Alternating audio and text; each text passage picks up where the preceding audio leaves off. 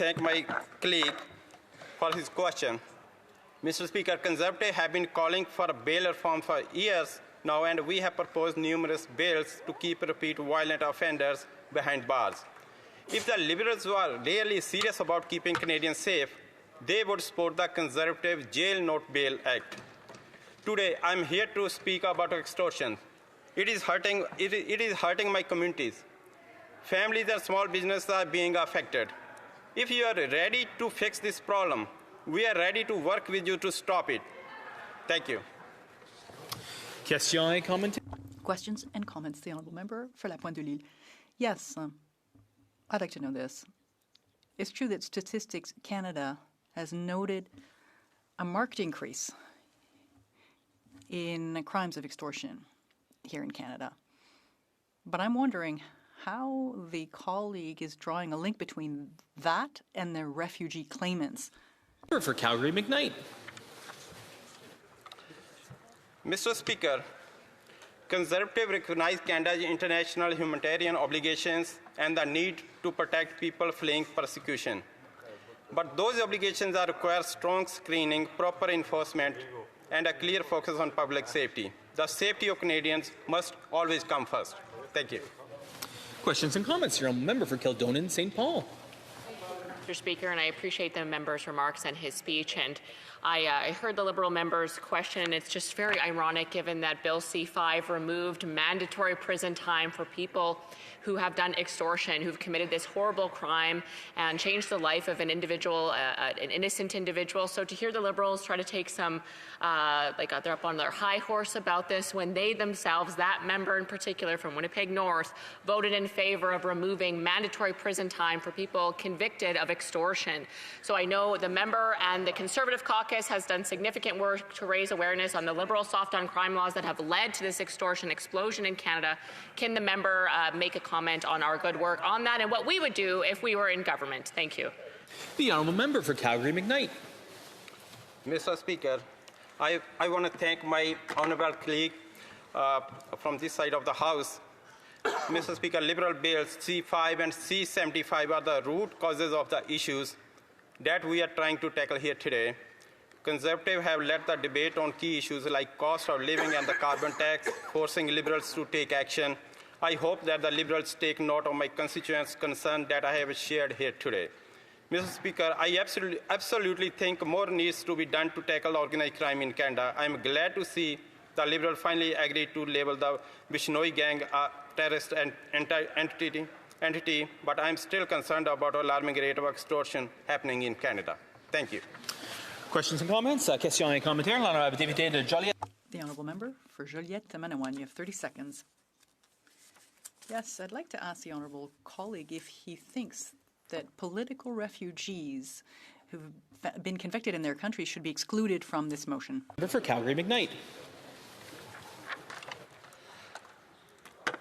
Mr. Speaker, Canada is facing a growing problem with transnational criminal networks that use fear, intimidation, and violence to extort Canadian families and businesses. Conservatives take that threat seriously and believe the response must be serious as well. We want to give our law enforcement the tools they need to disrupt organized crime and protect Canadians.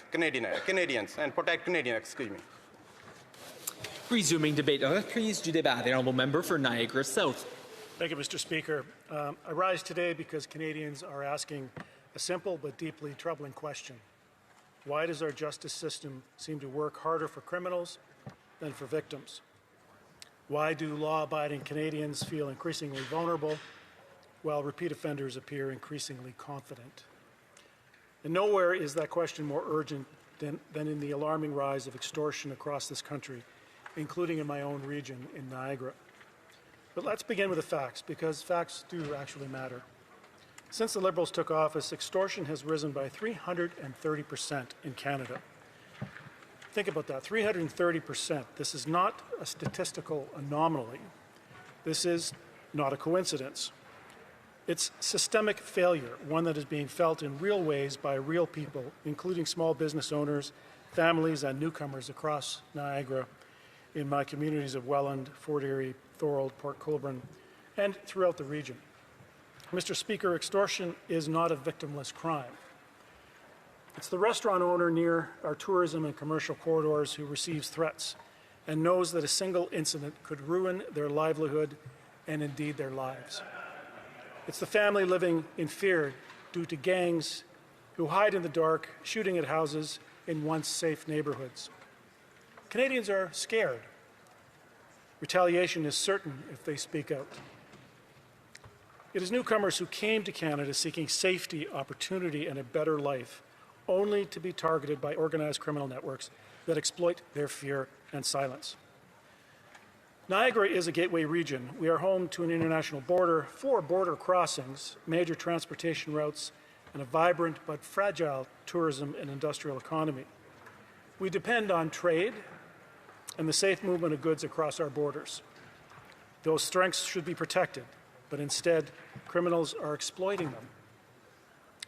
And they're doing so because they know the risks are low. Mr. Speaker, time and time again, when Conservatives have brought forward common-sense solutions to confront this crisis, the Liberals have voted no. They voted against closing loopholes that allow false refugee claimants, including those tied to serious criminal activity, to exploit Canada's asylum system. They voted against Bill C-381, which would have imposed tougher sentences on extortionists. And they continue to refuse to repeal Bills C-5 and C-75, legislation that has fueled a revolving door justice system where repeat offenders are released again and again, including in regions like Niagara, where police officers are forced to rearrest the same individuals repeatedly. Mr. Speaker, laws are not compassionate if they abandon victims. They are not humane if they embolden criminals. And they are not effective if they leave communities like Niagara less safe than they were before. The motion before the House is clear, targeted, and reasonable. First, it calls on the government to bar non-citizens convicted of serious crimes from making refugee claims. Canada's refugee system exists to protect people fleeing persecution, not to shield criminals from accountability. In Niagara and elsewhere, where many of the newcomers follow the rules and contribute positively to their communities, this distinction matters deeply. When criminals abuse the refugee system, it undermines trust and unfairly stigmatizes law-abiding immigrants who are doing everything right. Second, the motion calls on the government to bar non-citizens with active judicial proceedings related to serious crimes from making refugee claims. This loophole is being exploited, and regions and communities like Niagara feel the impact. Individuals facing serious charges use refugee claims to delay proceedings, complicate removals, and remain in Canada longer than they should. This is not fairness. This is dysfunction. Third, the motion calls on the government to end the practice of leniency and allows non-citizens convicted of serious crimes to avoid deportation. Canadians believe in due process. People in Niagara believe in fairness, but they also believe in consequences.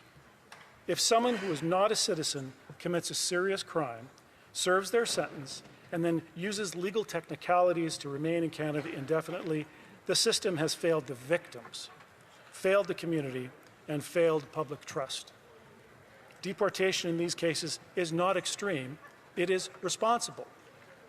And finally, the motion calls on the government to repeal Bill C-5 and C-75, legislation that has weakened sentencing, expanded bail, and contributed directly to the rise in repeat violent and organized crime, including extortion.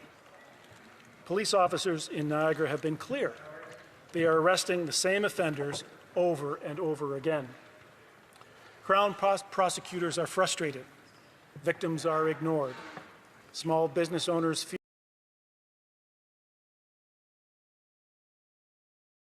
feel abandoned. And yet, the government continues to defend policies that prioritize ideology over public safety. Mr. Speaker, extortion thrives where consequences are uncertain and enforcement is inconsistent. Criminal organizations are rational actors. They assess risk, When sentences are lighter, bail is automatic, and deportation is delayed, crime becomes a business model. It's like an episode of The Sopranos. And with people who pay the price are law-abiding Canadians, including families and small businesses across Niagara, who simply want to feel safe in their own communities. But let me be clear, this motion is designed to protect Canadians and those who dream about becoming Canadian. Niagara was built by immigrants. Niagara thrives because of newcomers over generations. This motion protects them. It is pro-victim, it is pro-law, and pro-common sense. Canada can be compassionate without being naive. We can welcome newcomers while still being firm with those who abuse our generosity. So I ask this House, what message do we send to the Niagara business owner who has been extorted when an offender is released within hours? What message do we send when criminals exploit refugee processes faster than the government can close loopholes? And what message do we send to Niagara police officers when their work is undone by laws that favor release over responsibility? Mr. Speaker, leadership is about choices.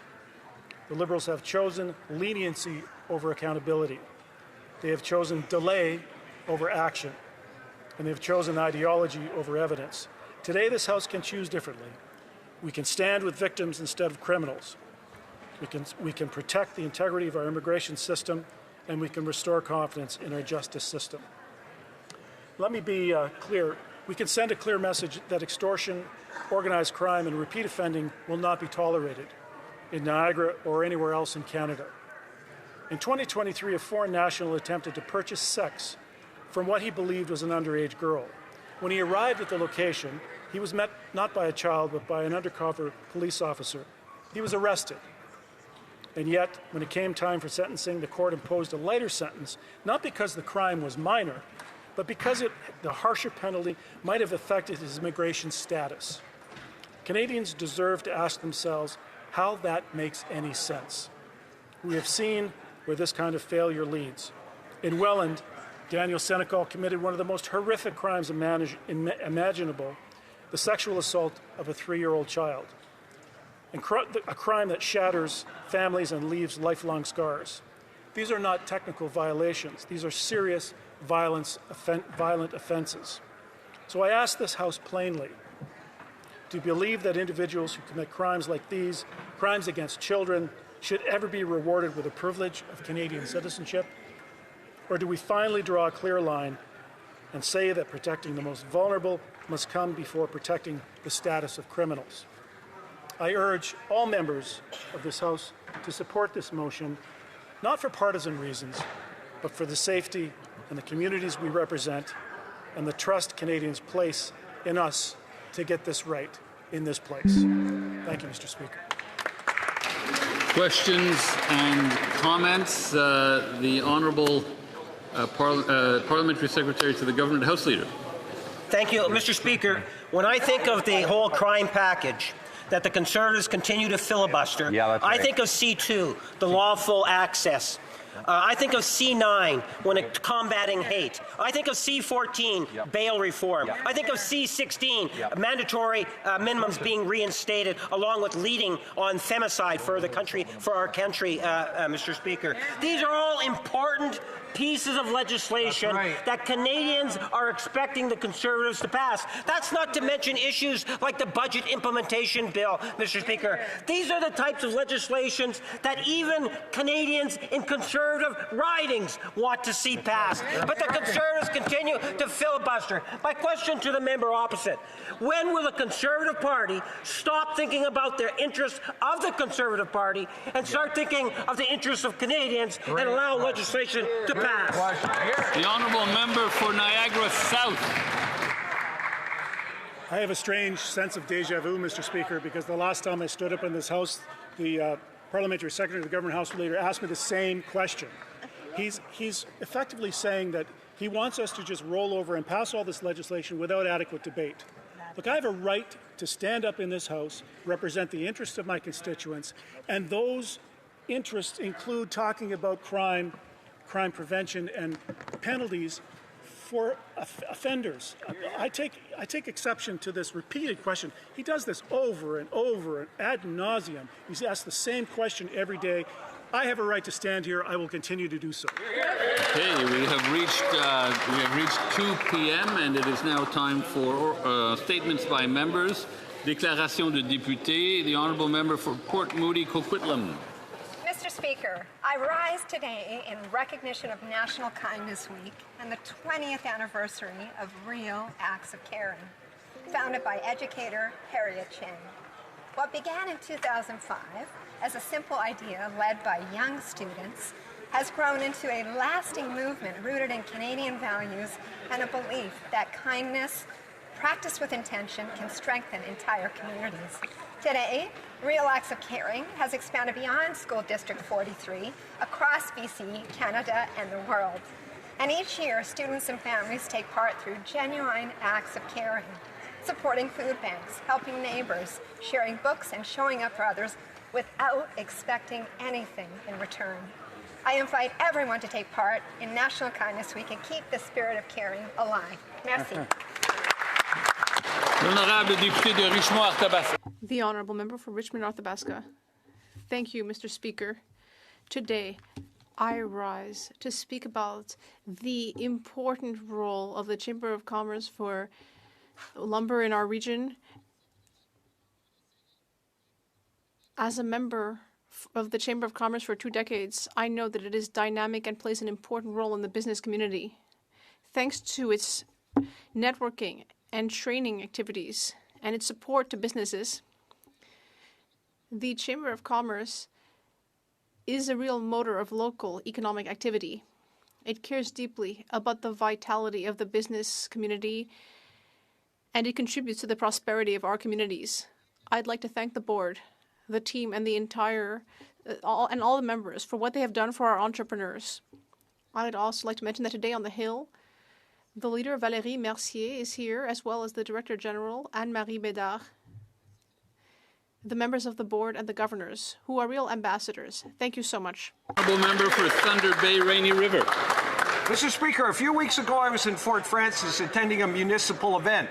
When I arrived at the Super 8 hotel, the very sheepish attendant apologized profusely, telling me there was a hockey tournament on, so it might be a little bit noisy. And yes, there was an under-13 AA tournament, and sure enough, it was noisy at times, with a bunch of raucous 12-year-olds playing floor hockey in the stairwells, while at the same time their parents sat on the first floor pretending they were drinking ginger ale out of coffee cups.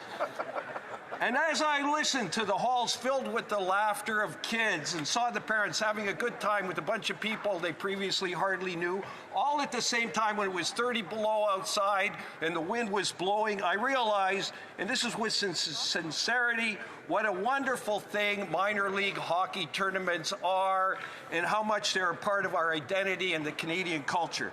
To everyone who puts them on, even the refs who I sometimes criticize, keep up the good work and thank you. The honourable member for York Durham. Last year, Mr. Speaker, I thought being elected would be the most important accomplishment of my life.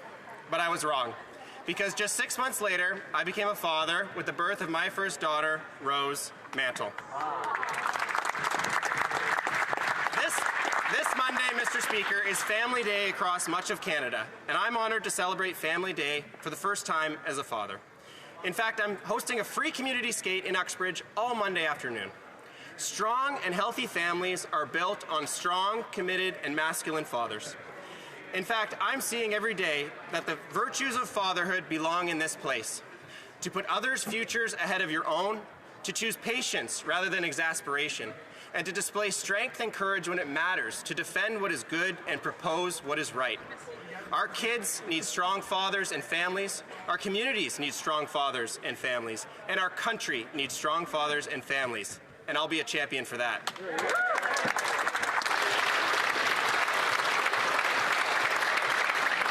Honorable député de Beauport-Limoilou. The Honourable Member for Beauport-Limoilou. Mr. Speaker, on January 24th, Madame Pierrette Roy passed away. She contributed a great deal to Quebec's musical legacy, and she's recognized because she sang Carnaval, Mardi Gras Carnaval, the iconic song that represents the Carnival of Quebec. It's a key part of our culture, and she also became the first Quebec artist to record a Beatles song in French. Thanks to her talent and her contribution to helping popular Quebec culture thrive, Pierrette Roy left a lasting impact that will continue to resonate. On behalf of everyone in this House, I'd like to offer my sincere condolences to her family, loved ones, and all those who loved her work. Thank you. The honourable member for Newmarket Aurora. For over 4 decades, the people of Iran have lived under a regime that promised hope but delivered repression, corruption, and violence. Like a lion long restrained but never broken, the children of Cyrus the Great are rising once again. This is not simply because of economic collapse, but because a people can only be pushed so far before they demand their freedom. The regime answered that cry by shutting down the internet, tearing families apart by mass arrests. Credible reports tells us that tens of thousands have been killed. This is how tyranny survives, by silencing the truth and ruling through terror. That is why I proudly support the petition E7153, initiated by my constituent, Reza Sajjadi. Canada must stand with Iranians who are risking everything for their freedom. Their courage does not ask for our sympathy, it demands our action. The honourable member for Sydney Glace Bay. I rise today to recognize an important moment for the Canadian Coast Guard. After more than 40 years of dedicated service, Commissioner Mary Pelche has retired. As the first graduate of the Canadian Coast Guard College to lead the organization, he served Canadians with distinction and helped advance the Coast Guard's critical work from coast to coast to coast. I also want to welcome Mark Mess, who will be serving as acting commissioner as the important work continues. This transition, Mr. Speaker, comes at an exciting time for Cape Breton, as Sydney has been named the preferred location for the future maintenance board for Canada's new polar ice vessels, strengthening our Arctic operations, maritime security, and indeed Canadian sovereignty. This is great news for Cape Breton, for Nova Scotia, and for Canada. And as we know, when one community benefits in Atlantic Canada, all communities in Atlantic Canada benefit. I want to thank Commissioner Pelche for his service, and I wish Acting Commissioner Mark Mess success as the Coast Guard builds on this momentum. Thank you very much, Mr. Speaker. The honourable member for York Centre. Speaker, my North York riding is home to thousands of Canadian Kurds. Myself and my Conservative colleagues are gravely concerned about recent reports of attacks by Syrian forces against civilians in Aleppo. The attacks target the Maqsoud and Ashrafia neighborhoods, which are home to 500,000 Syrians, mainly Kurds, but also Christians, Yazidis, and Druze. Innocent civilians, including women and children, are reported to be targeted. These attacks against the Kurds may escalate into mass atrocities. The Kurdish people and other civilian religious minorities in Syria endured decades of displacement and unspeakable violence. These are clear violations of international law.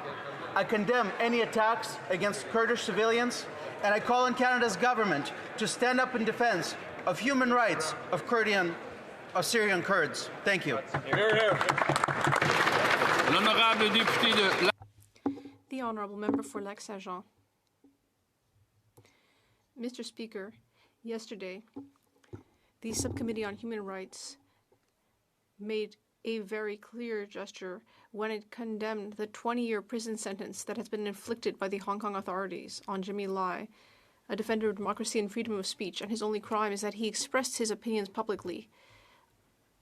In 2023, the House of Commons and the Senate unanimously adopted a similar motion asking for Jimmy Lai to be freed. It was clear to everyone at the time that Canada could exercise real diplomatic pressure in favor of his release. And today, this is more urgent than ever. As Sebastian Lai, the son of Jimmy Lai, said, "How can we be speaking about better relations with China when my father is in prison?"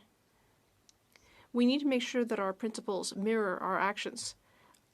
And I would like to call upon all parliamentarians to join this collective effort in order to ensure that justice be done, in order to free the political prisoner that Jimmy Lai currently is. Kitchener-Conestoga. Speaker, Today is Canada's Agriculture Day, a time to recognize the farmers, producers, and food processors who sustain our communities and our economy. In Kitchener-Conestoga, across Wellesley, Wilmot, and Woolwich, agriculture is a part of everyday life and a year-round commitment. From the first harvest of maple syrup in early spring, through planting, through the fall harvest, to the daily care of livestock throughout the year, the work never stops. Agriculture is present in our farms and barns, in on-farm markets and processing plants, and along the routes that move food from farm to table. I recognize and appreciate the early mornings, long hours, and dedication required to steward the land, produce high-quality food, and plan for the future. On Agriculture Day, I want to thank the people whose work helps us put food on our tables every day, and whose efforts strengthen our economy and food security. You are building Canada strong. The Honourable Member for Chatham-Kent-Leamington. Today is Canada's 10th Agriculture Day, recognizing farmers and agri-food workers. While this should be a day of celebration, this government has instead allowed Canada to lead the G7 in food inflation. This is not a failure of Canada's farmers or our agricultural sector. It is the result of short-sighted government policies. Rather than cutting costs where they actually matter, this government is piling them on. The industrial carbon tax, labeling and packaging regulations, and the fuel standards tax drive up the cost of groceries. At the same time, Ottawa's cutting in the wrong places. CFIA's decision to scrap destination inspection services without industry consultation, along with Ag Research Centre closures, undermines reliability, competitiveness, and trust in Canada's food quality. This makes Canada a weaker trading partner, leading to higher prices. If the government is serious about food affordability and security, it must stop making short-sighted decisions from Ottawa and start listening to the people who actually provide our food. Canada's farmers don't need to be managed, they need to be heard. The Honourable Member for Vancouver Central. Mr. Speaker, cardiovascular disease, CVD, remains one of the greatest health challenges facing Canadians today. Currently, 1 in 12 adults, 2.6 million people, live with CVD.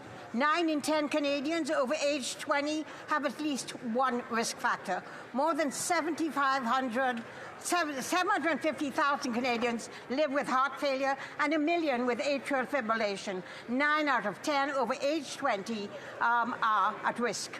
CVD is one of the main causes of hospitalization and loss of productivity, costing the healthcare system over $21 billion a year. Early detection in high-risk populations can prevent and delay disease, reduce the cost of treatment, improve quality of life, and save millions of lives. The Canadian Cardiovascular Society and the University of Ottawa Heart Institute partnered with our speaker to offer heart risk assessments in West Block today until 4 p.m. I encourage you to go. The life you save may be your own. The Honourable Member for Essex. Speaker, 24,000 auto workers in Essex, Windsor are once again being asked to pay for the Liberals' failed patchwork EV policy. These are workers who did everything right. They built the strongest automotive ecosystems in North America, yet this government continues to ship Canadian dollars out of the country, sending a clear message to our workers: they aren't good enough. The 49,000 Chinese EVs that the Liberals allowed to flood our market are projected to make up to 30% of our EV sales this year without end-of-life safeguards in place. It doesn't stop there. They're handing up to $2.3 billion in subsidies for EVs made in the United States. And just after the Liberals re-announced their EV policy, Stellantis sold its stake in the Nexstar battery plant and shut down plug-in hybrid production in Windsor. This is not a coincidence. This is a failure. So, Speaker, let's be clear. Who benefits from this EV policy? The United States, China benefits, and who pays? The people of Essex. The Honourable Member for King Hants. Speaker, I rise today to pay tribute to the late Dr. Geraldine Browning, a prominent and beloved member of our community in King's Hants who passed away on December 31st, 2025. Born and raised in the historic African Nova Scotian community of East Preston, Geraldine began her career in nursing in Montreal before meeting her husband, Orville. Together, they raised 9 children and lived a military life before moving to and building a house in Gibson Woods. Faith was a cornerstone of Geraldine's life, and Sundays at the Browning household were spent at the United Baptist Church, where she was a prominent member of the congregation.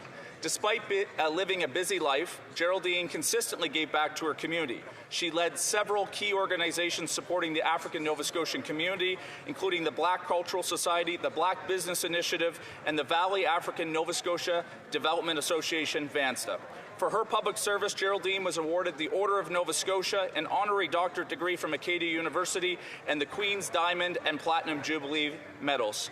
Geraldine made a difference in this world and will be dearly missed. I extend my condolences to Geraldine's family and the broader community in her passing. Thank you. The honourable member for Mission Matsqui Abbotsford. Mr. Speaker, Canada is facing a surge in violent extortion that is shaking communities across the country. Families and small business owners in my own community are living with a level of fear they have never known before. Extortion has risen by 330% since the Liberals were elected. In British Columbia, it has climbed to more than 480%. In BC, 14 accused extortionists have paused removal by claiming refugee status, exposing the blatant abuse of our asylum system. Canadians deserve to feel safe in their homes, on their streets, and in their places of work. We owe it to them to strengthen protections and ensure that violent offenders face meaningful consequences.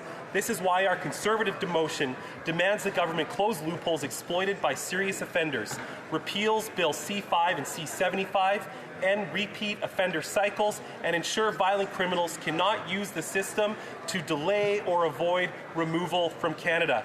We also refuse to let the Liberals play politics with the safety and security of Canadians any longer. The honourable member for Humber River Black Creek. Mr. Speaker, I stand with voices around the world in denouncing the unjust and politically driven sentencing of Jimmy Lai, the latest chapter in the erosion of Hong Kong's freedom and independence.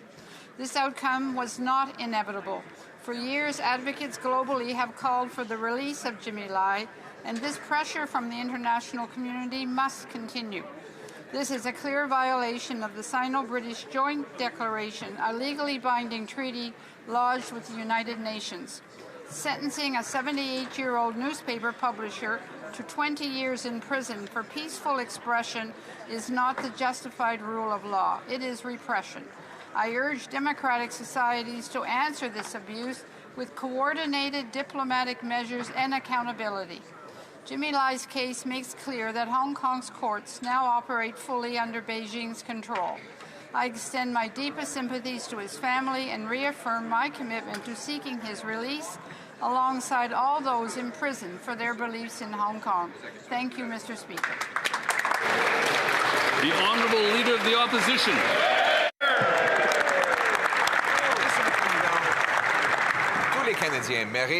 Mr. Speaker, all Canadians deserve affordable groceries.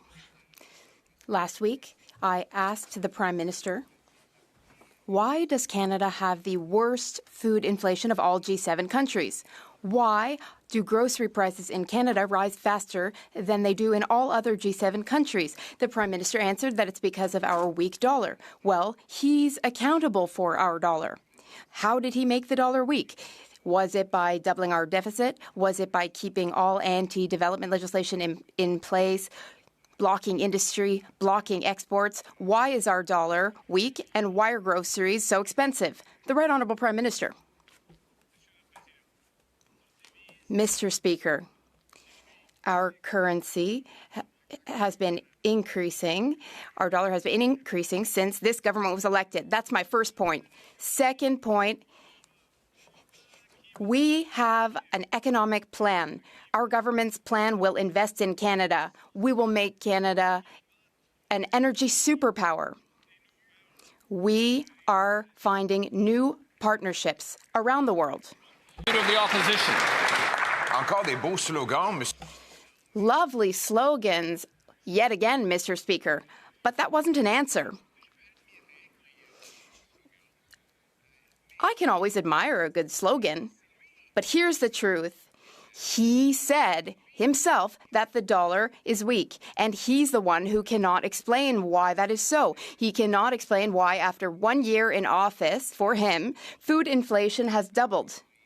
And we have the fastest rising grocery prices in the G7. So, Once again, I ask the question, why do Canadians have the fastest rising grocery prices in the G7? The Right Honourable Prime Minister. Mr. Speaker, here is a little bit of Economy 101 for the opposition leader. There's a bit of a lag, and in fact, the party across the way engaged in so much obstruction during the last Parliament that now there's an effect of that. But now growth is on the rise, salaries are rising, we're creating jobs. Now he's claiming that it's the official opposition that lowered the dollar, Mr. Speaker. Another excuse from a man whose results do not live up to his rhetoric. The same is true on crime. After 10 years of Liberals, extortion is up 333% because of lax Liberal laws and immigration. And now Liberals are obstructing a solution. Today we're proposing a motion to ensure that no one accused or convicted of a crime can claim refugee status. Will the Prime Minister stop obstructing this motion so we can kick extortionists out and bring safety to our streets? The Right Honourable Prime Minister. Mr. Speaker, I'm glad the Leader of the Opposition brought up obstruction. It is the obstruction of the Opposition which is delaying the 6 bills before the House and Senate that will address extortion, that will tighten bail, that will tighten sentencing against extortion, and very importantly, consistent with every major police force in this country, consistent with the mayor of the large cities, which introduced lawful access, which they've consistently stopped in favor of extortion. The Honourable Leader of the Opposition. Mr. Speaker, he's blocking his own bills and failing to move ahead because Liberals do not want to repeal Liberal bail, Liberal house arrest, and Liberal immigration. Well, we have a motion before the House of Commons today, and it would, A, bar non-citizens convicted of a serious offence from claiming refugee status. B, bar the same people who have been charged from claiming refugee status. And C, stop judges from giving sentencing discounts to people because they are from abroad. Which of these 3 things does the Prime Minister oppose? And if it's none, why obstruct? The Right Honourable Prime Minister. Mr. Speaker, this side of the House supports taking control over immigration, which is why asylum seekers are down 50%. That's right. Which is why temporary foreign workers are down 50%. Which is why students and temporary residents are down by over 50%. First point. Second point, this side of the House supports tightening sentencing, tightening bail for violent crimes, for extortion, for sextortion. Join us. Hear, hear. Leader of the Opposition.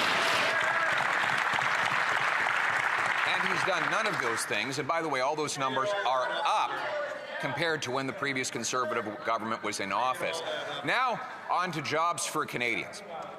Our auto workers are losing their jobs in Ingersoll, in Oshawa, and elsewhere because of American tariffs. The Prime Minister is helping the U.S. take away these jobs by forcing Canadian taxpayers to spend $2.3 billion on subsidies for American and other foreign-made electric vehicles.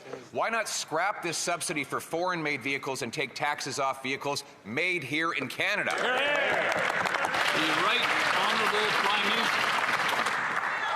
Mr. Speaker, this government is investing $3 billion in Canadian automakers. Yeah. We are investing not in the auto industry of the past, but the auto industry of the future. The auto industry of the future is electric. It is connected. We are building out the entire supply chain. That's right. And as this House will see in the coming weeks, we are building out the electricity grid with, wait for it, in the spirit of cooperative federalism with the provinces. Hear, hear. The Honourable Leader of the Opposition. Mr. Speaker, the auto workers are waiting for it. They're waiting for their jobs. Yeah. But this Prime Minister is subsidizing electric vehicles whose sales are in full collapse and that are made outside of Canada. Imagine being an auto worker looking at high taxes on his severance after he's lost his job and knowing that billions of those dollars will be going to subsidize vehicles made in the very country that tariffed him out of work? Why doesn't he find his elbows and do the right thing for a change and actually take taxes off of Canadian-made automobiles, not subsidize foreign ones? The Right Honourable Prime Minister. Mr. Speaker, I would suggest that if any extremities are going to be removed, it's the fingers from the ears of the Leader of the Opposition. The Leader of the Opposition could listen to the head of the Auto Manufacturing Association. He could listen to the Conservative Premier of Ontario, the heartland of Canadian auto manufacturing. He could listen to the entire sector that knows that our investments, $3 billion, our investments up the supply chain, our investments in the grid are going to drive our sector forward to the future. L'honorable député de... The Honourable Member for Belleuil-Chambly. Monsieur le Président.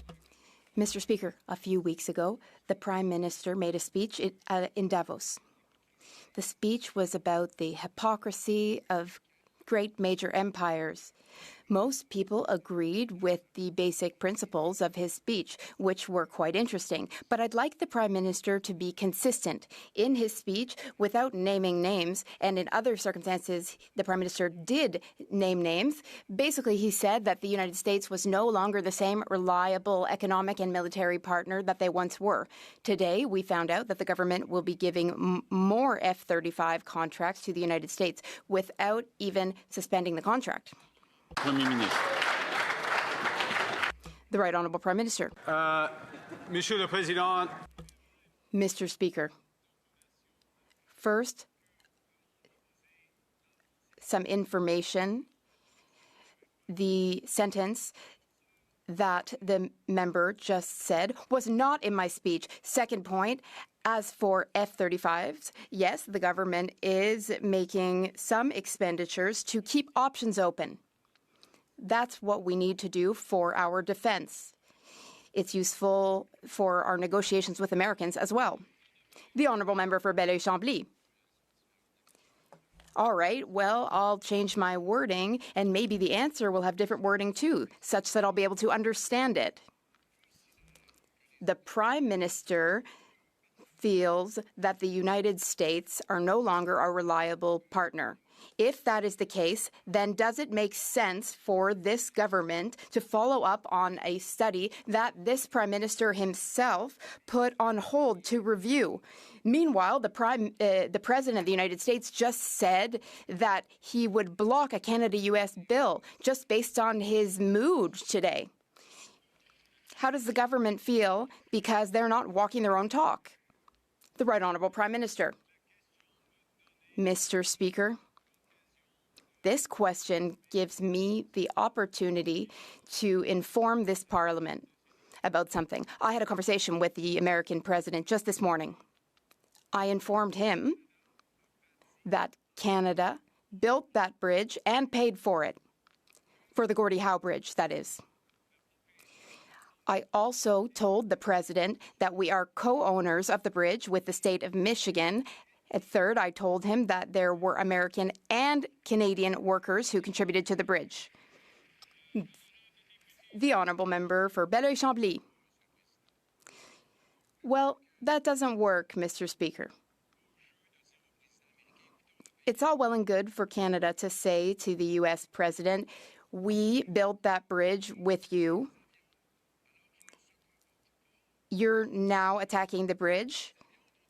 Now we're going to buy some of your planes that you will be in control of, even though you're not a good partner. Should this government not be nationalist, defend Canada as it claims to? Should they not put the contract for F-35s on hold until relations become... The Right Honourable Prime Minister.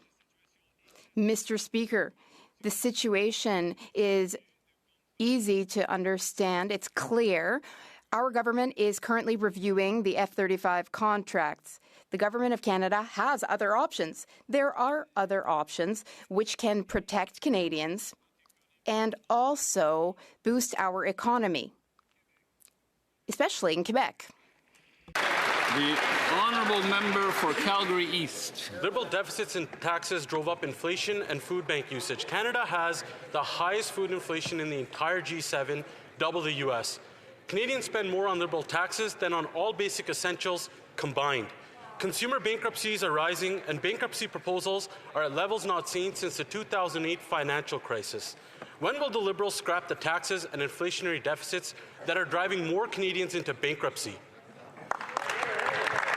L'honorable ministre des Finances. The Honourable Minister of Finance. No lessons from these conservatives. No lessons from these conservatives.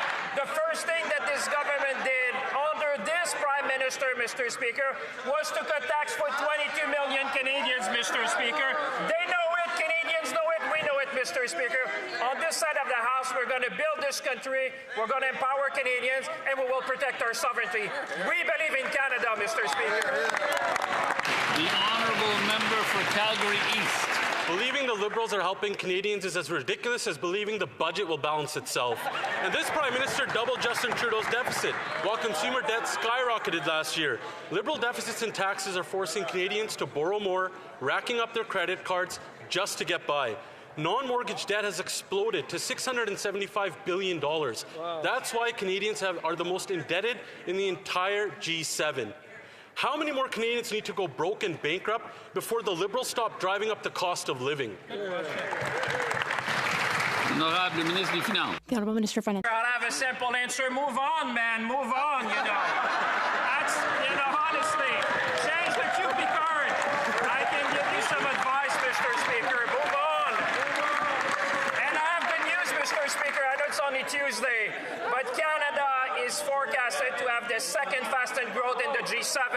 This is under this Prime Minister, under this government, under this team, which is building Canada like never before. We will build at scale, we will build at speed, and we will build a Canada that we can all be proud of, Mr. Speaker. The honourable member for Chilliwack Hope.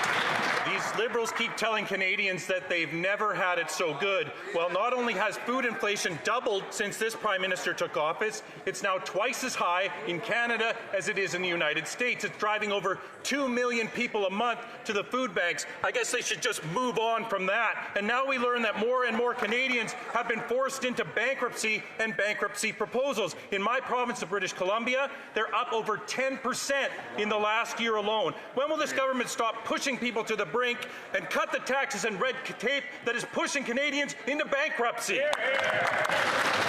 Honourable Secretary of State for Financial Institutions. Squad Speaker, they want to talk about taxes. We cut taxes for 22 million Canadians. They voted against it. We cut the GST for first-time home buyers, the consumer carbon tax. Last week we launched the groceries and essentials benefit that will put up to $1,900 in the pockets of Canadians. Mr. Speaker, we're focused on affordability for Canadians. They're focused on continued obstruction. The honourable member for Chilliwack Hope.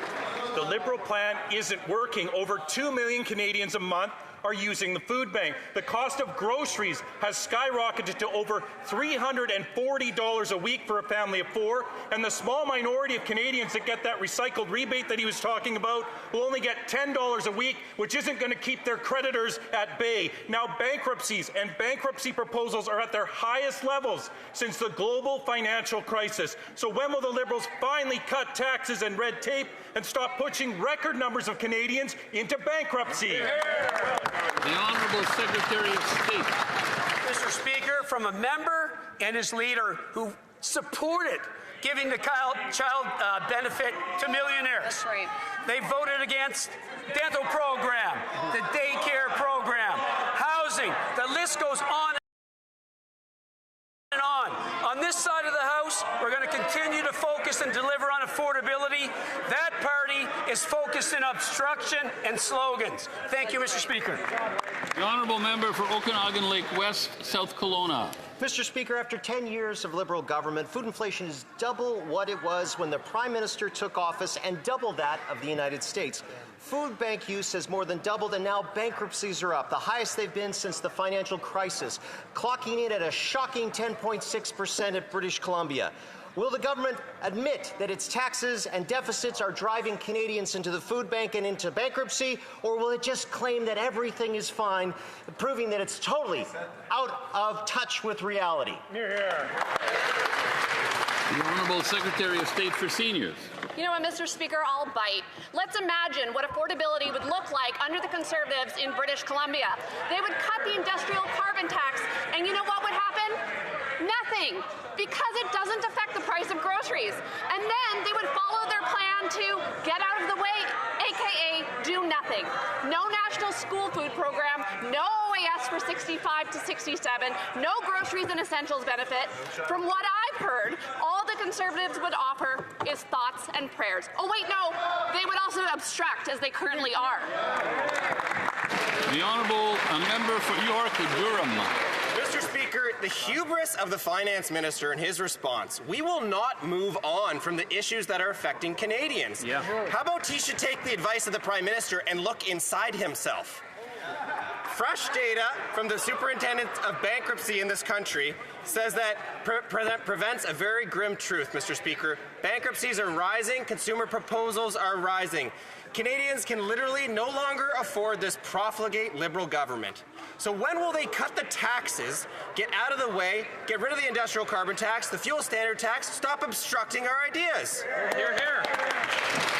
The Honourable Minister for Women and Gender Equality. We have a pause for us to Mr. Speaker, our budget will deliver generational investments for the province of Ontario, and that member who's from Ontario voted against these measures in our Budget Implementation Act. Through the Build Canada Homes, we're creating thousands of affordable homes, including the Arbo Downsview project. Again, the member opposed 40% affordable homes being developed, and we will use Canadian steel, Canadian lumber, and Canadian aluminum. We're protecting Ontario's steel industry, and we're also stopping competition from foreign steel and keeping good-paying jobs in this country. That is how we build Canada strong, Mr. Speaker, and we will continue to do that.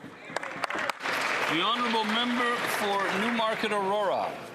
Consumer bankruptcies are up to the highest level since the financial crisis. That's 141,000 Canadians that are losing their homes, their savings, and their sense of security. Clearly, the Liberals' Band-Aid programs are not enough to prevent bankruptcies. Canadians need long-term solutions that bring down the cost of food and housing.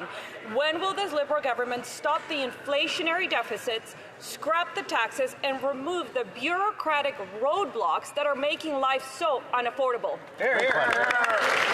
The Honourable Minister for Women and Gender Equality. Mr. Speaker, again, this member is also from Ontario and voted against our budget that will make generational investments. We are making investments in our economy. We're protecting our communities and empowering Canadians, and the members opposite continue to obstruct this progress. We're creating jobs in clean energy through the Darlington Nuclear Project. That is going to help support 1.2 million homes, create thousands of jobs in this country. They should stop opposing these measures so they can help support Ontarians and support Canadians, Mr. Speaker. The Honourable Member for Shefford. Mr. Speaker, according to the government, 85,000 retirees are experiencing issues with their OAS payments because of the Kuram software, in some cases for 9 months. Yesterday, we found out why it's been going on for so long. The government House Leader responded that the errors would be corrected, and I quote, "If there are mistakes, if there are any cases, well, we would know about them." Mr. Speaker, his own government says that there are 85,000 people affected, yet he is still in denial. Do you see now, Mr. Speaker, why nothing ever gets done in Ottawa? L'honorable leader du gouvernement à la Chambre. The Honourable Government House Leader. Il paraît qu'on a un problème. It seems that the Bloc Québécois has a problem. They are misquoting people today. Mr. Speaker, of course we take each and every case seriously, but what I wish to reconfirm and guarantee all Canadians and Quebecers, and I'm speaking to all those who receive OAS, I'd like to inform them that we modernized our IT system, our software. If there are errors, we will of course correct them. I encourage colleagues from all parties to tell us about any cases which need to be resolved in order to help people. The Honourable Member for Shefford. Mr. Speaker, according to the government's own estimates, there are 85,000 pensioners whose payments have been affected because of QRM. That's 85,000 people who are being affected by software that has gone over budget by almost $5 billion. In Quebec City, or in Quebec, rather, province, a commission of inquiry would have been set up a long time ago. But the leader of the government thinks that everything's hunky-dory. He's practically congratulating himself because, well, if 85,000 retirees are experiencing problems, that means that all the others are doing fine. How out of touch does the government have to be to believe that causing problems for 85,000 people is no big deal? The Honourable Secretary of State for Seniors. We are modernizing a very old system. If we had not taken action, that would have jeopardized the payments of millions of seniors. Now, there will be retroactive payments and any issues will be corrected. Once again, I encourage the member across the way to give me names of those affected, and we will be able to help them. Mr. Speaker, extortion is out of control in this country. Small business owners are being threatened, firebombed, shot at, living in fear, and many are contemplating leaving this country. And yet the Liberal government refuses to take this crisis seriously. Some of these criminals who should be deported are now exploiting the refugee system with false claims in order to stay in Canada. Now, we tried to close these loopholes, but the Liberals continue to obstruct. Will the government support our motion to protect Canadians from dangerous non-citizens by closing this loophole and finally ending these bogus refugee claims? The Honourable Secretary of State for Combating Crime. Mr. Speaker, we are very concerned about this issue, and therefore we're doing everything possible by bringing legislation that will tighten bail, by imposing stricter sentences. But the one bill that's been missing is C2. C2 we tabled in the House back in June, and if these Conservatives were serious about solving the problem, rather than this window covering that they brought with this motion, that essentially is moot because of C12, which already does everything they're asking for, they would approve lawful access. They would consent today to moving that bill forward. Will they allow the vote, pass the bill, and catch the criminals? The Honourable Member for Edmonton Gateway. Mr. Speaker, we've heard for 10 years of Liberal excuses and blaming others, but Canadians continue to live in fear as criminals threaten their families, their businesses, and communities. Serious non-citizen offenders are exploiting loopholes in the refugee system to stay in the country, leaving Canadians vulnerable. Will the Liberals finally work with us to pass this motion to ban these non-citizen criminals from making false refugee claims and ensure Canadians are protected from dangerous offenders who should be deported? The Honourable Secretary of State. Mr. Speaker, yet another Conservative that probably needs to remove his fingers from the ears, because we've already solved this problem. That's right. In C12, Mr. Speaker, essentially all of these criminals would not be allowed to apply for asylum.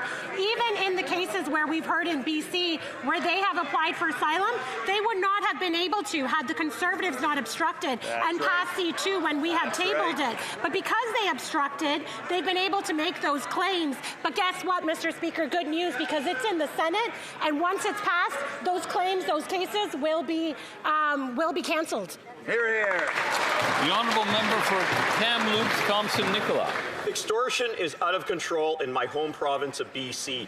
Their extortion rates are up 482% since the Liberals took power. Now, the Prime Minister about 10 minutes ago said, we are tough on extortion. Mr. Speaker, perhaps somebody should remind him that the Liberals voted to repeal a mandatory jail sentence for extortion with a firearm so people could serve their sentence on house arrest. That is the opposite of being hard on extortion.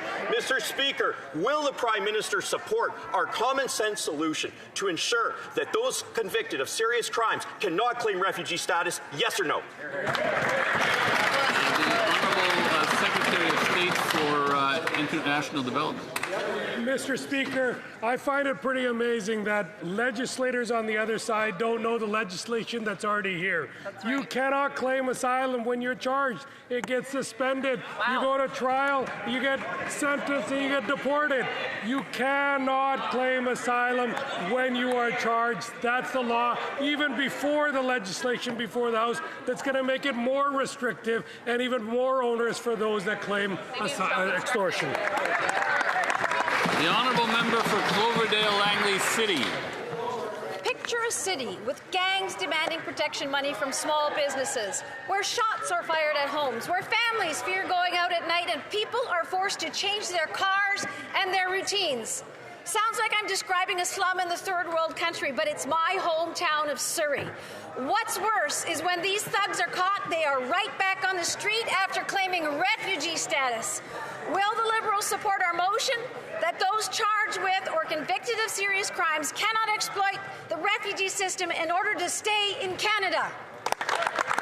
The Honourable Secretary of State. Mr. Speaker, when I speak to the police chief in that jurisdiction, when I speak to the mayor in that jurisdiction, when I speak to the premier of that province, they ask, can you get them to pass C2? Can you get them lawful access? Can you get them to pass the bills in this House? They don't want this obstruction, Mr. Speaker.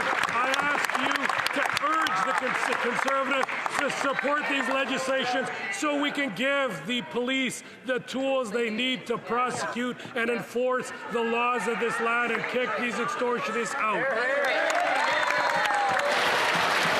The honourable member for Calgary Skyview. Mr. Speaker, extortion is up 330% since Liberals took office. Small business owners in places like Brampton, Surrey, Vancouver, and my home of Calgary are being threatened. Families are being shot at and firebombed. And Liberals have done nothing. Even the Premier of BC has said the Liberals must stop criminals from gaining refugee status. Will the Liberals support our motion to protect communities by ensuring convicted criminals cannot use our refugee status to stay in Canada? Yes or no? The Honourable Minister of Justice. When we want to talk about the position of the Premier of British Columbia when it comes to our criminal justice reform agenda, I'd advise the honourable member that he didn't just support the legislation, he asked if he could join us for a press conference to celebrate the achievements of that legislation. But Mr. Speaker, if the member is interested in doing more to combat extortion, he can help accelerate the Bail and Sentencing Reform Act, which tightens bail for violent extortion and hardens sentences for offenders. He could support the Strong Borders Act, which Patrick Brown, the Mayor of Brampton, asked me to pass a message to the Conservatives that the Peel Regional Police want lawful access in this country so they can bust extortion rings, not just punish bad actors after a crime's committed, but stop them in the first instance. The honourable member for Longueuil-Saint-Hubert. Mr. Speaker, February 7th marked the end of the mandate of the Presidential Transitional Council in Haiti, as well as a new stage in the political transition with the transfer of power to Prime Minister Fils-Aimé. As Haitians continue to face uncertainty about their country's future and the security situation continues to deteriorate, can the Minister of Foreign Affairs tell us how Canada will continue to support the Haitian people throughout this democratic transition and security stabilization process? Thank you, Mr. Speaker. The Honourable Minister of Foreign Affairs. Mr. Speaker, this transition is an important step toward stability in Haiti, including general elections. Canada is a global leader, and we have invested $450 million for stability in Haiti. We are working closely with the Haitian diaspora as well. We are committed to fighting for a healthier and safer future for Haitians, and I'd like to thank my colleague here in the House. The honourable member for Kildonan St. Paul. Mr. Speaker, despite the Liberal government signing on to up to $52 billion to build an electric vehicle supply chain in Canada, the wheels are falling off most of those deals, and the vast majority of EVs are built elsewhere. But now, with the Liberals are expecting Liberal Canadians to buy into this $2.3 billion subsidy program for foreign-made EVs. Why is the Liberal government expecting working Canadians to subsidize their $2.3 billion subsidy for foreign-made EVs, including in the U.S., Mr. Speaker? The Honourable Minister of Industry. We believe in affordability and we believe in electrification. And we just don't understand why the Conservatives are so much against electrification at a time where in 5 years 40% of all the cars sold worldwide will be EVs. And so we won't hold back our auto workers. We will invest in the future of the sector. We will make sure that we leapfrog leapfrog what is going on in the United States, and we will create jobs across the country. The honourable member for Kildonan St. Paul. Mr. Speaker, the minister is not addressing the issue, so allow me to be clear. Under Conservatives, not a single taxpayer dollar would go to subsidize the American EV market, and yet that's precisely what the $2.3 billion subsidy they've just introduced will do. There are not a lot of EVs made in this country. They're made elsewhere, including in the U.S., which is eligible for this $2.3 billion subsidy. Will the minister change course, or will working Canadians be expected to fund the American auto market? The Honourable Minister of Industry. We all know that the auto workers are building the best cars in the world for the world. But we all know that the auto sector is completely integrated within North America. Is my colleague saying right now, calling for a boycott against American EVs that are made with Canadian parts by Canadian auto workers? Is that what she's suggesting? That's it. The Honourable Member for Louis Saint Laurent à Couranac. Mr. Speaker, the Liberal government has announced $2.3 billion in subsidies from Canadian workers for the purchase of EVs. Is the government aware that with this, there are U.S. EVs that will be subsidized? Need I remind the government that that there is a terrible trade war because of Donald Trump, and that to date, this has cost 5,000 jobs. Why subsidize U.S. cars then? The Honourable Minister. Mr. Speaker, it's surprising to finally hear this after 1 year of a trade war denounce tariffs on the Canadian automotive sector. But we have a plan supported by the entire industry, by unions, and by the Premier of Ontario, where this industry is positioned, and by environmentalists. We agree with the fact that we have to invest in electrification of transportation in this sector because we know that globally this is where investment is happening and we are following where the capital is going. The Honourable Member for Louis Saint Laurent Aquarin. Mr. Speaker, she forgot a name in the people who agree with this plan, President Trump, because he's going to be benefiting from these subsidies. The reality is that if the minister really wants to help workers, if she really wants to help this industry and help Canadian families to buy a car, why not take our proposal to cutting GST on cars made in Canada? That would be concrete and give results. The Honourable Minister. Mr. Speaker, we're helping already the automotive sector with $3 billion, and we're going to continue to support it. There are 5,000 people in Ontario and elsewhere in Quebec who will be supported, and we agree with the fact that we have to make more investment in transportation electrification because it creates jobs in our province. And my colleague has to understand that the automotive sector in North America is fully integrated. So is he calling for a boycott of EVs made in the U.S.? Is he saying that those who work in the automotive sector for car parts, inaudible? The Honourable Member for Simcoe North. Mr. Speaker, the auto sector is half the size it is today when the Liberals took office. President Trump has launched a sustained and unjustified attack on Canada's auto sector. His stated goal is to take Canadian auto jobs and put them in the U.S. And now the government is going to use taxpayer money to subsidize electric vehicles made outside of Canada. Thousands of these rebate checks will end up in American pockets. Does the minister really believe that we should be using taxpayer money to reward President Trump's behavior? Yeah. Hear, hear. The Honourable Minister of Foreign Affairs. Speaker, it is shocking that the opposition does not recognize the measures that this government has taken to support the auto sector, to support workers, to make sure that we're investing in national projects while they vote against us every single time. Mr. Speaker, we have an auto strategy, we have a liquidity management fund, we are reducing tariffs, and we are making sure we are building Canada strong. We urge them to get on board. Member for Oxford.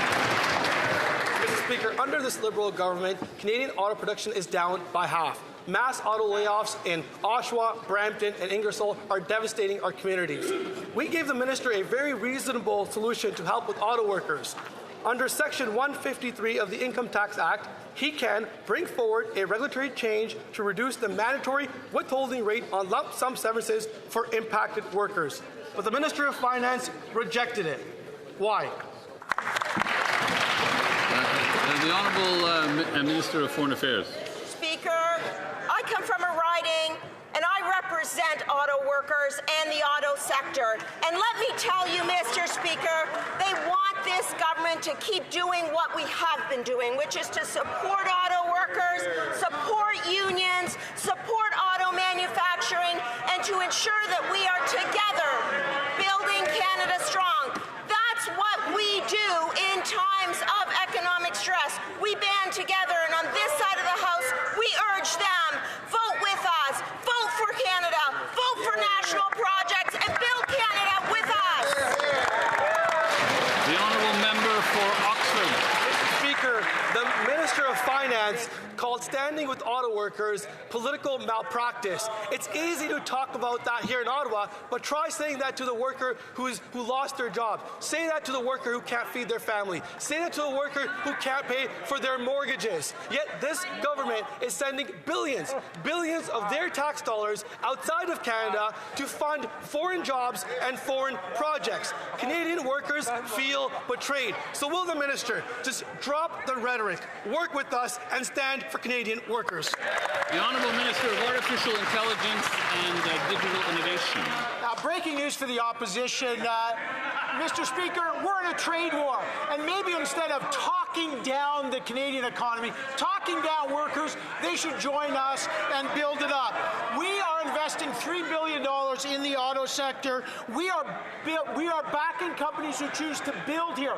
I was just in Bradford, Ontario, where we invested in Cooley, Canada. They employ 280 Canadians, and they support our plan to build in Canada, buy in Canada, and believe in Canada. They ought to try it. The Honourable Member for Stormont, Dundas, Glengarry. The Liberals providing billions in rebates for American-made EVs coming into Canada is anything but elbows up. This at a time when Donald Trump is tariffing every single Canadian auto going into the United States. Furthermore, working-class Canadians are now being forced to subsidize $50,000 cars they can't afford so wealthy people can buy them. Wow. In an affordability crisis, this makes no sense. In a trade war, this makes even less sense. When will the Liberals reverse course on this ridiculous policy that gives American-made EVs a subsidy and leaves Canadian workers paying the bill? The Honourable Minister of Artificial Intelligence and Digital Innovation. Mr. Speaker, the only party going in reverse is the Conservatives. We're going to move forward. We're going to drive forward by investing in the Canadian auto sector. We have a plan to invest $3 billion in this auto sector. We are making sure that we are building the cars of the future. We're not only building the cars of the future, we're building affordable homes. We're making sure that families can put food on the table. This is called Building Canada. They're blocking all those. Get on board, stop blocking, start building Canada. Join us. The Honourable Member for Kitchener Centre. Mr. Speaker, they're not investing in Canadian auto workers, they're subsidizing Tesla. Canadians are watching our auto sector get hammered by Trump slapping illegal, unjustified tariffs on Canadian-built cars, putting paychecks at risk in Ontario and in Kitchener. Yet while Trump punishes Canadian workers, this government is rewarding the U.S. auto sector. I'm wondering, whose side are they on? Can this government please explain why, at a time when Canadians need action, it is choosing to use taxpayer dollars to subsidize American-made vehicles? Why? Honourable Secretary of State for Labour. Mr. Speaker, Canadians have created over 160,000 jobs since September. Wages are rising. Inflation is within target range. Mr. Speaker, we know that certain sectors in the economy are facing impacts from the tariffs, from the trade war. But we have a plan, Mr. Speaker, a plan that invests in workers that's in our budget, Mr. Speaker.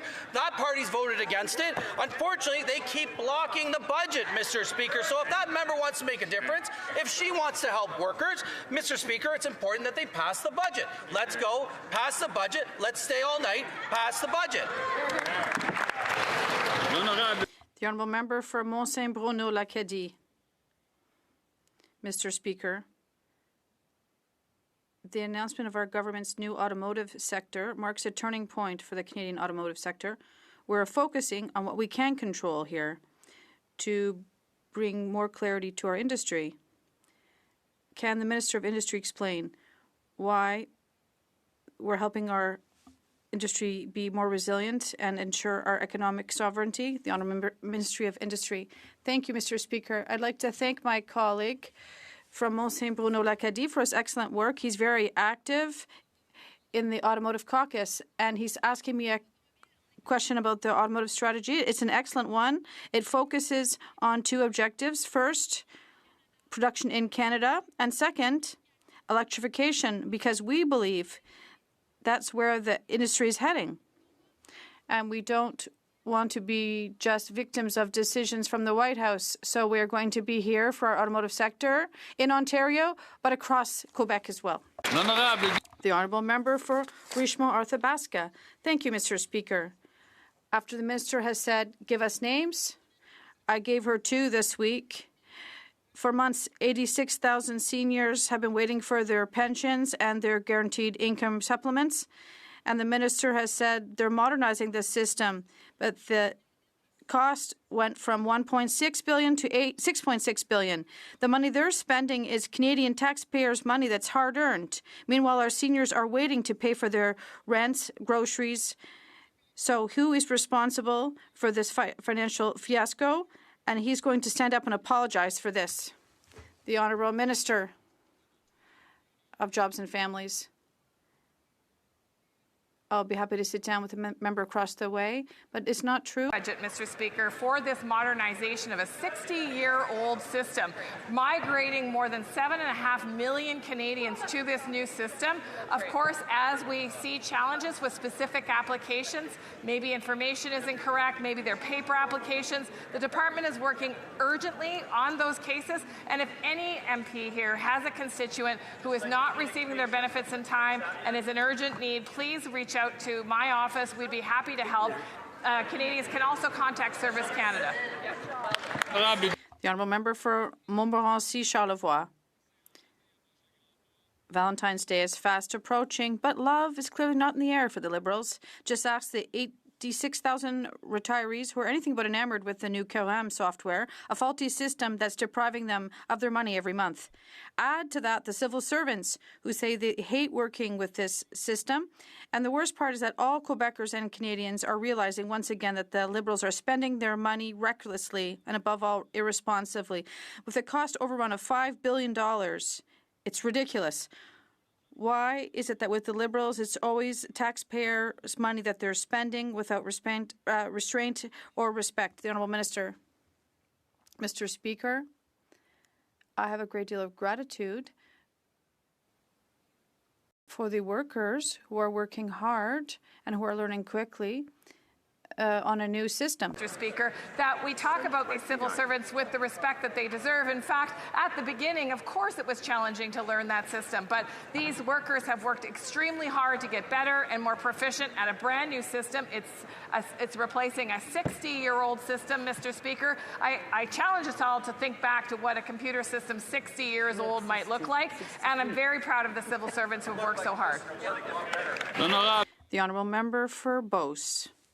Mr. Speaker, the Canadian forestry industry is under attack again from U.S. tariffs of 45%, and this inaction continues to threaten the livelihoods of our workers.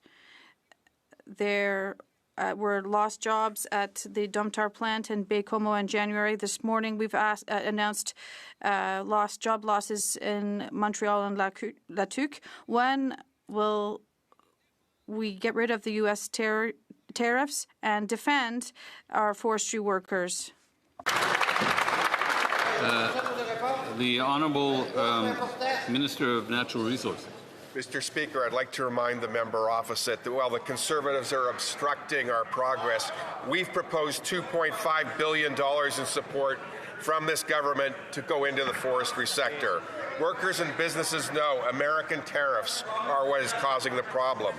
Do these folks understand It is the tariffs we need to be fighting, not each other, Mr. Speaker.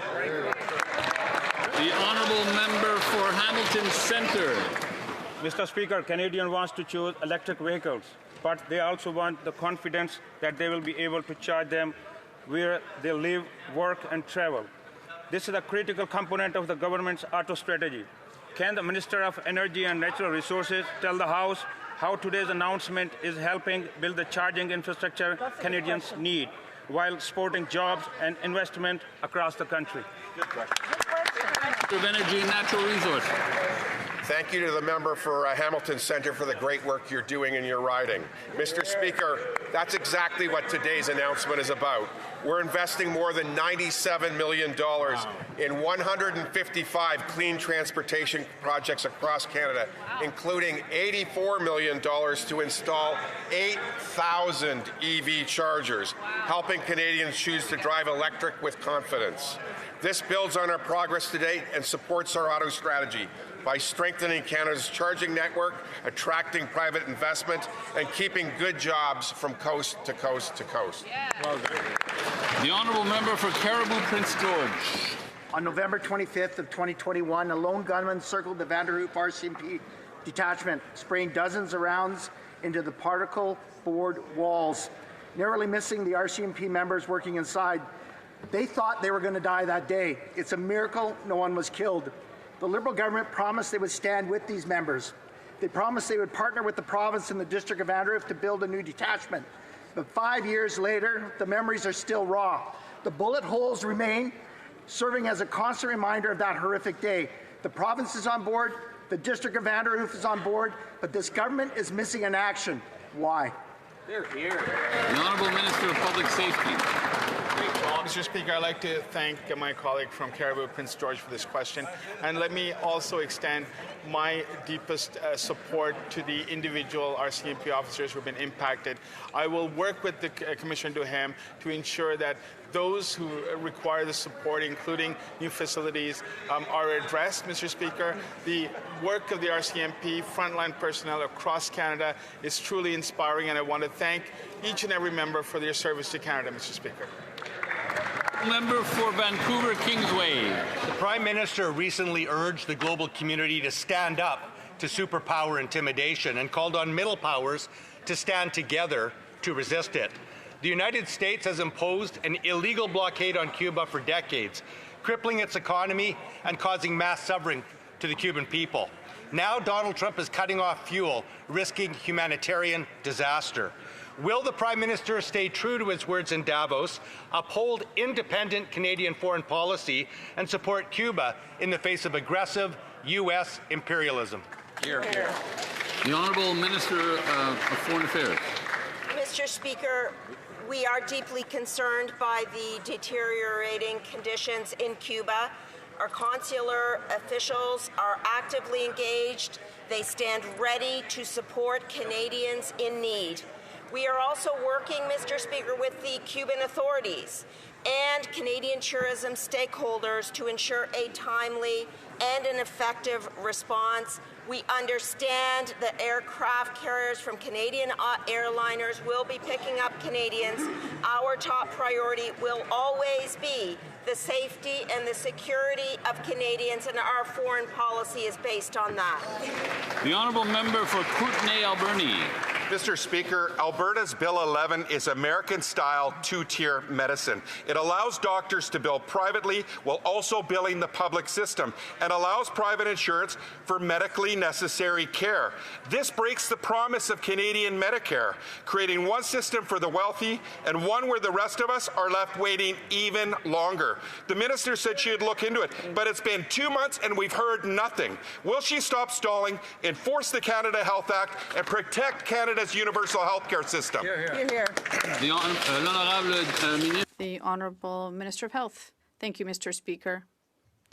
I'd like to tell my colleague, yes, to date, we are looking with the legal services at Health Canada what is happening in Alberta, and I'm working closely with my counterpart provincially, and I will come back to them when we have an update as to when this act will be implemented or not. As I've said, to date, I am the guardian of the Public Health Act for Canadians. I wish to draw the attention of members to the presence in the gallery of the Honourable Charmaine A. Williams, Associate Minister of Women's Social and Economic Opportunity for Ontario.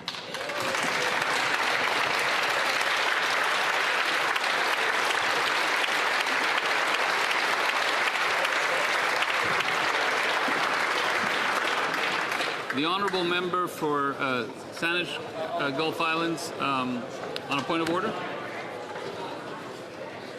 Thank you, Mr. Maybe Speaker.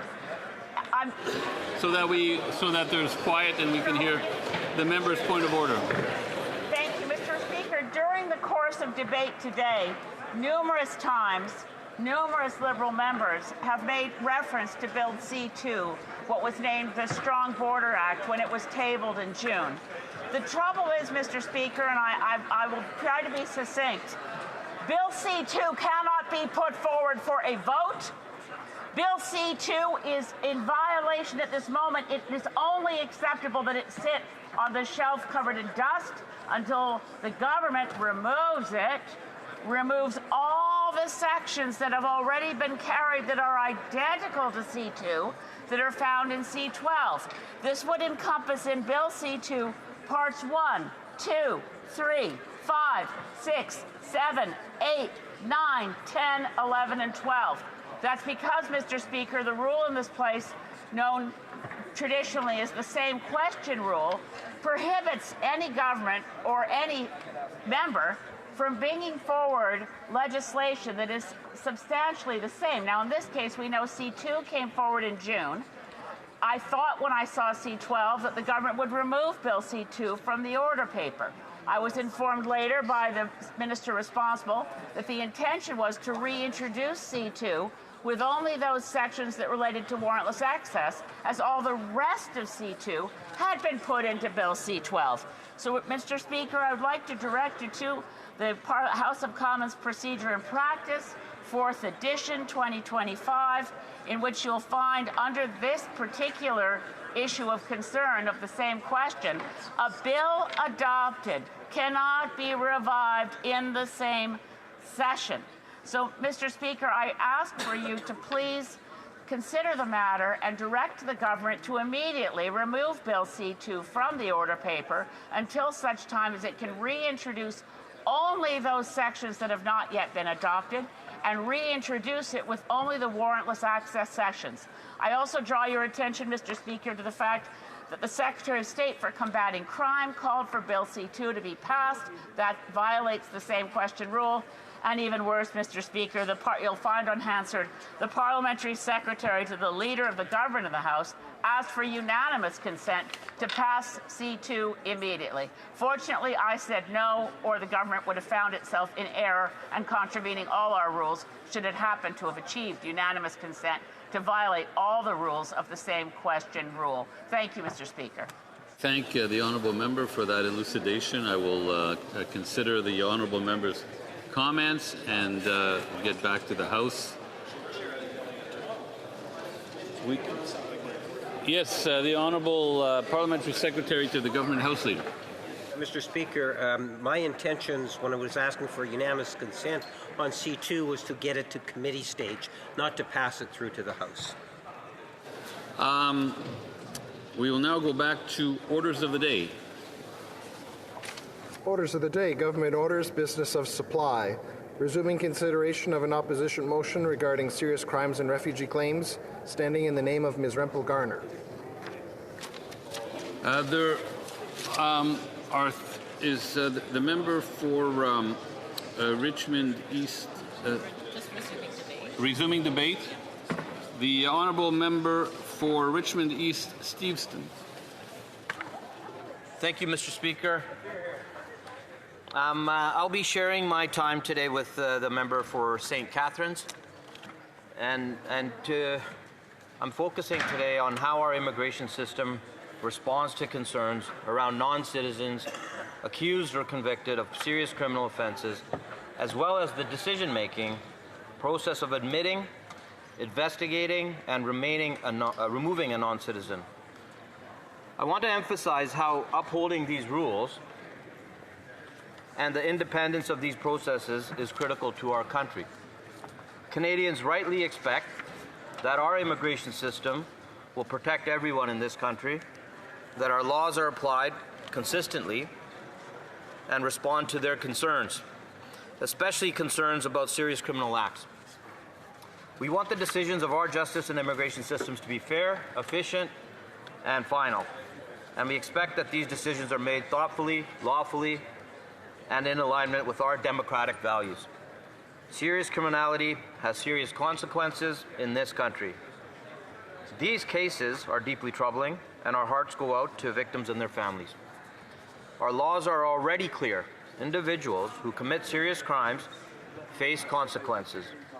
Immigration law is clear that serious criminality has serious implications for admissibility and continued presence in Canada. Before going further, it's important to clarify roles. Criminal investigations, prosecutions, sentencing, and court procedures fall within the authority of police services, prosecutors, and the courts. Those matters are addressed by other departments. My remarks today focus on immigration consequences under the Immigration and Refugee Protection Act. Security and public safety measures begin before arrival. Canada's immigration screening process is intentionally multi-layered. It involves Immigration, Refugees and Citizenship Canada, the Canada Border Services Agency, and the Canadian Security Intelligence Service. Every applicant is assessed for criminality, terrorism, human rights violations, organized crime, espionage, and public health risks, despite a lot of the misinformation we hear coming from the other side. Screening occurs before travel, at the border, and, where necessary, after entry into Canada. This layered approach ensures that the system is responsive, adaptable, and capable of addressing evolving threats. To enhance our control over the system, our government has prioritized strengthening document control in recent years.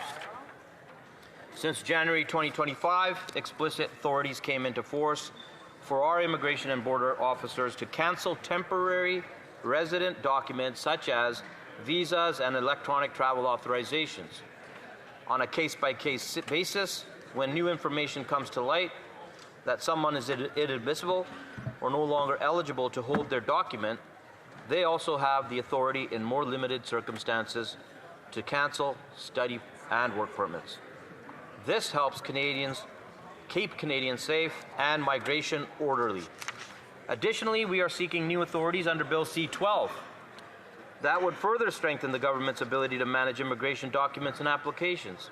Included within these authorities are measures that would authorize the Governor in Council to make an order, when it is in the public interest, to cancel, suspend, or change groups of immigration documents, or to pause or suspend application processing, or to stop the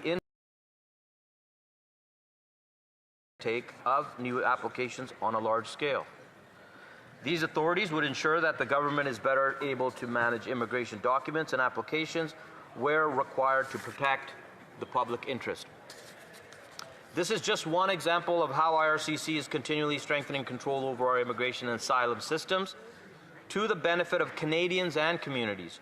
Additionally, we work closely with domestic and international partners to identify risks, share information, and respond to concerns as they are identified. The system is proactive as well as reactive. When misrepresentation or criminal history is discovered, individuals may be found inadmissible on grounds of serious criminality and misrepresentation. Officials can move immediately under the law to issue a removal order. Under the Immigration and Refugee Protection Act, Parliament has carefully balanced thresholds for inadmissibility and removal based on Canadian law and international obligations, including our obligations not to create stateless people and not to return people to danger. The Act already contains some of the strictest provisions among like-minded and democratic countries non-citizens convicted of serious criminality are inadmissible to Canada. Those sentenced to 6 months or more of imprisonment have no right of appeal to the Immigration Appeal Division. There's no special treatment for criminals, including violent offenders, under Canada's immigration law. Criminal proceedings take precedence over immigration proceedings. When a non-citizen is convicted of a serious crime, they must serve their sentence, and immigration consequences follow. These consequences are set out in legislation and applied through established legal processes. These serious criminal convictions mean people are subject to a removal order. Canada Border Service Agency is empowered to investigate, issue removal orders, and carry out deportations. Their work is governed by the laws set by Parliament following due process. Decisions are subject to review by the courts to place a check against potential errors. Effective immigration enforcement is not measured by rhetoric, but by results. And the results demonstrate that Canada's enforcement system is active and effective. In 2023 to 2024, the Canada Border Service Agency prevented more than 9,000 individuals from boarding flights to Canada and denied entry to 34,000 people at ports of entry. Within Canada, the CBSA removed well over 700 individuals found inadmissible for serious criminality. The result for the first 10 months of 2025 surpassed the results for 12 months in 2024, showing sustained progress. Canadians want an immigration system that is fast, efficient, and upholds the independence of our judicial and law enforcement systems. That's why our focus has been on a system that carefully screens applicants, responds to new information, and applies the laws consistently. And we've introduced measures to make the system stronger and more efficient. For example, Bill C-12. This introduces strong information sharing and coordination across departments that is essential to public safety. This could reduce the amount of time it takes to detect a problematic security issue and take action. When programs operate in silos, discrepancies and risks can be missed. Bill C-12 modernizes information sharing authorities within IRCC and with authorized domestic partners to strengthen integrity and improve decision-making. These authorities allow the Department of Immigration, Refugees and Citizenship to share identity, status, and document information with domestic partners where there is a lawful purpose, and that includes with our law enforcement. The new information sharing authorities reduce duplication, improve efficiency, and enhance program integrity. It does this while protecting privacy. Any new use or disclosure of personal information from these new authorities would remain subject to existing privacy legislation, policies, guidelines, and best practices, including privacy impact assessments. These safeguards ensure that integrity measures are balanced with a strong protection of personal information. It is important to be clear about what Bill C-12 does and does not change in relation to criminality and removals. Bill C-12 does not alter existing thresholds for inadmissibility or removal. Canadian law already establishes a threshold for serious criminality for the purpose of inadmissibility, one that, unlike the Conservatives' failed proposals, does not risk targeting the wrong people or providing relative leniency to temporary residents compared to permanent residents.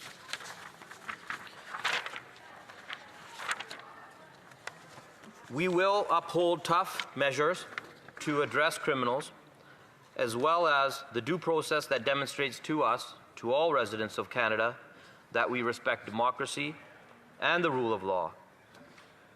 Mr. Speaker, criminals adapt fast, and government must do more than keep up. It must get ahead of it. In that spirit, we will continue to improve the sophistication of Canada's criminal response tools to keep Canadians safe. Thank you. Questions and comments. Questions et commentaires. The Honourable Member for Brant South, Six Nations. Mr. Speaker, this member, his entire government talks really tough on crime, particularly on extortion, where in the national average is over 330%, in BC alone over 500%. If they truly were genuine in their words to be tough on crime, why did they gut the mandatory minimum penalty in C5? Why did they not bring back a reverse onus in Bill C14, or even bring back the mandatory minimum penalty on C16? Honourable Member for Richmond East Steveston. Thank you to the member from the other side there for the question. And the member talked about us talking tough. We're doing more than just talking tough. I think what we're seeing here is a war of words. Quite frankly, we have made major additions to not only bringing back mandatory minimum sentences, but everything from C12, C2, the Borders Act. If we can talk about strengthening something, we need them to stop blocking what we're doing here in this House and come along and make these changes. Thank you. Questions and comments. Questions et commentaires. The Honourable Parliamentary Secretary to the Government House Leader. Yes, thank you, Mr. Speaker. And I know the member has been a very strong advocate in regards to the entire crime package that the Prime Minister and government have been trying to get passed, but the Conservatives continue to obstruct and try to prevent it from passing. And he talked a great deal about extortion. I agree with him. Extortion is a very serious issue. Bill C2, which is lawful access, C14, the bail reform, those two pieces of legislation would go a long way in dealing with some of the extortion that we're witnessing in Canada. I'm wondering if he could express his thoughts on the Conservative Party still continuing to prevent those important pieces of legislation from passing. Member for Richmond East Steveston. Thank you, Mr. Speaker, and thank you to the member for the question. Look, I talked about how criminals adapt fast, and we have to stay ahead of these things. And this is many of these measures that we've introduced, many of the measures that the member just indicated, are building upon things that we have done. Things like C70, the Foreign Interference Act. There is many measures in there that also will help us deal with the issues around extortion. And we need to move quickly on all of these measures that have been introduced in this House over these past few months to continue to not only adapt with what the criminals are doing, but move ahead of them and make these changes quickly. We need the Conservatives to join us. Questions and comments. Questions et commentaires. The Honourable Member for Brantford, Brant South, Six Nations. I'll ask the question again, Mr. Speaker, to the member. He talked again about bringing mandatory minimum penalties back in C16. Well, that doesn't happen at all. In fact, there are no mandatory minimum penalties brought in for specific offences in C16. What they did was bring in a safety valve. Yep. So again, if he is that serious about extortion, why did this member vote in favour of removing the mandatory minimum penalty for extortion when he voted in favour of C5? Honourable Member for Richmond East Steveston. Mr. Speaker, whether the member likes it or not, Bill C-16 reinstates mandatory minimum sentences. There is...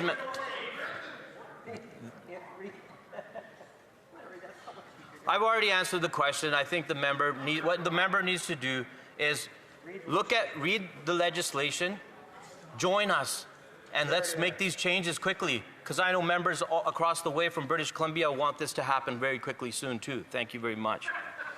Questions and comments. Questions et commentaires. The Honourable Parliamentary Secretary to the Government House Leader. Yes, Mr. Speaker, I cannot believe that the Conservative Party hasn't even read the legislation. C-16 actually does reinstate mandatory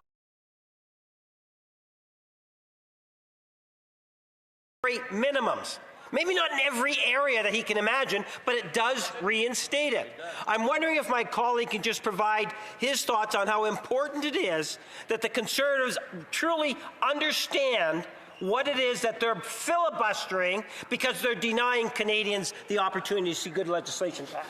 The Honourable Member for Richmond East Steveston in 30 seconds or less. Mr. Speaker, I heard from the member across, Order. I'm trying to listen to the member for Richmond East Steveston. The Honourable Member can continue 30 seconds or less.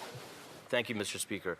We've heard from many members across the way. They were claiming that it allowed house arrest for serious crimes like extortion. This is simply incorrect. Conditional sentences or sentence orders are never available where the sentence is 2 years or more, which is typically the case. And we also maintain mandatory jail time for extortion involving restricted or illegal firearms or extortion connected to criminal organizations. It's clear. It's right there. Thank you. Resuming debate, reprise de débat, the member for St. Catharines. Thank you very much, Mr. Speaker. I hope the Speaker can give me a bit of latitude here. This is my first opportunity to rise since the passing of Kirsty Duncan, and I did want to offer my condolences to her family. There was very few people in this place who fought as hard as Kirsty for the most vulnerable in her community across the country. As the Olympics are going on, the women's team is playing right now. I know she would be glued to that because there was also no one who fought harder for safety in sport in this country than her. So my condolences to her and her family. I'm here to speak today on the Conservative Opposition Day motion, but it's really telling that for a party that claims to want to have an impact on law and order, be tough on crime, the only thing they bring to the table is a non-binding motion of Parliament. This is the only thing.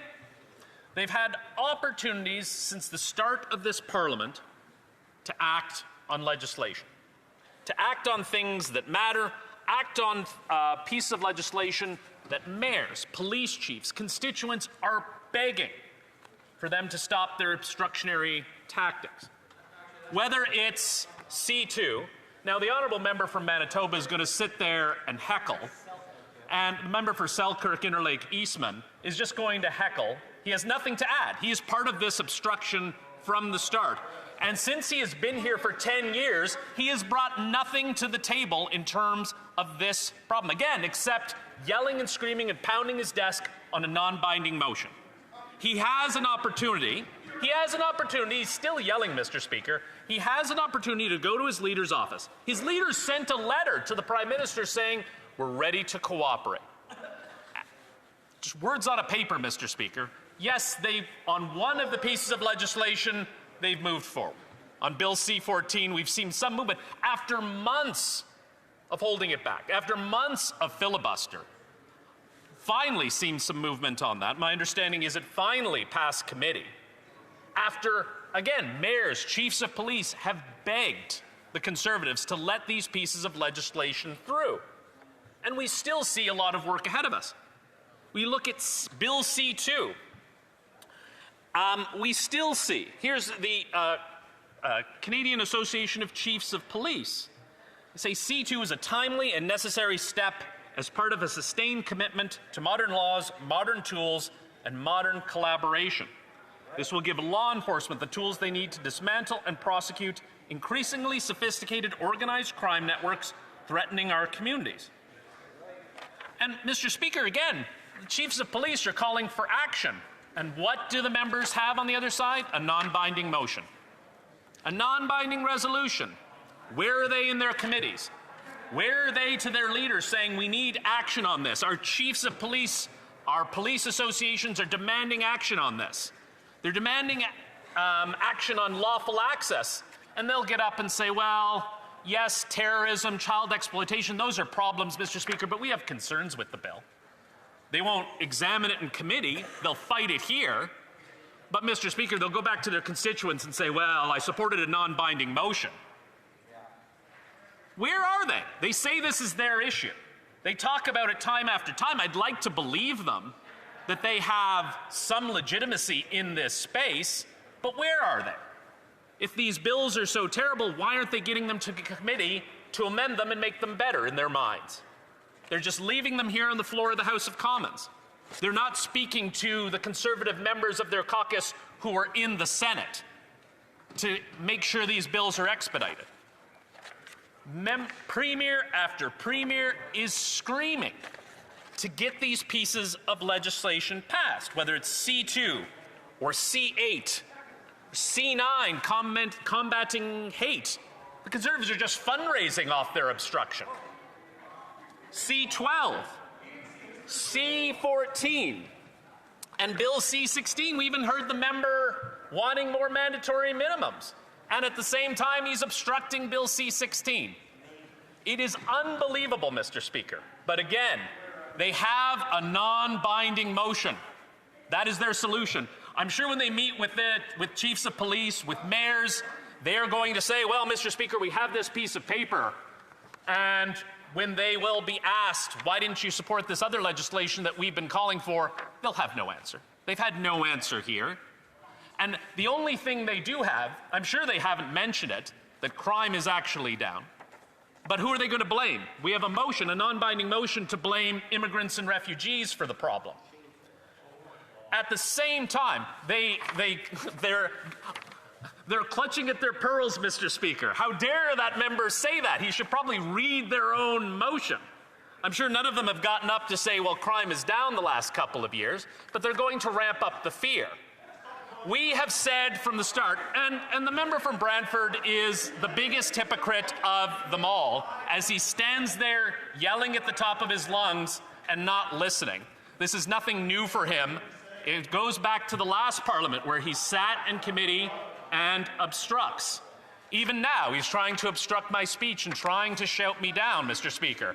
But I will keep going. If it's all right with the honourable member for Brantford, who still keeps going, perhaps you should have a review of the standing orders. It's not his turn to speak. So, but again, all the member for Brantford has is this non-binding motion. Perhaps that's why he's mad at me, because he wants to say to his leader, let's pass consequential legislation, the consequential legislation that's before us. Because I'm sure as the justice critic, he meets with police chiefs, he meets with police association, because he talks about it in this place. And he's hearing from those associations, pass this legislation. But at the same time, what does he come forward to this? As he's yelling at me right now, oh, I have a non-binding motion. I'm sure he's going to go to his chief of police in Brantford and say, I have a non-binding motion, chief. Is that going to reduce crime? And that's all he's got. It's truly unfortunate that a party that used to fight for law and order is silent. It says a lot, Mr. Speaker, that all they're doing is heckling. Again, they have nothing. At its core, this non-binding motion is about making people afraid. Canadians have an expectation of safe communities. Whether that's passing the budget, whether that's ensuring we move forward on our commitment to hire 1,000 new RCMP officers, to hire 1,000 new CBSA officers. And the member says where? But he won't ensure that the budget gets passed. It's a neat trick, Mr. Speaker, that they can again show their non-binding motion, but then will hold up all legislation to make it happen. These members have been here. That member has been here since before I was here. And shocking, through his heckles, I don't know that he knows how this place works. You need to pass the budget, Mr. Speaker. It's genuinely shocking how there is a lack of understanding of how this place actually works. The only gear they have, Mr. Speaker, the only gear they have is heckling, shouting, and obstruction. That's all they got. And again, a non-binding motion isn't going to get this done. We have premiers across the country. Premier Eby, this is about immigration. So Premier British Columbia said in a wave of extortion in this country, he called it a terror attack in slow motion. He wants loopholes in loopholes closed. He wants passage of Bill C-12, but again, obstruction. We don't see action. But again, what can he go back to the premiers and say, oh, we tried to put forward a non-binding motion, Mr. Speaker. That's all they have. And they're still yelling at me. They're mad because I'm showing them. I'm pointing a mirror to them. They have an opportunity right now to advance these pieces of legislation, but they're using their Oppo Day to stall. They could have used their Oppo Day to schedule hearings in committees, to direct these committees to study, to call on the Senate to expedite studies of these pieces of legislation. They actually had some power to move this agenda along. And again, all they're going to go to their constituents with is a piece of paper that says, we have a non-binding motion. We tried nothing and we're all out of ideas. It's the Conservative way on this. Pound your fists, demand action, but do nothing when the chips are down. I hope they put their actions into effect, ensure that these pieces of legislation get passed, because they're doing nothing, Mr. Speaker. Thank you. Questions and comments? The Honourable Member for Brantford, Brant South, Six Nations. Thank you, Mr. Speaker. In that 10-minute diatribe, I heard very little relevant talking points to support the government's position on that. In fact, all I heard was repeatedly a non-binding motion. That's our solution. We don't have any talking points. We're not creating any opportunities for the government to pass legislation. So perhaps this member needs a little bit of a history lesson. In the 44th Parliament, the Conservative Party of Canada tabled 22 criminal justice PMBs that member voted against every time in the House, 9 in the Senate. In the 45th Parliament, 14 criminal justice PMBs in the House and 5 in the Senate. When they were brought to a vote, that member voted against that. So why? We're talking about obstructionist. Why does he and his party continue to obstruct their own legislation? The Honourable Member for St. Catharines. Well, I'd like to correct the Honourable Member on one thing. He said that I said he didn't have any talking points. He is full of them, Mr. Speaker, because that's, again, all they have. It is just ludicrous to suggest that the government is stalling its own legislation. Do they hear themselves, Mr. Speaker? It blows my mind that they've finally given up. They have nothing. The Emperor has no clothes, Mr. Speaker. The government is stalling its own legislation. I don't know that anyone could believe it. He's yelling because he can't even believe he'd say something so ridiculous in this place, Mr. Speaker. Questions and comments? L'honorable député de Rivière-du-Nord. The Honourable Member for Rivière-du-Nord. Mr. Speaker, I'd like to thank my colleague for his speech, and I'd like to hear his opinion about the current situation. What the Conservatives is proposing seems to be like a step back in time. I feel like we're having proposals that could have come from the Harper government of the time. So, but now it's been 10 years, and I'd like us to continue to advance. I think we can benefit from some things that were good under the former government, but there are other things that are good now. So I'd like to hear what he thinks of this. Does he think that the current motion, does it not set us 10 or 20 years back? The Honourable Member for St. Catharines. Thank you so much, Mr. Speaker. A lot of the Conservative talking points ignore Supreme Court jurisprudence, which is interesting because their justice critic often tells us that he is a lawyer and a former prosecutor, ignores Supreme Court precedents, ignores the Charter of Rights and Freedoms. We do need to move forward. The Honourable Member's right. We do need to move forward. Here is a pile of pieces of legislation that we can move forward on. Are they perfect? Probably not. They need to be studied. They need to be amended. We need to move on them because Canadians deserve to feel safe. And again, all the Conservatives have are talking points and slowing things down in this place. It's the Honourable Secretary of State for Combating Crime. Well, you know what the Conservatives are banking on with this Opposition Day motion is that Canadians will not understand the mere filing of an asylum claim and an approval of an asylum claim. Even today, if one files an asylum claim and has criminality, they would not be approved. And C-12 is a bill that we currently have in the Senate, which would also substantially make this motion moot, Mr. Speaker. And so I'd like to hear my colleagues' comments on that. Honourable Member for St. Catharines. Thank you very much, Mr. Speaker. Again, a non-binding motion which they bring forward on tomorrow is their caucus day. They can go to the Conservatives who are sitting in their caucus, the Conservative senators, and say, we need to move quickly on this. But their plan is, despite the letter from the Leader of the Opposition, their only plan is to obstruct, to stall, delay, and deny. As they're yelling, all of them are yelling. But again, they have nothing except a non-binding motion for clips on Facebook. That's all they got when police chiefs, police associations are begging. The Honourable Member for Selkirk just keeps yelling because he knows he's got nothing, Mr. Speaker. He's got absolutely nothing except a non-binding motion. Resuming debate, reprise de débat, the Honourable Member for Mission, Matsqui, Abbotsford. Well, thank you, Mr. Speaker. There's a lot of hot air in the chamber this afternoon. My goodness, we haven't heard the member from St. Catharines lose his mind for quite some time. It's, I'm actually quite disturbed by what I heard and how much anger and confusion he seems to have as an individual member. I can see why the Liberals haven't let him speak for quite a while. That was just an egregious example of what a member of Parliament should not be doing. Point of order from the member for St. Catharines. Mr. Speaker, I kept my comments to the thrust of their non-binding motion. They're engaging in attacks. Again, they have nothing except talking points. They have nothing except this non-binding motion. I hope the honourable member... The member knows that's a matter of debate now. I invite the member from Mission Matsky-Abbotsford to continue. All right. Well, obviously the member from St. Catharines is very disturbed. Maybe he needs a cup of coffee. I'm surprised the Liberals let him speak today. Normally it's just the member from Edmonton, from Winnipeg South or Winnipeg North, but man, I feel bad for him. I'll just, in respect... All he's got is heckling.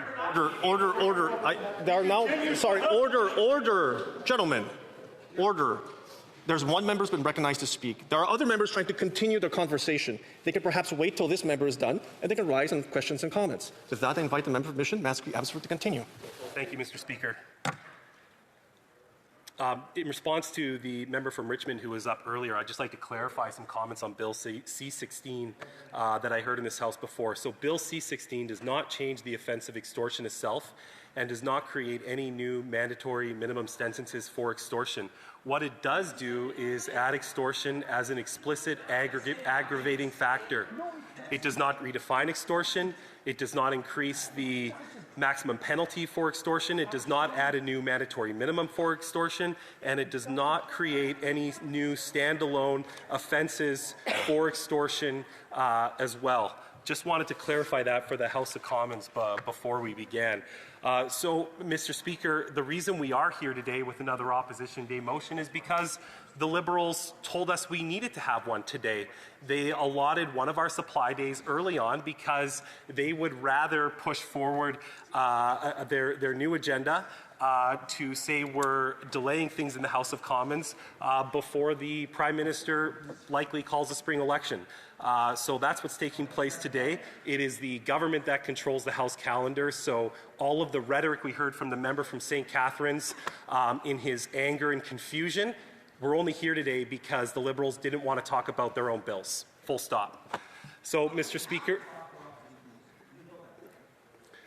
Speaker, I do rise in support of what we're talking about today, and the safety of our communities is the first duty of a free and just society, and unfortunately the Liberals forgot that for 10 years. The foremost responsibility of any government is to protect law-abiding citizens. Across British Columbia and across Canada, that responsibility is being tested with increasing urgency. Recent data and public warnings point to a troubling rise in organized extortion and related criminal activity, while the response required to confront this threat has too often been delayed. For too long, policies that weaken consequences for serious crime and blur the integrity of our immigration system have eroded public confidence in safety and justice. After nearly a decade, Canadians are asking a fundamental question: why do criminals feel more confident while communities feel more vulnerable? For small business and construction workers to truck drivers and young families, ordinary Canadians are facing intimidation that disrupts the livelihoods and undermines stability. In places such as Abbotsford, threatening extortion letters have unsettled entire neighborhoods and placed growing strain on local police. These are the lived realities for Canadians who seek nothing more than to work and raise their families and live in peace. Since the Liberals took office nearly 10 years ago, violent crime has increased by 54% and extortion is up 330%. This is not a marginal increase. This is a systemic failure. Again, the member from St. Catharines talked about decreasing crime. Well, guess what? The city of Surrey, the city of Abbotsford, in British Columbia, just in the last year, we've had to create many special task forces to deal with the problem at hand here today. And the reason why is because that Liberal government failed to act. Full stop. Less than a month ago, police investigated an extortion-related shooting that damaged a local business and nearby vehicles. This was part of a series that included 34 reported threats, 21 victims, and 7 shot-fired calls in just 19 days. Law-abiding Canadians must be able to trust that crime will be met with a firm and a proportionate consequence. Instead, serious crime is too often met with delay, leniency, and the absence of real consequences. More than a year ago, I sponsored legislation in this House through Bill C-381, the Protection Against Extortion Act. This legislation would have delivered real jail time for serious offenses, stronger penalties for organized crime involvement, and a clear denunciation of extortion as a violent and coercive crime. The government, the Liberals, voted against it. Today, police in British Columbia report that they are overwhelmed, arresting the same offenders again and again. Communities are left to deal with fallout. Business owners are left to fend for themselves, and victims are left asking whether the justice system, in fact, works for them. This is the direct result of Liberal catch-and-release laws, weak sentencing and revolving door bail policies, which are enabling repeat offenders to return to the streets, placing families, workers, and our businesses at risk. Our motion today also addresses the government's refusal to repeal Bill C-5 and C-75, laws that have weakened consequences for serious and repeat offenders. And we mention those laws again because the consequences of those laws will even touch upon the legislation in this chamber and the impact of what the Liberals say it's going to do. Bill C-5 removed mandatory prison sentences for serious firearm-related crimes, including extortion involving a woman. Bill C-75 entrenched a principle of restraint in bail decisions that too often resulted in repeat violent offenders being released back into the community while awaiting trial. It's not every day that every single premier in the country stands against an action by a standing government. They did on that law. They did it because what the government did was so egregious that every premier, New Democrat or Liberal or Conservative, all agreed that the government had failed so badly and eroded any sense of justice in this nation. In British Columbia, police have raised new concerns about transnational crime networks, some involving individuals with no legal right to remain in Canada. Allowing extortionists to hide behind asylum claims undermines public confidence and endangers communities, including immigrant communities who are often targeted first. Conservatives believe deeply in protecting genuine refugees, those fleeing persecution and violence. But when violent criminals can claim refugee status to delay deportation, something has to change. That's why last November, Conservatives proposed an amendment to Bill C-12, which would have updated the Immigration Refugee Protection Act to bar asylum claims from being made by those who had been convicted of serious crimes in Canada. The Liberals rejected it, and nothing has changed. Mr. Speaker, this motion reflects exactly what Conservatives have promised Canadians. Bar non-citizens convicted of serious crimes for making refugee claims.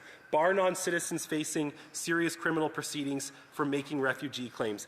And leniency that allows criminals to avoid deportation. Repeal Bill C-5 and C-75 so repeat extortionists stay in jail. These measures are fair, lawful, and absolutely necessary. They protect victims, newcomers, and communities alike, and they restore a sense of justice in our country. The issue before us is not complicated. It comes down to a simple question. Will Parliament stand with victims or with the loopholes that protect criminals? The choice before this House is clear. Thank you, Mr. Speaker. Questions and comments? The Honourable Secretary of State for Combating Crime. Mr. Speaker, I've gone to many of the different areas of this country that are affected by extortions, and what we are lacking right now are results. We're lacking the number of arrests in these cases, and what the member keeps mentioning and talking about is sentencing. We currently have a maximum of 25 years in prison for extortion, and we have minimum sentences when extortion is committed with a firearm or through organized crime. So that is not the issue, Mr. Speaker. In the cases where there have been trials, sentences have been for over 7 years or more. The problem is catching the criminals, and in order to catch the criminals, we need lawful access. We need to give our police forces the tools that they need. Would the member agree, and would the member cooperate with the government in passing lawful access through this House? Member for Mission, Matsqui, Abbotsford. We've already had the debate in this chamber between Bill C-2 and Bill C-12. In good faith, the Conservatives, despite the Liberals' attempt to bring up another issue that was not related to their agenda, their election platform, in the amendments they made in Bill C-9, disrupted a lot of good work that we could have done collaboratively on behalf of Canadians. But instead, when we came right before Christmas in December, the Liberals chose not to work with us and to put a wrench in the notions of what freedom of religion mean in Canada when we could have been debating these issues in more detail. What police also need and what they've been calling for is additional resources and for the Liberals to make sure there's no judicial vacancies as well. Questions and comments, questions et commentaires. The Honourable Member for Niagara Falls, Niagara-on-the-Lake. Thank you, Speaker, and thank you to my colleague for his excellent speech. Today, just in media monitoring clips, I have a story here from CTV News. A new province-wide survey suggests more than half British Columbians don't feel safe in their communities, with respondents citing ongoing concerns about crime and violence. City TV News, Vancouver, Abbotsford Police calling for justice system changes amid growing extortion. Those are just stories that are appearing today. I was wondering if my honourable colleague could speak to the concerns that your residents are facing and why this government isn't taking steps to answer those concerns. The Honourable Member for Mission, Matsqui, Abbotsford. When our institutions work as they should, people feel safer. Victims know where to turn. Investigations can move forward. Communities can stand strong in the face of intimidation and violence. Unfortunately, due to the changes Liberals have made over the last 10 years, that's not the case in Canada right now. We know what we need to do. This motion before us today is a step in the right direction. We want the Liberal government to work collaboratively with us to stop putting their politics ahead of public safety in Canada. We need better from the government. They're not doing a good enough job to protect Canadians. Questions and comments, questions et commentaires. The Honourable Parliamentary Secretary to the Government House Leader. Yes, thank you, Mr. Speaker. It is important to note the Conservative Party is preventing Bill C-2 from passing. They're also preventing Bill C-14 from passing, both of which have a direct link to preventing extortion. Here's a fundraising letter, or here's a letter that was emailed out to Conservative supporters. Extortion is spreading across Canada. Businesses are being threatened, communities are being terrorized, and families no longer feel safe in their own neighborhoods. This is the type of propaganda that the Conservative Party is pumping out, including today. My question to the member is, how much money has the Conservative Party made by filibustering the legislation that would actually improve the conditions of Canadians? Member for Mission, Matsqui, Abbotsford. All I have to say in response to the member from Winnipeg North is that it's time for the Liberals to stop playing politics with the lives and security of Canadians. I will offer him the opportunity to clarify his earlier statements on C-16 and how he misled Canadians with his false statements on what's actually included in that legislation. I will take no lessons from that member. Again, the Liberals need to work constructively with Canadians. Vote for bills, vote for laws, support motions that is going to put the safety and security of Canadians first. We have not seen that from this government. Thank you, Mr. Speaker. Resuming debate, reprise de débat, the Honourable Member for Abbotsford South Langley. Thank you, Mr. Speaker. I rise on behalf of my constituents from Abbotsford South Langley and Canadians who are living in fear, frustration, and a deepening loss of trust from the Liberal government. Many feel abandoned, that their safety and their families are being pushed aside. This Conservative motion before the House will help restore confidence in both our justice system and our immigration system. It ensures that the laws of this country protects innocent people and not those who terrorize our communities. This motion recognizes a simple truth. When laws are weakened, when consequences disappear, and when loopholes are left open, organized crime does not hesitate to step in, and it's ordinary Canadians that end up paying that price. Since the Liberals were elected, extortion in Canada has risen to 330%. And it's not any better in British Columbia, where I'm from. In British Columbia, extortion has risen to 482%. In January alone, Surrey Police tracked 36 separate extortion attacks. 36. That's more than the number of days. And those are just the ones that are being reported to the police, Mr. Speaker. Extortion is not a victimless crime. It is a threat made in the middle of the night, and then sometimes in broad daylight. It is intimidation directed at small business owners. It is arson. It is gunfire. It is families being targeted in their own homes. It is the people being forced to choose between their safety and their livelihood. I can speak personally to the impact of this violence. I know and I speak to many victims and their families regularly, more regularly than I would like. People in our lower mainland communities that live in fear every single day. Families have reached out to me in my community that choose to sleep in their basement with their children because they're scared of bullets flying through their bedroom windows at night. People are scared to go to their own place of work, businesses that they own, because they don't know if they're going to return home that night to their families. As a federal representative, I get phone calls and concerns about these shootings more than I would ever think I could ever. Mr. Satvinder Sharma was shot in broad daylight. His family is still grieving his loss every single day. Mr. Balvinder Garcha's death took Surrey by shock, and till this day, many questions are left unanswered. Mr. Darshan Singh Sassi, a father, a husband, a son, and a dear friend of mine, was someone that was recklessly killed in an extortion attack in front of his own home. Every statistic, Mr. Speaker, is a real person, is a grieving family, and a community left asking why more was not done to stop this reckless violence. Today, many Canadians are afraid to report crimes because they fear retaliation, and others are left wondering whether anyone in authority is truly listening to them. From Abbotsford, South Langley, to Brampton, to Surrey, to Vancouver, through Calgary, and throughout the Lower Mainland, and across our nation, people are continuing to live in fear. This brings us to Bills C5 and C75, two pieces of Liberal legislation that sits at the heart of this crisis. Bill C5 repealed mandatory jail time for serious violent offenses, including extortion with a firearm, and Liberals' catch and release plan under Bill C75 is failing Canadians. Ultimately, the principle of restraint has been twisted into a policy that protects repeat violent offenders and leaving law-abiding Canadians vulnerable. Together, these bills have created a revolving door justice system, one where an offender can be arrested, released, and often released again to commit the same crime, if not within days, in hours. These increases didn't happen by accident. They are a direct result of the deliberate Liberal policies that have weakened our sentencing and bail laws. Instead of taking decisive action, the Liberal government has repeatedly voted against common-sense Conservative proposals aimed to address these crises. The Liberals voted against Bill C-381, proposed by my Conservative colleague from Edmonton Gateway, which would bring tougher sentences for extortionists.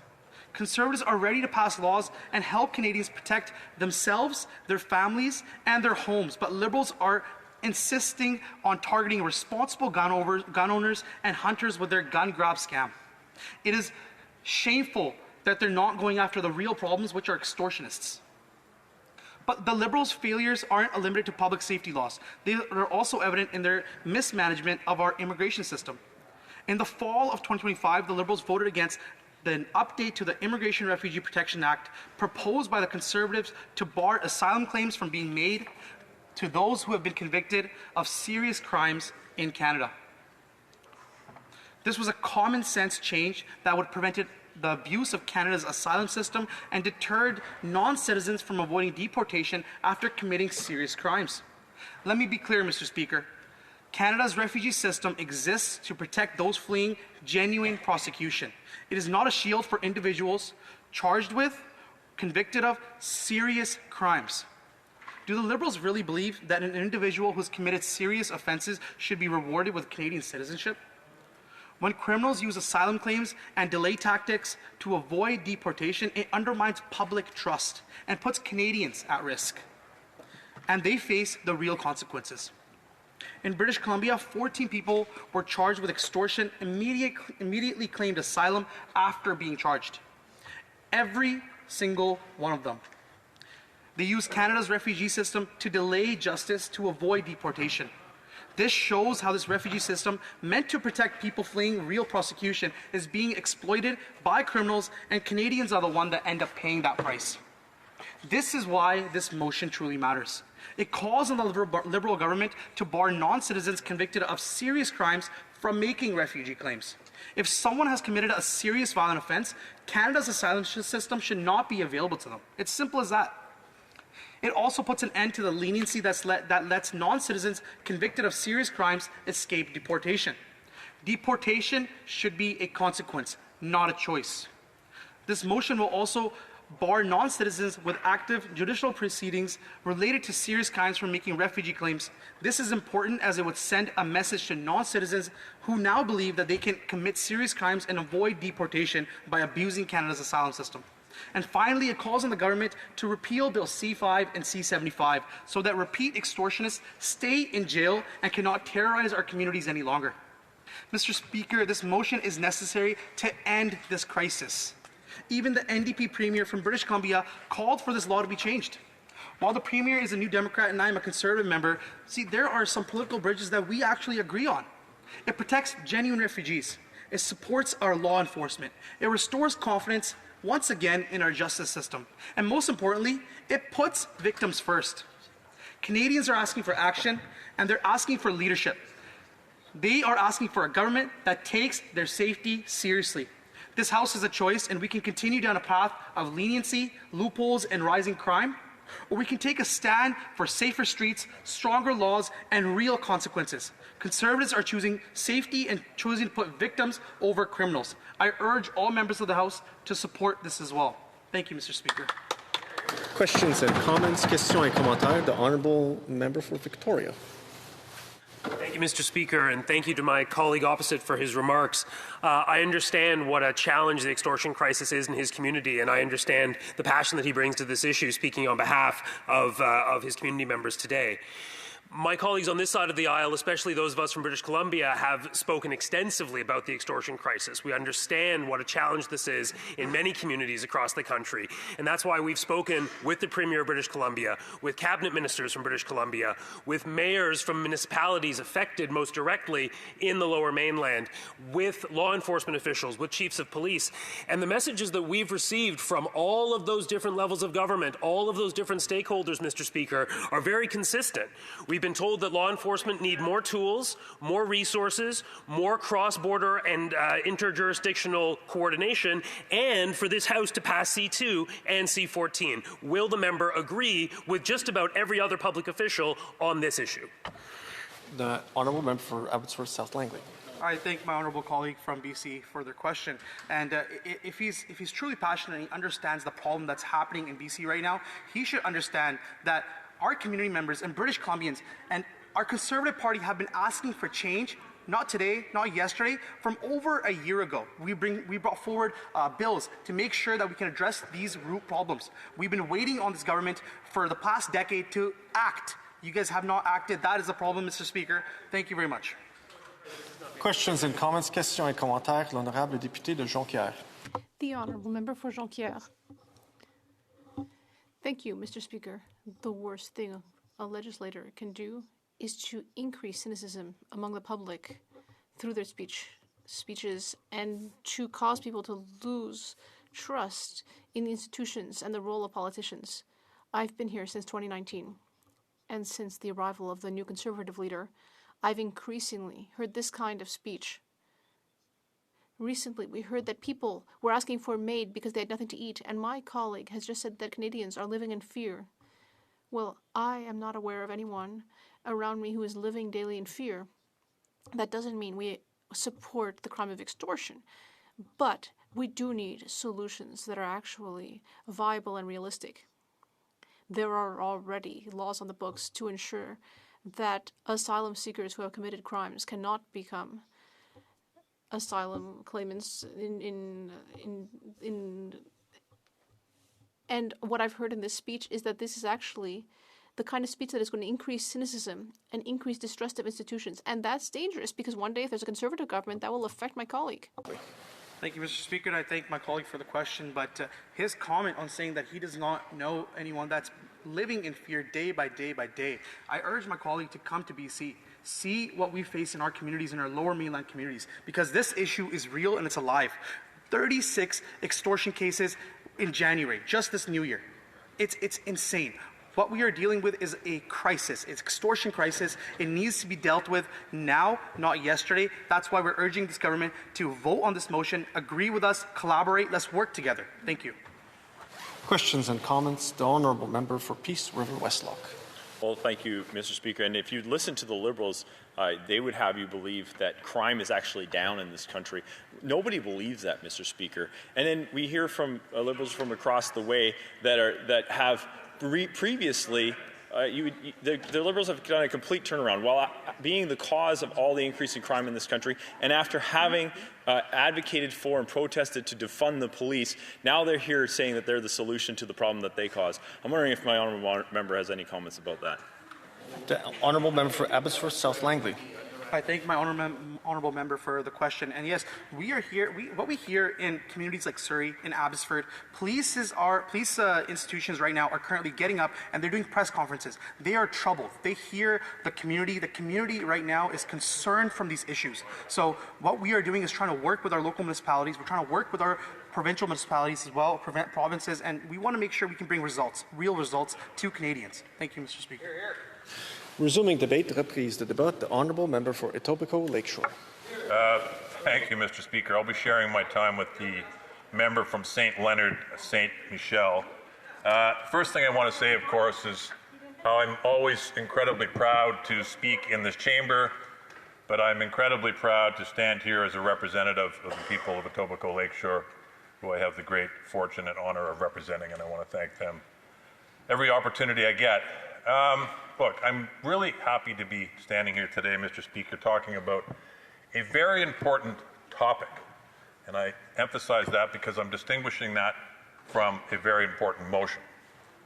The last time I spoke in this House on crime-related issues, I said something along the lines that I don't think anybody in this chamber or any elected official doesn't believe that defending our citizens and standing up for our community and having safe streets is critically important. I followed that by saying I defy anybody to come and say that to my face. It was misinterpreted as a challenge to go outside or something ridiculous like that. Next thing you know, it's on social media. I will reiterate what I said then. I don't think anybody in this chamber will speak to me and tell me that I don't believe in the values that I just pronounced. And I know they don't either. So that's my starting point. Having said that, I'm sort of sad that I missed the debate last Friday on the standing orders, because had I been here, I might have suggested something like changing the name of Opposition Day to Obstruction Day. The leader of the official opposition, official opposition, spoke in this chamber earlier today, and I quote, he said, "Put aside partisan obstructionism." Now, the problem with that statement is he should be giving that speech tomorrow morning at his National Caucus meeting, not here in the House of Commons, because his comments should be directed at his own caucus members. Look, I thoroughly enjoy working with opposition members, particularly on the Justice Committee. I look across the way, and I say that with sincerity. I'm just going to interrupt the member, unfortunately. There's a phone that is buzzing very close, and I can hear it over on the audio. I invite the member to continue with that change being made. Order. It's not yet questions and comments. I invite members to withhold themselves until that moment. I invite the member for Etobicoke Lakeshore to continue. Well, it's unfortunate, because I was just talking about how much I like the opposition members, so I'll scratch that part from my speech. It's refreshing, that's right, yes. But it's genuine. I really mean that, Mr. Speaker, and they know that. The challenge I have, though, is, and let's deal with obstructionism, I'll try to put it in its best frame possible. There is a number of pieces of legislation before this House that are designed and in response to widespread consultations with the legal community, with the community at large, with other political parties that Canadians want and desperately need. The problem it's tough getting these bills through committee. I'll give you two examples about, I won't call it obstruction necessarily, but at the Justice Committee, I'll give you one example. So about a week and a half ago, we'll call this Conservative member B, made a very carefully crafted and what I thought thoughtful argument and put a question to one of the officials who was in the room. And his point was, we have good laws in place, they just need to be enforced. Therefore, we don't need this new law. A valid point, perhaps. The problem, of course, is at the very next meeting, we're debating a different piece of legislation, and one of his colleagues, we'll call this Conservative member L, on that committee, makes another, what he thought was a very compelling, well-thought argument, and he says, we have laws on the books, they're not being enforced, so we need new laws. I literally looked at him and said, you guys need to get together and coordinate your submissions a little better. So how in the face of that can you say it's a principled approach to dealing with legislation? It's not. It's political, and this is my concern. I like putting policy before politics, but those types of arguments, it's hard to say that they do, they just don't. And I'll give you another example. Last year at the Justice Committee, we were about to deal with a private member's bill which had come through this House, and it was the private member's bill of the member from Peace River, Westlock. Shortly before the bill was scheduled to come to the committee, that member went on a podcast of one of my colleagues and made some other other comments, speaking about his own religious beliefs, which he's entitled to, which I respect him for. I don't necessarily agree with them. The result of that was his caucus colleagues put him into the Conservative Witness Protection Program, and they filibustered the committee for 2 straight weeks. We sat for extended hours, and they were filibustering, saying the sponsor of a private member's bill does not have to come and speak to his own bill. I don't know a member in this House who doesn't await the opportunity to come to committee and speak about something they're so passionate about. But lo and behold, they blocked him from coming because he was speaking about his own religious views. Fast forward, just before Christmas, one of the opposition members was just talking about the filibuster in December at the Justice Committee. This same member who was prevented from coming to committee because of his religious views came to committee to filibuster saying we need to be free to express our religious opinions. How can you call that principled approach to developing policy? That is obstruction. That is obstruction, period. And I don't know any way other to put it. Look, the committees, we can work together. Just last week, we passed Bill C-14. Took us till 1:15 in the morning, but we did it. And we did it as a result of collaboration between all the parties around the table, and I think everybody is quite proud of that accomplishment, as they should be. But we're not seeing that on other pieces of legislation. I mean, this motion today, like so many Opposition Day motions, is intended to and designed to create an impression in the public. Sometimes, many times, I believe, and others share this view, that opposition parties are far more interested in having an issue than finding a solution. Because it's better to have the issue alive and out there, because then they can take their clip, snip, and post political approach, and they can get sound bites, and they can go out there and use phrases like soft on crime and catch and release, all of which is total utter nonsense, because as I said at the beginning, everybody in this House believes that criminals should be in prison, people should be entitled to a fair trial, and society should be able to exist with a feeling of safety. But that type of rhetoric, that type of approach to politics doesn't do that, because what it does is it creates a mindset in society that strikes fear into them. They believe something is not really what it is, and we're talking about this earlier. Thank you. Now, I'll say this. I really hope going forward I can work with opposition members in this House. out in the corridors and get all of these bills that we have before this House, because Canadians want them, Canadians need them, and get them passed. But in order to do that, we have to work together and do what we did with Bill C-14. Sometimes I think it would be far better, and we'd get way better outcomes, if we were to conduct committee meetings and conduct proceedings in this chamber without cameras. Because the conversations I have privately with opposition members and the conversations I have with opposition members out in the corridors of this place and others often is not an accurate reflection of what you see and hear inside committee rooms. And that is really, really unfortunate. I'm going to end with this, 2 points.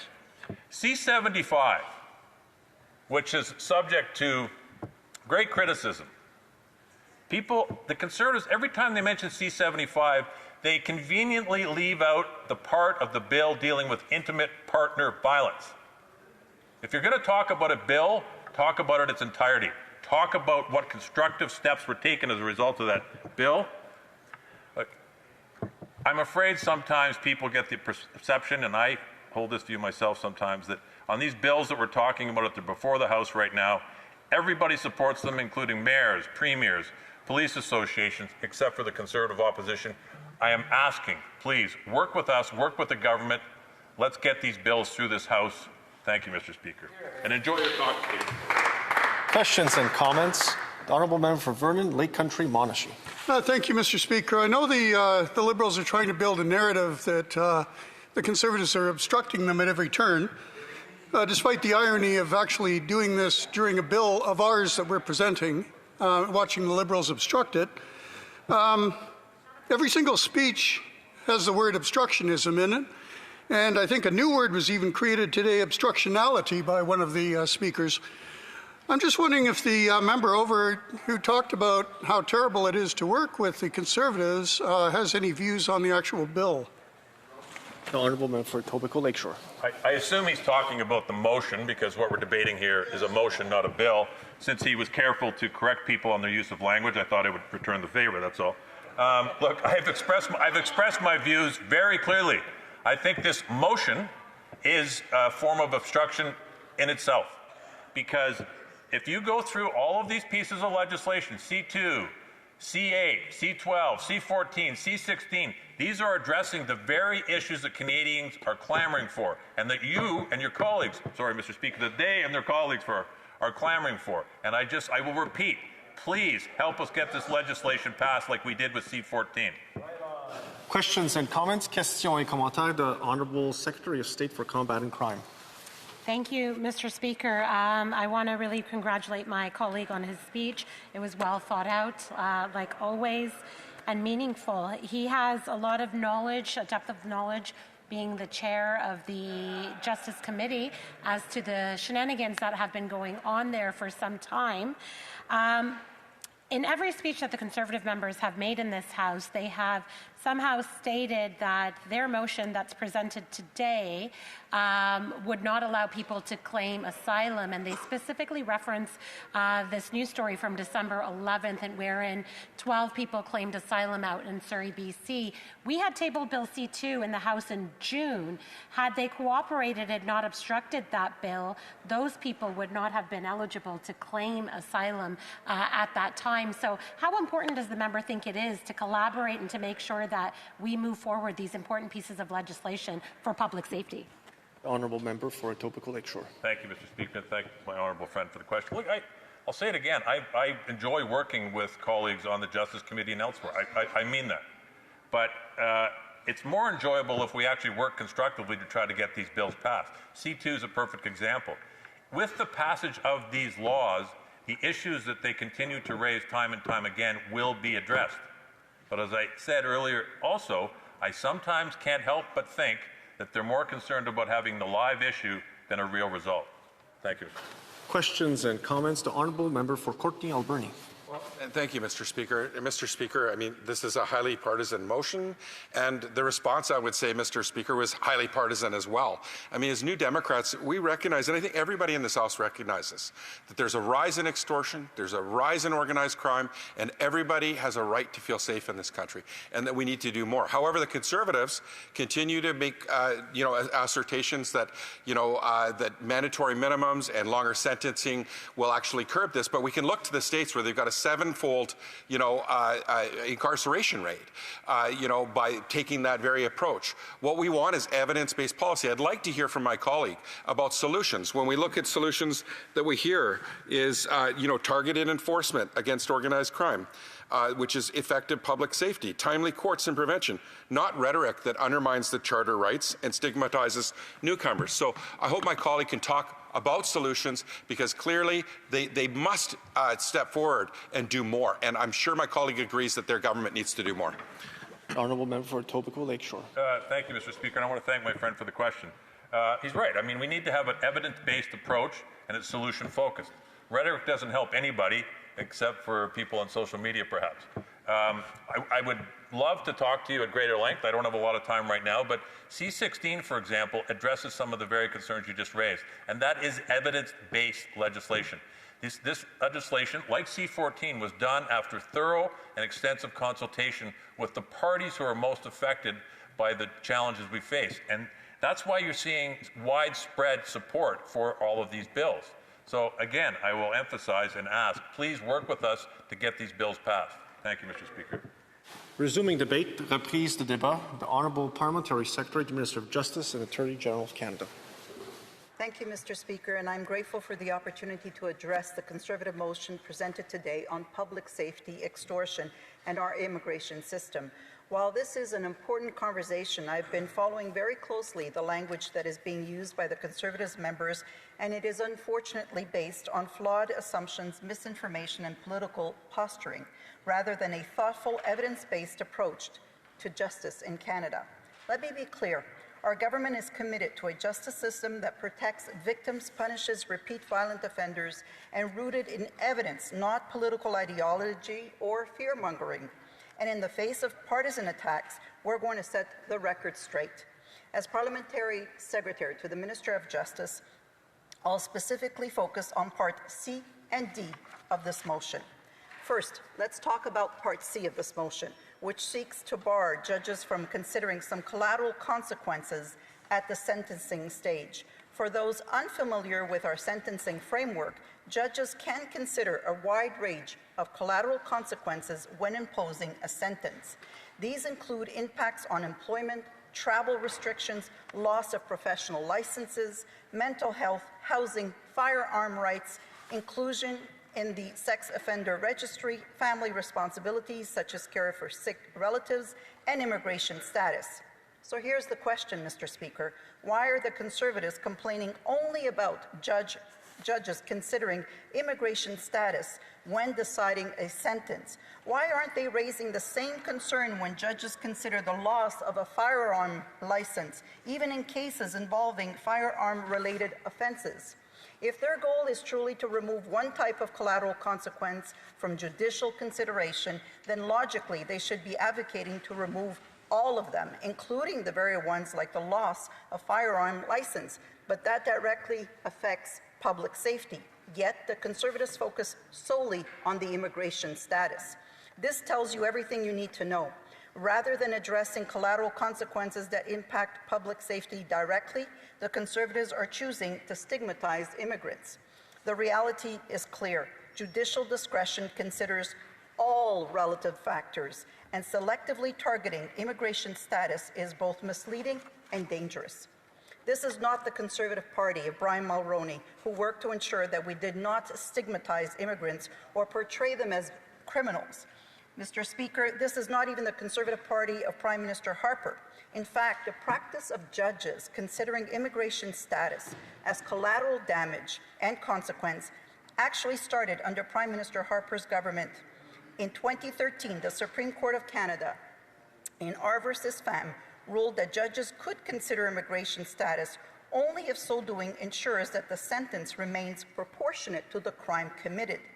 Prime Minister Harper was fine with that because it allowed judges the necessary discretion to evaluate all relative factors.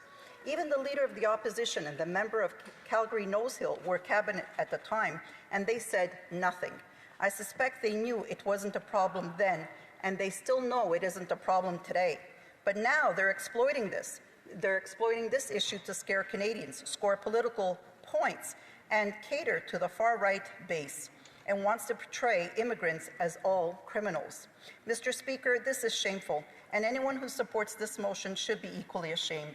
The Conservatives are once again pushing for a failed approach that undermines judicial independence and ignores binding Supreme Court precedent. Rather than interfering with judicial discretion, let's focus on the facts. The courts are not misapplying sentencing guidelines or reducing sentences inappropriately. If the Crown believes a sentence is too lenient, they have the right to appeal. It's just that simple. And I dare the members opposite to point to a single case where the Crown has appealed a sentence for a non-citizen based on immigration status. They won't find one. Now let's turn our attention to Part C or D of the motion, which calls for the repeal of Bill C-75 and Bill C-5. These bills were critical reforms designed to modernize the criminal justice system, protect victims, and address the realities of today's world. Let's take Bill C-75. This bill strengthened the protection for victims of intimate partner violence, which is something every member in this chamber should be concerned with. Under Bill C-75, we defined intimate partner in the criminal code to include ex-partners for all criminal code-related purposes and created a reverse onus for repeat offenders of violence between intimate partners, making it harder for them to get bail. Repeat offenders, Mr. Speaker, the ones that are the most likely to reoffend, are being targeted. But the Conservatives are so blinded by their obsession with headlines that they refuse to see the facts.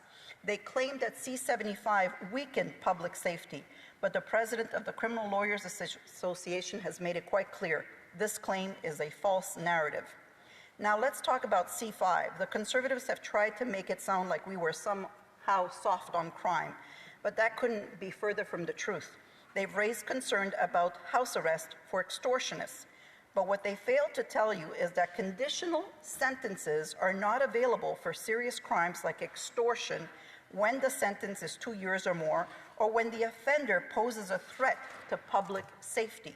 So no, Bill C-5 didn't give criminals a free pass. We actually maintained mandatory jail time for extortion involving illegal firearms or criminal organizations, the kinds of crimes that concern Canadians most. And guess what, Mr. Speaker? While the Conservatives play politics, our government has a comprehensive agenda to combat organized crime. Bill C-14, for example, introduces over 80 targeted criminal code reforms aimed at tackling violent offenders and organized crime, including extortion. And yet, what did the Conservatives do? They blocked this bill at committee.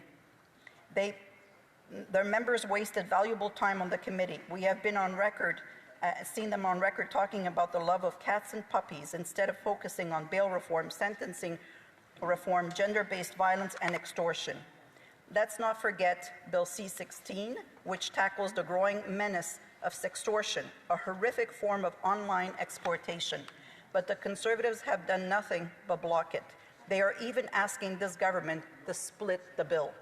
Mr. Speaker, let me assure you, while the Conservatives stand in the way of very important public safety reforms, we are pushing forward with real solutions.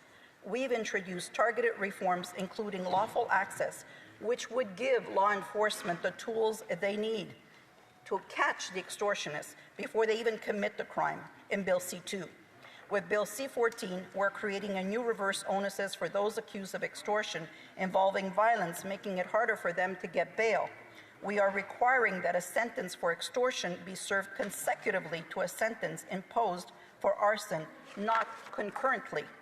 We are prohibiting weapons at bail for those accused of extortion and organized crime, and we are even strengthening bail conditions for extortionists in organized crime, such as geographic limitation.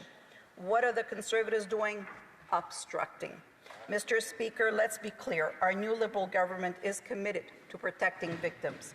The Conservatives, on the other hand, have chosen to play politics with the safety of Canadians. They have obstructed every meaningful reform we have tried to pass, and now they're using partisan rhetoric to undermine our justice system. Canadians deserve better. They deserve a justice system that works for everyone, not just for the politicians who want to score political points. Let's pass, colleagues, C2, C8, C9, C12, C14, C16. Law enforcement and Canadians are waiting for this critical legislation to secure our borders, our streets, and our communities. Thank you. Questions and comments to Honourable Member for Brantford, Brant South, Six Nations. Thank you, Mr. Speaker. Leaving aside the very controversial decision my friend referred to in the Supreme Court of Canada decision in FAM, which still does not provide any sort of framework by which judges are to apply a discount, if any, I want to focus again on the C5 implications of extortion. I believe I heard my colleague indicate that C5 did not take away a mandatory minimum penalty for extortion. I remind her to review that again because quite clearly they removed the 4 to 5 year mandatory minimum penalty for extortion with a firearm. So the question is very simple.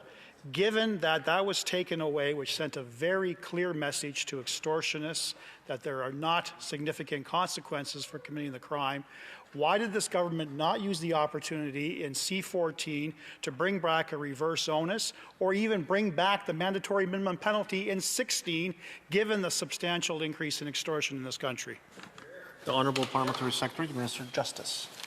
Mr. Speaker, we keep hearing the same talking point from the Conservatives on Bill C5, somehow remove mandatory jail time for extortion. Let me set the record straight, because Canadians deserve to hear this clearly and not just slogans. Newsflash, Mr. Speaker, former Bill C5 did not eliminate mandatory jail time for serious extortion offenses. In fact, we deliberately maintained mandatory minimum penalties for extortion involving restricted or prohibited firearms and for extortions connected to criminal organizations. Those are precisely the type of violent, organized crimes and extortion cases that are causing the greatest harm in our communities today. For the member opposite, since they seem unfamiliar with the law they are criticizing, I would encourage them to have to continue with questions and comments. Questions et commentaires. L'honorable député de Rivière. The Honourable Member for Rivière-du-Nord. Thank you, Mr. Speaker. I thank the colleague for the speech. I also enjoy working with her on the Justice Committee. It's very enjoyable. Now, I've of course read the Conservative motion, and as I've said a few times since this morning, the motion, in my view, won't really lead to anything, and it even makes me feel disheartened. I wonder whether my colleague agrees with me on something, which is that in this motion, we see that the Conservatives want to work on justice issues. So maybe this means that they will stop filibustering and help us pass bills. C14 passed through committee. Tomorrow we're working on C18 and then C16 next week if all goes well. So is it positive, this motion? Does this mean that they care about justice and they will stop doing obstruction? The Honourable Parliamentary Secretary to the Minister of Justice and Attorney General of Canada. I thank the member across the way. I also enjoy working with him on the Justice Committee, and I enjoy working with my Conservative colleagues as well in committee. This government has put forward many bills to protect Canadians and guarantee their safety and security. We passed C14, and I'm hopeful that we will move on to C9 tomorrow in committee, that will go well, and I look forward to working with my colleague on upcoming legislation which will be before our committee, including C16. Parliamentary Secretary to Government House Leader. Yes, thank you, Mr. Speaker. You know, my colleague and I think, share one thing in common, that we have a Prime Minister that has been Prime Minister now for less than a year, and has a very substantial commitment to Canadians to bring forward a crime package. And the bills that she's referencing to, Mr. Speaker, deal in good part with that package. And the question I have for the member is that every day we seem to see the Conservatives filibustering and coming up with all sorts of excuses as to why they don't want to pass the legislation. And when you take a look at the holistic approach that the Prime Minister and this government have put forward, would she not agree that the Conservative Party is in fact clearly filibustering and obstructing the passage of legislation, and that serves their party, but it does not serve the Canadian people as a whole? The Honourable Parliamentary Secretary in 25 seconds or less. Thank you, Mr. Speaker, and I thank my colleague for raising that very important question. And in fact, in reality, this government has been very ambitious to bring forward a crime package ensuring the security of Canadians. We've heard time and time again of what's happening on the streets, and so we've been very bold in our approach, bringing forward bills C5, C2, C8, C9, 12, and 14, and soon C16. So we are very much looking forward to... À l'ordre. Order. Pursuant to Standing Order 38, it is my duty to inform the House that the questions to be raised tonight at the time of adjournment are as follows. First, the Honourable Member for Courtenay-Alberni, Fisheries and Oceans. Number 2, the Member for Oxford, the Economy. Honourable Member for Thornhill. Mr. Speaker, I'm pleased to rise today on a motion addressing an issue that's deeply affecting communities across the country, and it's extortion. And we're debating extortion today in the House for one simple reason. It is a crisis. In just a decade, extortion has increased by 330% nationwide, and in British Columbia alone, it's up more than 500%. These aren't abstract statistics. They represent families and small businesses and entire communities living under a threat of a system that has failed to protect them. Let me set the scene for 1 second. Surrey, BC, it's the 11th largest city in Canada. Let's call it a mid-sized city. In the month of January alone, 31 days, there were 36 reported cases of extortion. That's more than an act of criminal extortion every single day in a mid-sized Canadian city. That's why it's a crisis. And let's be clear about what extortion actually looks like. It's bullets through windows of small businesses. It's gunfire outside family homes in the middle of the night. It's bystanders caught in the crosshairs. And it's families living in fear, wondering if they're next. In Brampton, gunshots were fired outside of a family's home while they slept. A video was sent to them along with that act, demanding $500,000. This is not petty crime, and it's not first-time offenders. It's organized crime, it's transnational gangs, it's hardened, repeat violent offenders, turning quiet neighborhoods, cul-de-sacs, and suburbs into what feels like a war zone for the families that live there. The mayor of Surrey has called it a national emergency. The Premier of British Columbia, which I will remind you, Mr. Speaker, not a Conservative, has called it ludicrous.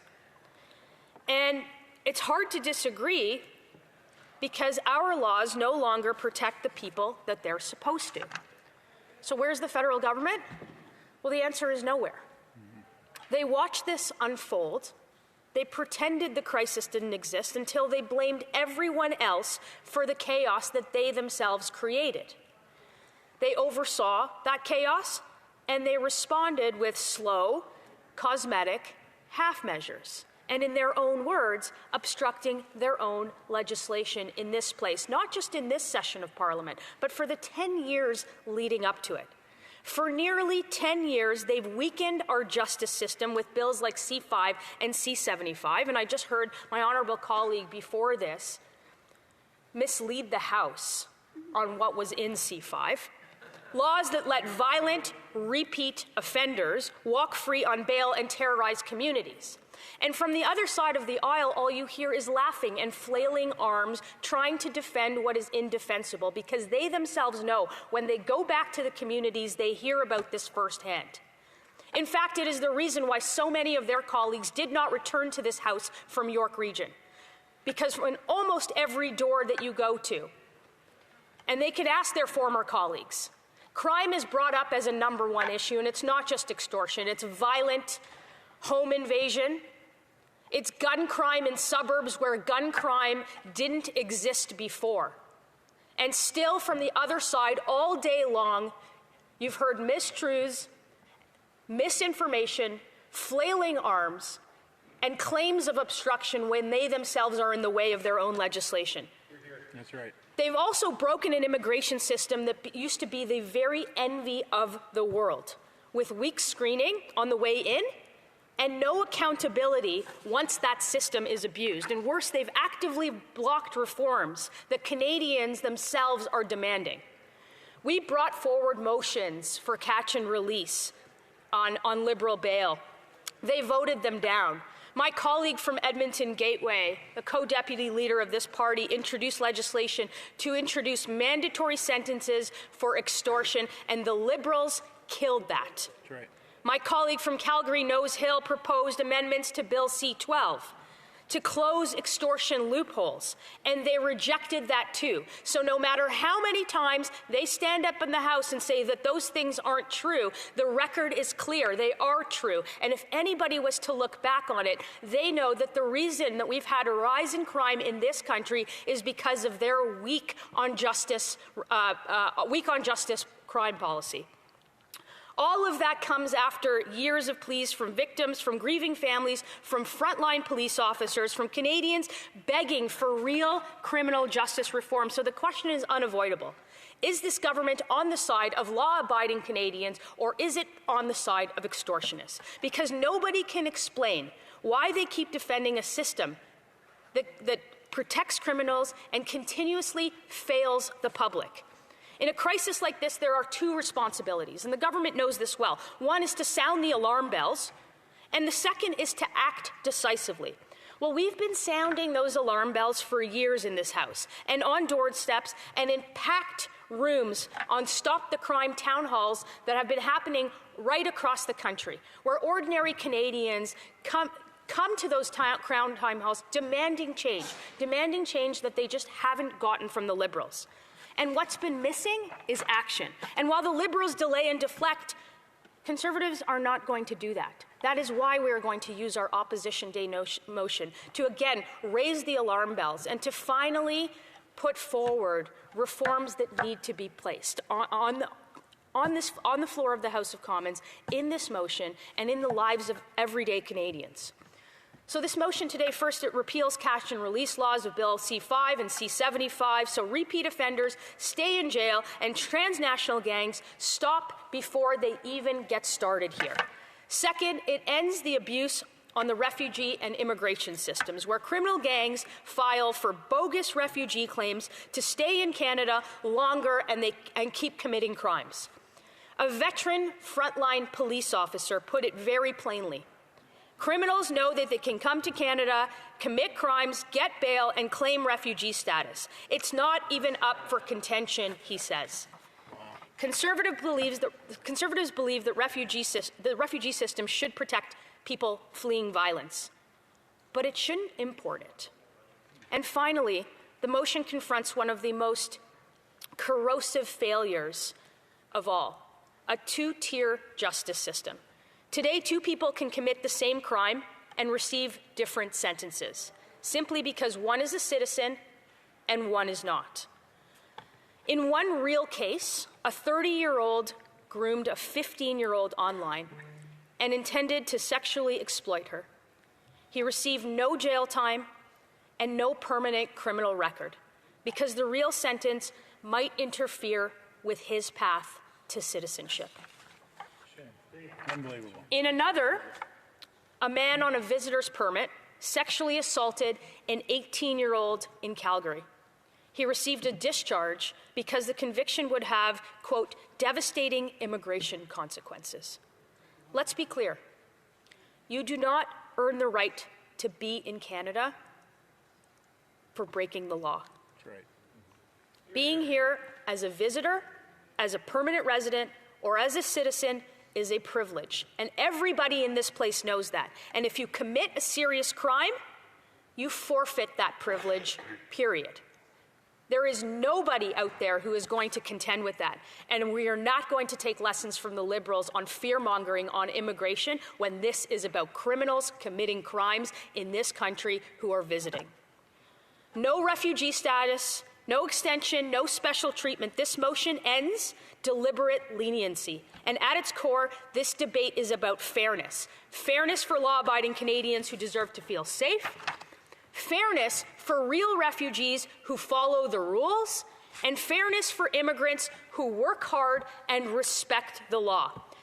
And most of all, fairness for once for the victims of these crimes. Nobody ever talks about that in this place.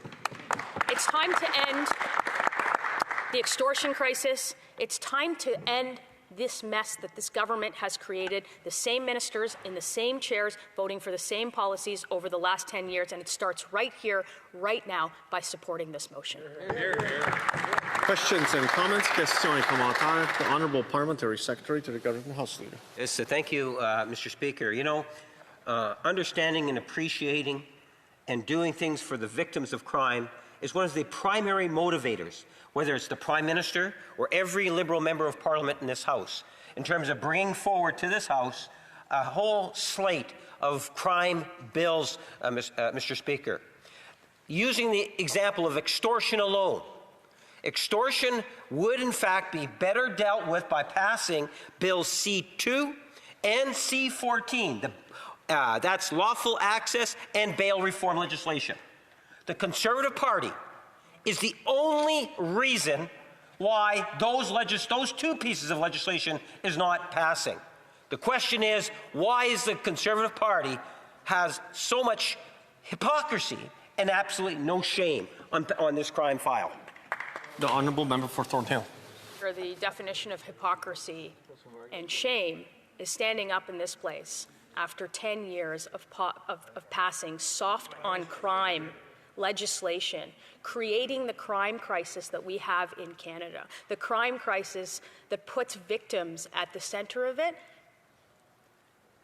where that is the definition of shame and hypocrisy, and standing in the way every single time we've brought forward legislation or a solution in this House, contorting themselves into a pretzel, thinking that they are going to be the ones who solve the very problem that they spent 10 years in this chamber adding to. Questions and comments? Questions et commentaires. L'Honorable. The Honourable Member for Montcalm. Thank you very much, Mr. Speaker. The Criminal Code already has provisions with respect to sentencing for extortion for repeat offenders. But there are new legislative measures in C14 for reform for bail and sentencing, and therefore it would make bail harder to obtain, and it also imposes stricter sentences for extortion. What is lacking in C14 in the member's opinion? Member for Thornhill. Mr. Speaker, C14 is going through committee. In fact, it was 19 times that the committee asked for C14 to be studied. What is lacking is, I think it's been clear in terms of what we've brought forward to this House. And while C14, I think, is a step in the right direction for the victims of crime and those criminals who should be in jail, it certainly doesn't go far enough. We're not going to stand in the way of it, but we're going to make sure that Canadians, when it comes to criminal justice reform, know that there's one party fighting for it and one government continuously obstructing from it.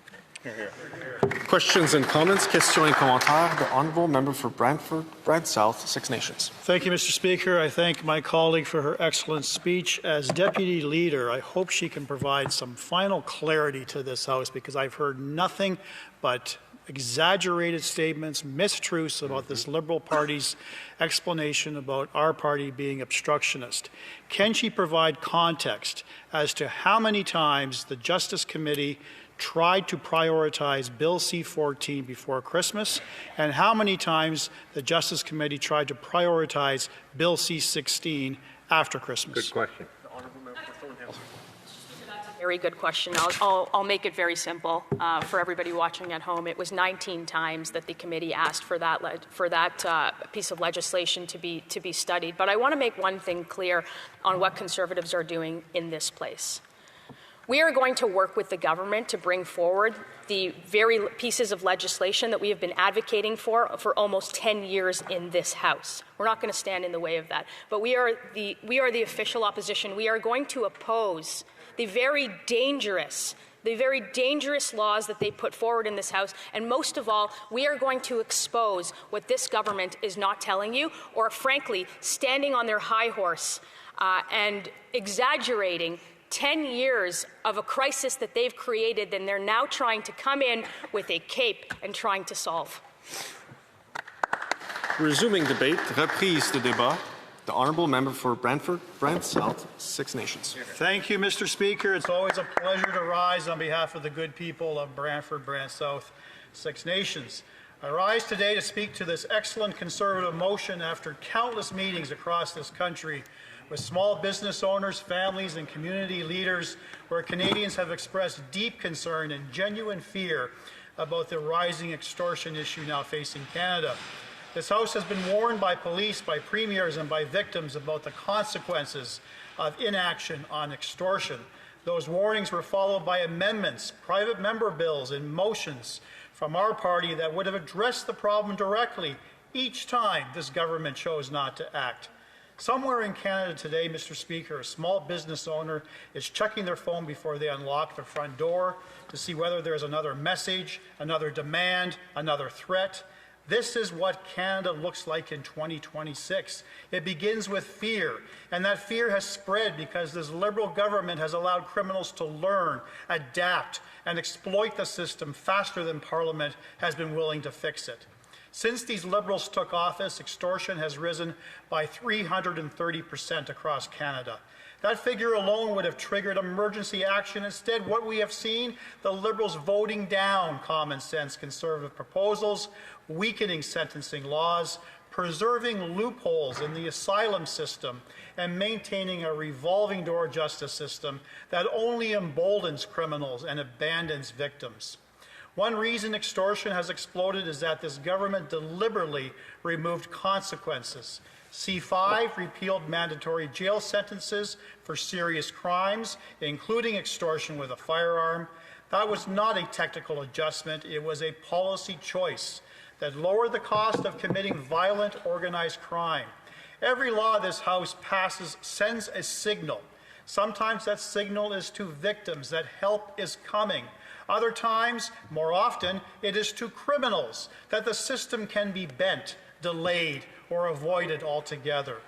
In response, my Conservative colleague, the member for Edmonton Gateway, introduced Bill C-381 to restore mandatory jail time for extortion, to strengthen penalties when firearms or organized crime are involved, to recognize arson as an aggravating feature.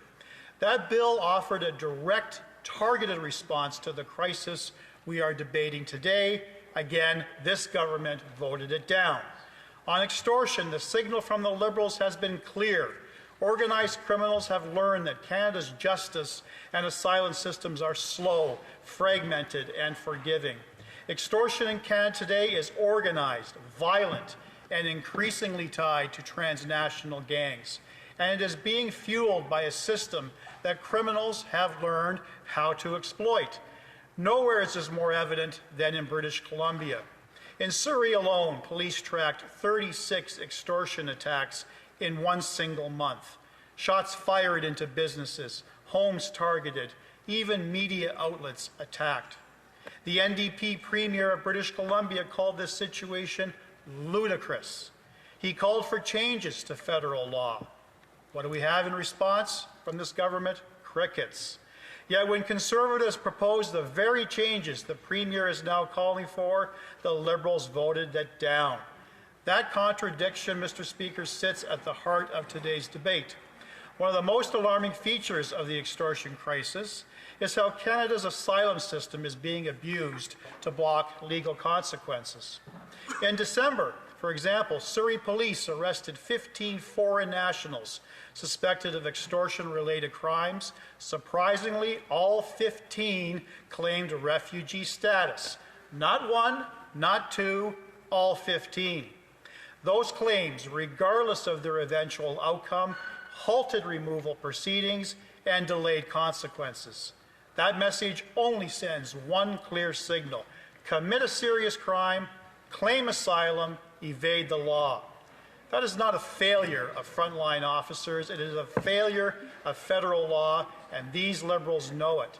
That is why the Conservatives proposed amendments to bar non-citizens convicted of serious crimes from making refugee claims, and to bar those with active judicial proceedings for serious crimes from doing so as well.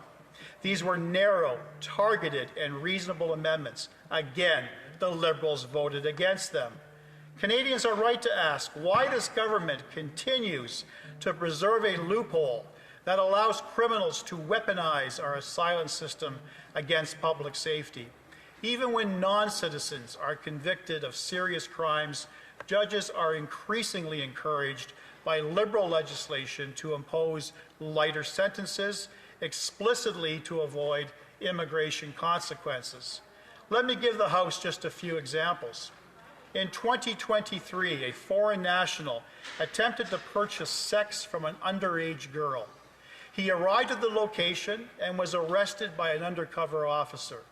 At sentencing, the court imposed a reduced sentence specifically to avoid affecting his immigration status. That is disgusting, Mr. Speaker. In Whitby, Ontario, Manpreet Gill caused a deadly wrong-way crash on Highway 401. A family died. He was also guilty of breaching a probation order, yet the court imposed a 5.5-month sentence, citing potential immigration consequences. A travesty. In Calgary, a 25-year-old non-citizen assaulted an 18-year-old in a nightclub. He was found guilty, but again received a lighter sentence to avoid deportation. What a dangerous signal our courts are telegraphing to the public. These are not isolated incidents. They are the predictable result that we warned this government numerous times with the passage of C5 and C75 that instructs judges to prioritize restraint, minimize incarceration, and consider collateral consequences for offenders. The results, Mr. Speaker, are devastating. Victims see offenders walk free, communities lose faith and trust in the justice system. Criminals learn that Canada is a place where consequences are negotiable and extortionists take note. The government may point to Bill C-14 and claim it fixed the bail problem. However, it did not. They had an opportunity to create a reverse onus provision for extortion as a serious offense in its own right, failed to do so. That means individuals charged with extortion, even repeat offenders tied to organized intimidation campaigns, can still be released while awaiting trial unless another qualifying charge happens to apply. At a time when extortion is one of the fastest growing violent crimes in the country, this government chose not to treat it with the seriousness it demands. Even subsequent Liberal criminal justice bills failed to correct this mistake. Bill C-16 does not restore mandatory minimum sentences for extortion or reverse the damage done by Bill C-5. So while the government speaks about balance and modernization, extortionists continue to face weaker penalties today than they did before 2015, despite the crime being more prevalent, more organized, more violent than ever. This is not coincidence. This is a policy choice by these Liberals. The motion before us today is clear and reasonable. Calls on the government to bar non-citizens convicted of crimes from making refugee claims. Bar those with active proceedings for serious crimes from doing so. End leniency in sentencing designed to avoid deportation. Repeal Liberal laws that created catch and release. None of this undermines genuine refugees. None of this targets law-abiding newcomers. In fact, it protects them because immigration communities are often the first victims of extortion. Ask the small business owners in Surrey. Ask the families in Brampton. Ask the shopkeepers who are paying protection money, not because they want to, but because they are afraid. They are begging and urging this government to act. Canada is a compassionate country, but compassion without accountability is negligence. We can welcome newcomers, protect refugees, and still enforce the law. Today, this House has a choice. We can continue with excuses, half measures, and delayed action, or we can send a clear message. Canada will not be a safe haven for extortionists, violent offenders, or those who abuse our asylum system. I urge all members to support the motion, stand for once with victims, and restore confidence in Canada's justice and immigration systems. Canadians are watching. Are they listening? Yeah, good speech. Good speech. Questions and comments. The Honourable Secretary of State for Combating Crime. Thank you, Mr. Speaker. I know I'm not supposed to call anyone a liar in this House, but I'm really shocked when I'm hearing things like there's Liberal legislation that somehow tells judges to give lenient sentences on immigration status.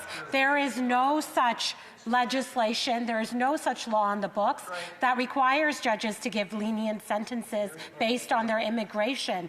That is absolutely, patently incorrect. And I think the Conservatives want Canadians to believe these falsehoods. Just like the Leader of the Opposition today in the House, Mr. Speaker, said that C2 is trying to is allowing authorities to read people's emails. That is false. What C2 would do, what lawful access would do, it would help the police connect phone numbers to names. And that is so important in order to be able to catch these extortionists. Just a reminder to members and to the Secretary of State is we cannot do indirectly, but we cannot do directly as well. So at the beginning of her statement, just a reminder to the member from Brantford, Brant South Six Nations. Perhaps the Secretary of State needs to look herself in the mirror and ask her, why have I failed Canadians? Why have I failed victims? Why have I allowed such criminality to be so persuasive throughout this country? She had a choice. She could have said no to the passage of Bill C-5, which eliminated mandatory minimum penalties. She voted yes.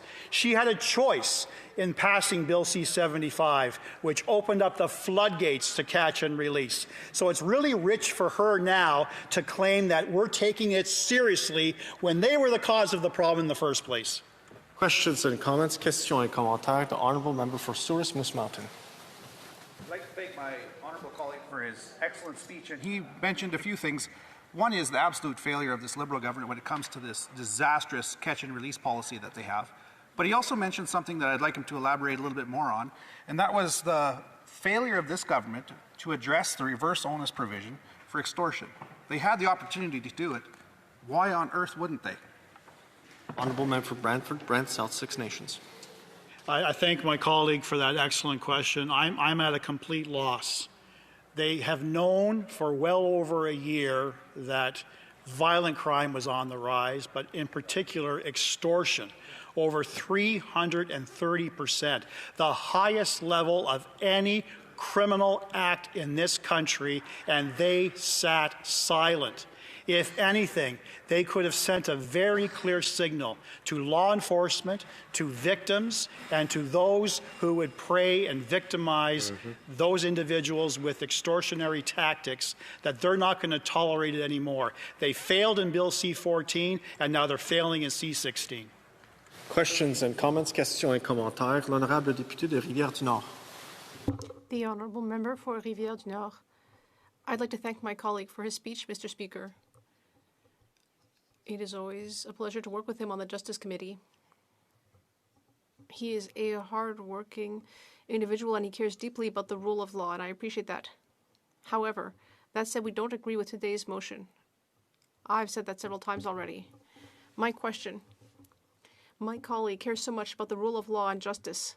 So, with that in mind, can we hope that when C-14 comes before this House, I think it's on Friday, can we hope that our Conservative colleagues will vote in favor? Since they've said several times that it's a step in the right direction, and can we hope that they will vote in favor of C9, which will be at committee tomorrow? on hate crimes, and then we will be studying C-16.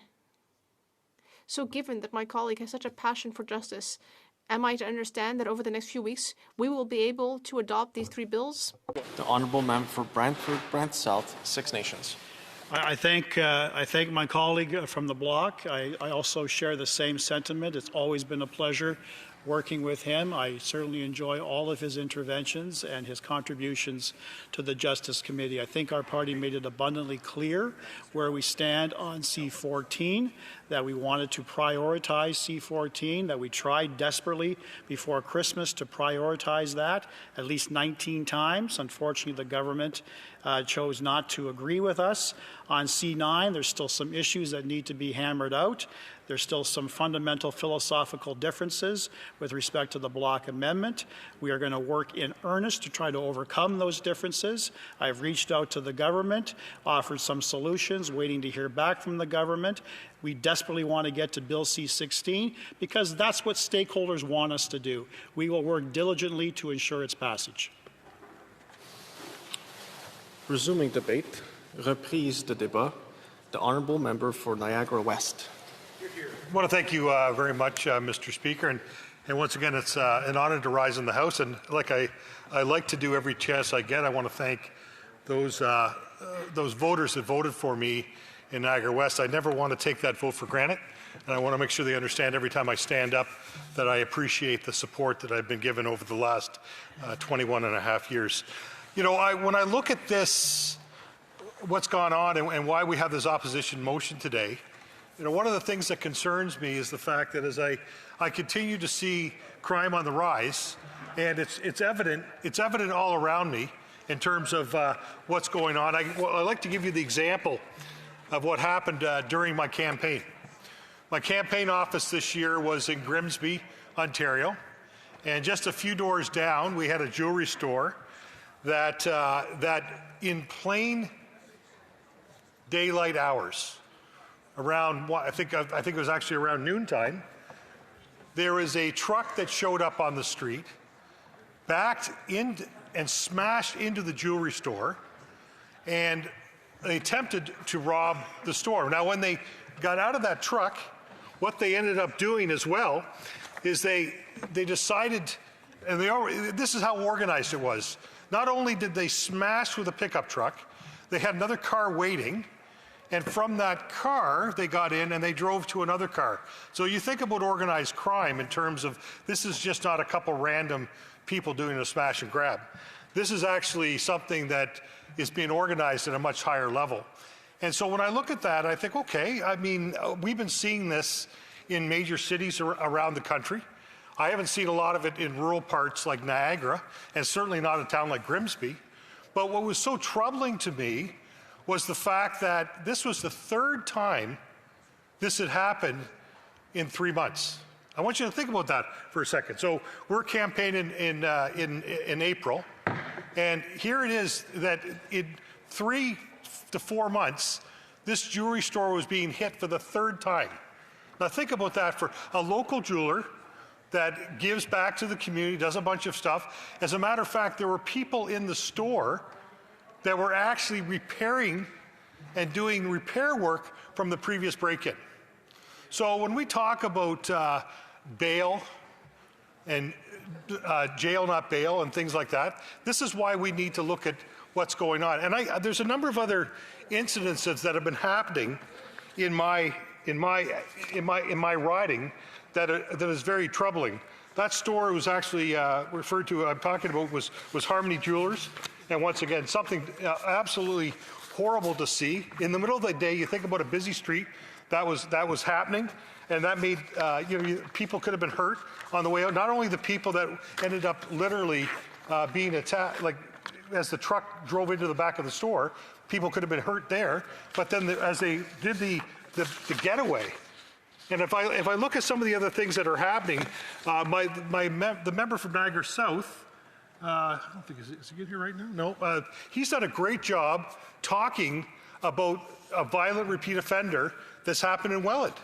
He's been talking about it nonstop, and you start to think about this. These are small towns that we're not used to seeing this type and level of violence.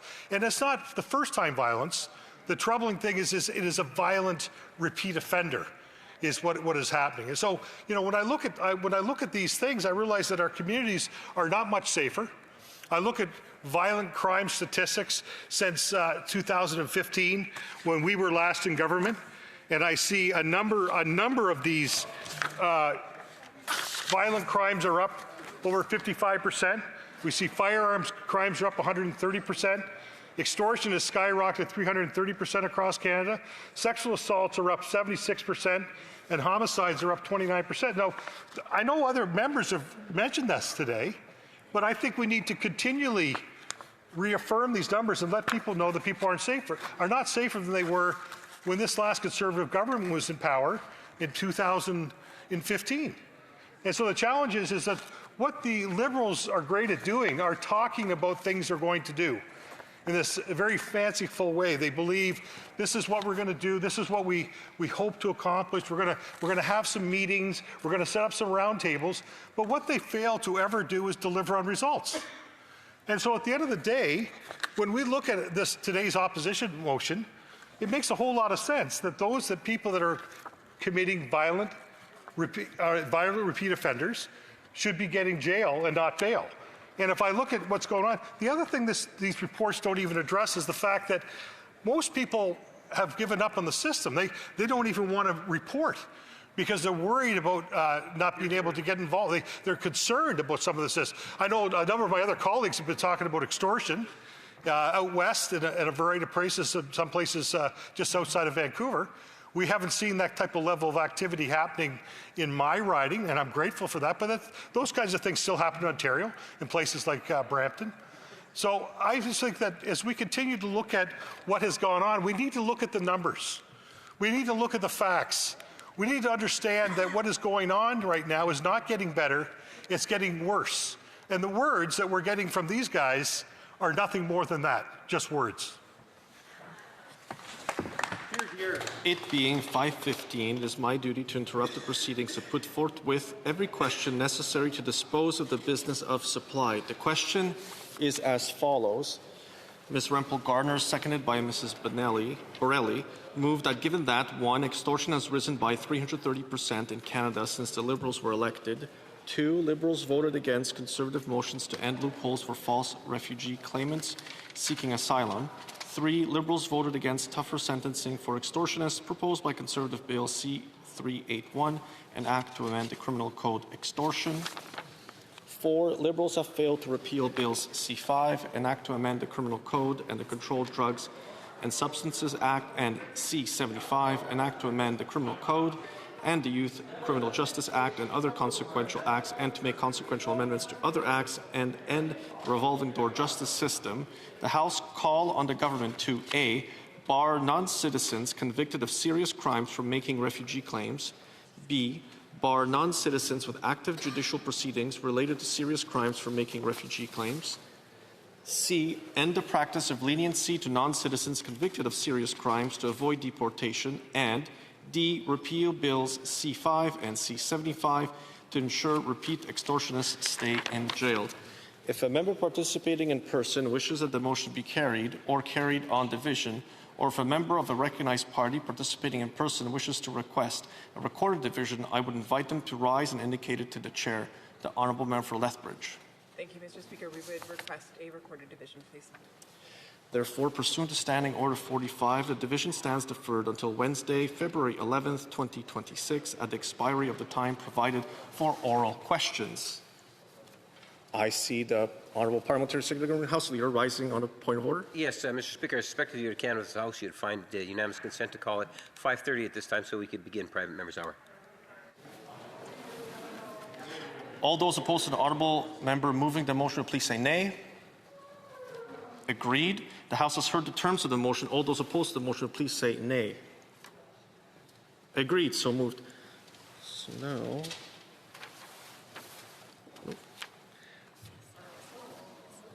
order of the day. It being 5:30, the House will now proceed to the consideration of private members' business as listed on today's order paper. Orders of the day, private members' business, resuming debate at second reading of Bill S-227, Arab Heritage Month Act, standing in the name of Mr. Hussain. So resuming debate, the honourable member for Windsor-Tecumseh Lakeshore. Thank you, Mr. Speaker. I'm pleased to rise today in support of Bill S-227, a bill that would recognize April as Arab Heritage Month in Canada. And this matters to Arab Canadians, especially in a city like mine, Windsor. Windsor has always been a working city, a city built by people who showed up ready to work. Windsor's always been, it's a city built by people who showed up ready to work, people who believed that if you put in the effort, you could build something better for your family. Arab Canadians are part of that story. Families came here from Lebanon, Syria, Iraq, Egypt, and across the Arab world. Some arrived decades ago, others more recently. They came looking for stability, for opportunity, for a future their kids could count on. They didn't come expecting an easy road, and they didn't get one, but they worked, they adapted, and they built lives here in Canada. Today, Arabic is the third most spoken language in my city of Windsor, Ontario, after English and French. That tells you something important. It tells you that Arab Canadians are not on the margins of our city. They are woven into everyday life, at work, at school, in business, and in our neighborhoods. You can see that clearly along Wyandotte Street in what many of us call the Arabic Village. Walk down that street and you don't just see businesses. You feel community. You smell fresh bread coming out of the bakeries early in the morning. You see families gathered in restaurants late in the evening. You hear Arabic music drifting out of cafes, sometimes traditional, sometimes modern, sometimes mixed with North American sounds. All this didn't happen by accident, and it didn't happen because of a government plan. It happened because people took risks.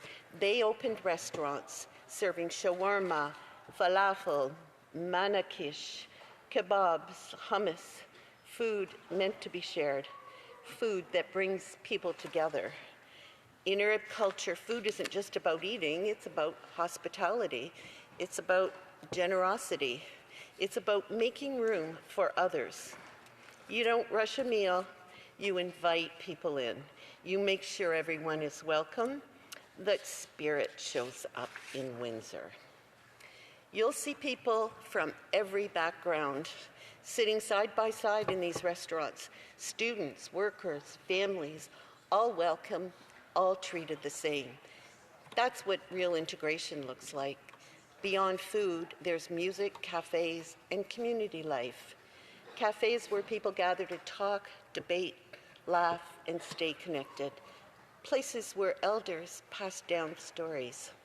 Places where young people blend cultures naturally. At community events and festivals, you'll see traditional dance, live music, and celebrations that are open to the whole city, not closed off, not exclusive, but shared. And that matters because culture isn't preserved by locking it away. It's preserved by living it and by inviting others to experience it. And that's exactly what Arab Canadians in my city of Windsor and Tecumseh have done. Many came here with strong education and skills. There were engineers, doctors, teachers, tradespeople, entrepreneurs. But when they arrived, it wasn't easy. Credentials didn't always transfer. Language barriers existed. Some had to take jobs below their training just to get started. Some had to start over completely. And still, they pushed forward. They went back to school. They retrained. They worked nights and weekends. They opened small businesses with family support and working long hours. They did what Windsor families have always done. They made sacrifices so their kids wouldn't have to. We should also be honest about this. Not everyone came here by choice. Some were fleeing war, conflict, instability. They arrived carrying loss of homes, loss of careers, sometimes loss of loved ones. And still they believed in Canada. They believed that if they worked hard, this country would give them a fair shot. And Canada did just that. Today, Arab Canadians are raising families in Windsor and across Canada. They volunteer, they coach sports teams, they support local charities, they run businesses that keep our neighborhoods alive. Their kids go to school with our kids. They argue about hockey like everyone else. They speak English with Windsor accent, sometimes mixed with Arabic at home. They're not separate from the community. They are the community. That's why Bill S-227 matters. This bill isn't about division. It's not about special treatment. It's about recognition. It's about saying that this community matters. That its contributions matter. That its story belongs in the Canadian story. For young Arab Canadians growing up in Canada, that recognition counts. It tells them they don't have to choose between who they are and where they live. They can be proud of their heritage and also proud to be Canadian.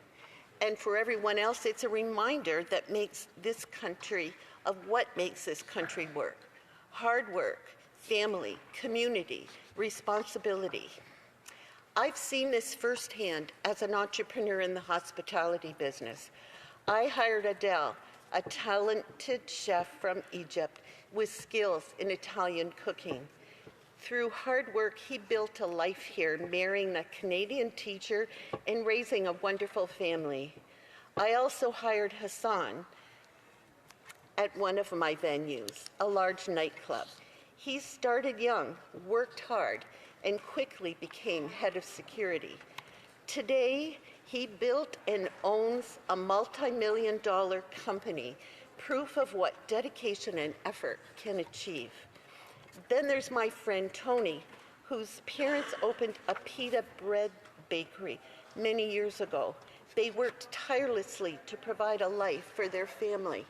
Tony is now an electrical engineer, deeply involved in Windsor, volunteering on boards and with charitable and political organization.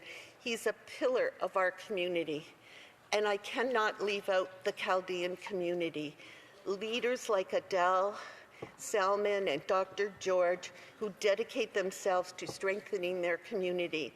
Another friend, Kassan Saka, founded an organization that helps Iraqi and other immigrants settle in Windsor.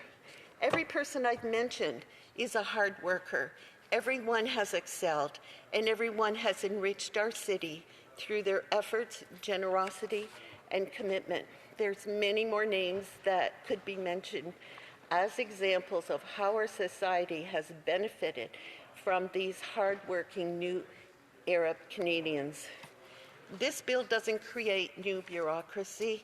It doesn't cost taxpayers money. It doesn't tell anyone how to live. It simply acknowledges a reality that already exists. Mr. Speaker, Windsor knows what happens when people are given the freedom to succeed. Arab Canadians have helped build my city and this country, one business, one family, one meal, one neighborhood at a time. For that reason, I'm proud to support Bill S-227, and I encourage my colleagues to do the same. Thank you.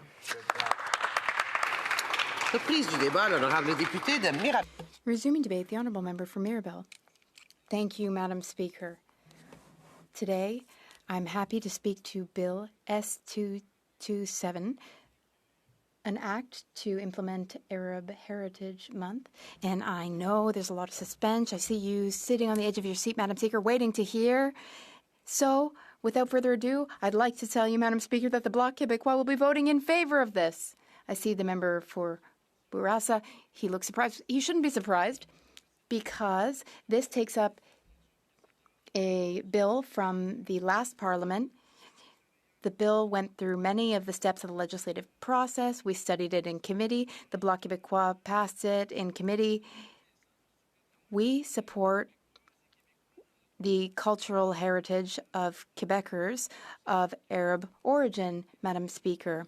In Quebec, we have a different integration model. In Quebec, we have interculturalism. It's always important to remind everyone of that. Arab Quebecers have made exceptional contributions to Quebec. Canadians and Quebecers of Arab origin, well, we need to be more specific because Arab refers to a whole civilization, a huge group of people.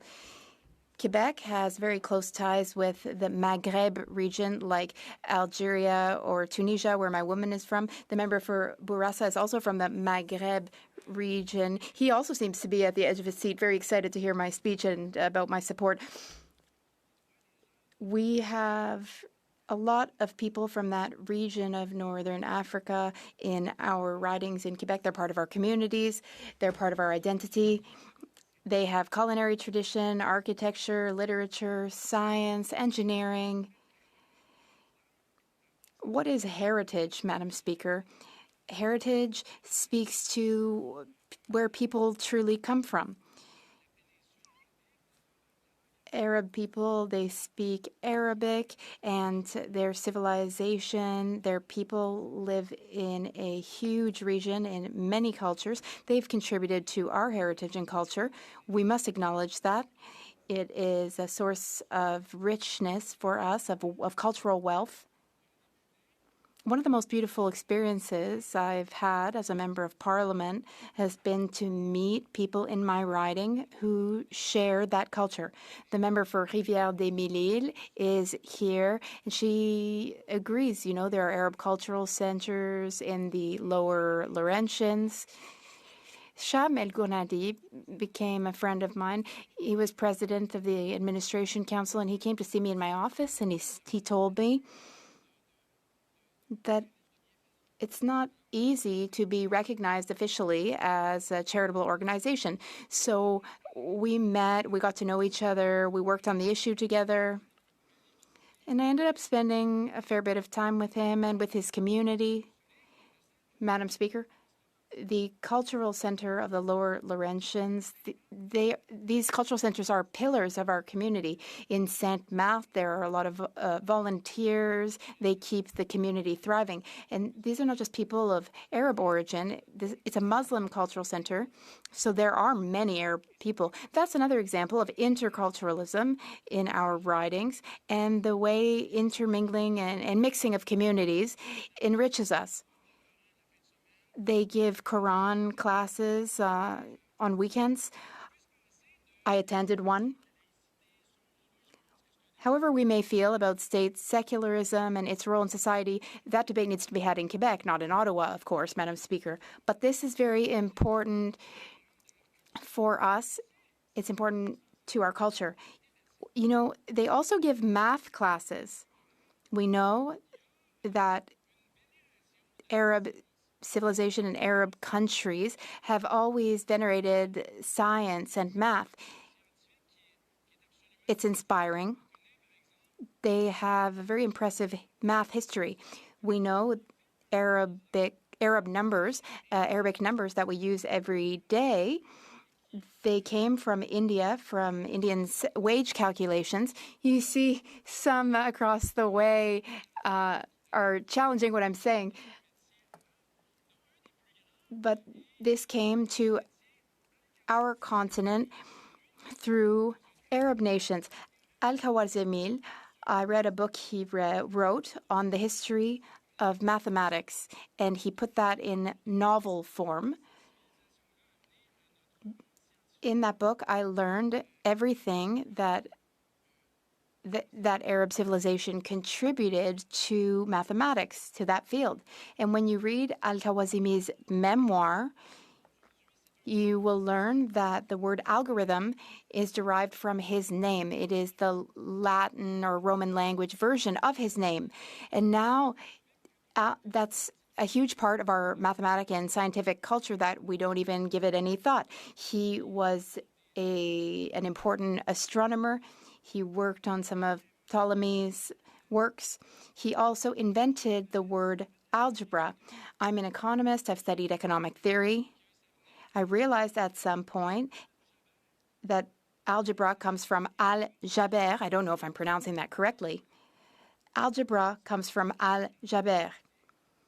All this to say that in our day-to-day lives, we interact with other cultures, sometimes without even knowing it. As an economist, I was very impacted by the math parts of that culture. That culture has a lot of impacts. They also offer math classes to children at the Cultural Center of the Lower Laurentians. It's incredible. I would have loved to take math classes on Saturdays and Sundays as a kid. Well, as a kid, maybe I would have had to have been forced to take those classes, but I would have appreciated it later. They also offer Arabic language lessons. As you know, Madam Speaker, in Quebec, we speak French. Quebecers from the Maghreb region are part of the francophonie. It's important for us all to remember our culture and where we come from. People from that region really value family. They are often in touch with their family back home. And they also speak many languages. They're multilingual. That's part of their heritage and culture. I think that we should really be inspired by immigrants who immigrate to Canada and are multilingual. I think it's very impressive. It's great, Madam Speaker. Now, back to interculturalism and how we live together in our communities. We share a lot of things. And we, as an intake society, as a place where people immigrate, these people have a lot to offer us, and we offer them things. It's reciprocal. And then, over time, both of our identities evolve together, and we can all speak openly and honestly. We can debate. We can evolve. Sometimes we have difficult conversations, but we do so in a civil manner. And debate is very common. Heated conversation is very common in Quebec. It's part of our culture. I think it's great that we will be recognizing the contributions of all of these people who have contributed to our communities, to our culture, and who are still contributing. I think it's great to highlight that Arab culture and Arab heritage, and so I'm very happy to inform you, Madam Speaker, that the Bloc Québécois will be supporting this bill. Debate. The Honourable Member for York South Weston Etobicoke for his right of reply. Thank you so much, Madam Speaker. Good evening to you and to my colleagues and to Canadians who are joining us to witness this important moment of parliamentary collaboration. I rise this evening with a deep sense of honour to speak to Bill S-227, an act respecting Arab Heritage Month. It is a moment where Parliament once again has the opportunity to rise above partisanship, move forward in celebration of our shared values of inclusion, recognition, and belonging. I know that sometimes there are moments when the House truly comes together, and I believe this is one of those moments, Madam Speaker. This is not the first time that this bill has reached this place. In the last Parliament, my colleague, the member of Ottawa South, introduced Bill C-232, a forerunner of this very bill. That legislation passed this House unanimously with the support of every party and every member in this chamber. It was a rare moment of unity that reminded us what Parliament is capable of when we come together in the spirit of national recognition. And so before I go any further, I want to thank the member for Ottawa South for all the work that he has done and his leadership to champion this bill in its earlier form in the last Parliament. Today, I'm proud to sponsor Bill S227, and I want to sincerely thank Senator Mohamed Al-Zaibek for his leadership in reintroducing this legislation in the other place and guiding it all the way through the upper chamber with determination and grace. I also want to recognize the valuable contributions of colleagues from all sides of the House in support of this bill. To the Parliamentary Secretary, to the Minister of Industry, I'd like to thank him for sharing his personal background and the tremendous highlighting the economic contributions of Arab Canadians and their role in shaping Canadian prosperity. To the Parliamentary Secretary, to the Government House Leader, his words on the importance of education and cultural awareness were timely and very important to that first hour of debate. To the member for Edmonton Manning, my good friend, his reflections on the vibrant Arab community from coast to coast to coast in Alberta, but also across the country, have really brought warmth and insight to this important debate. Thank you. Au député de Jonquière, merci pour son point. I thank the member for Jonquière for his point of view, what he said about North African and Arab immigration to Quebec. I thank the member for highlighting the importance of student mobility, civic inclusion, and mutual understanding. For Windsor West Tecumseh Lakeshore, thank you so much for your remarks on cross-border connections between Arab Canadians and Arab Americans and the unique contributions that Arab Canadians have made and continue to make, not just to your community, but right across the country. And I share with you that sense of pride in and importance of recognizing this Canadian community. Each of you built the foundation for today's debate, and I want to thank you. Merci beaucoup tout le monde. Thank you very much, everyone. Speaker, this bill proposes that every year the month of April be designated as Arab Heritage Month in Canada. It is a month that will allow Canadians to learn, reflect, and celebrate the contributions of Arab Canadians, their history, culture, and heritage.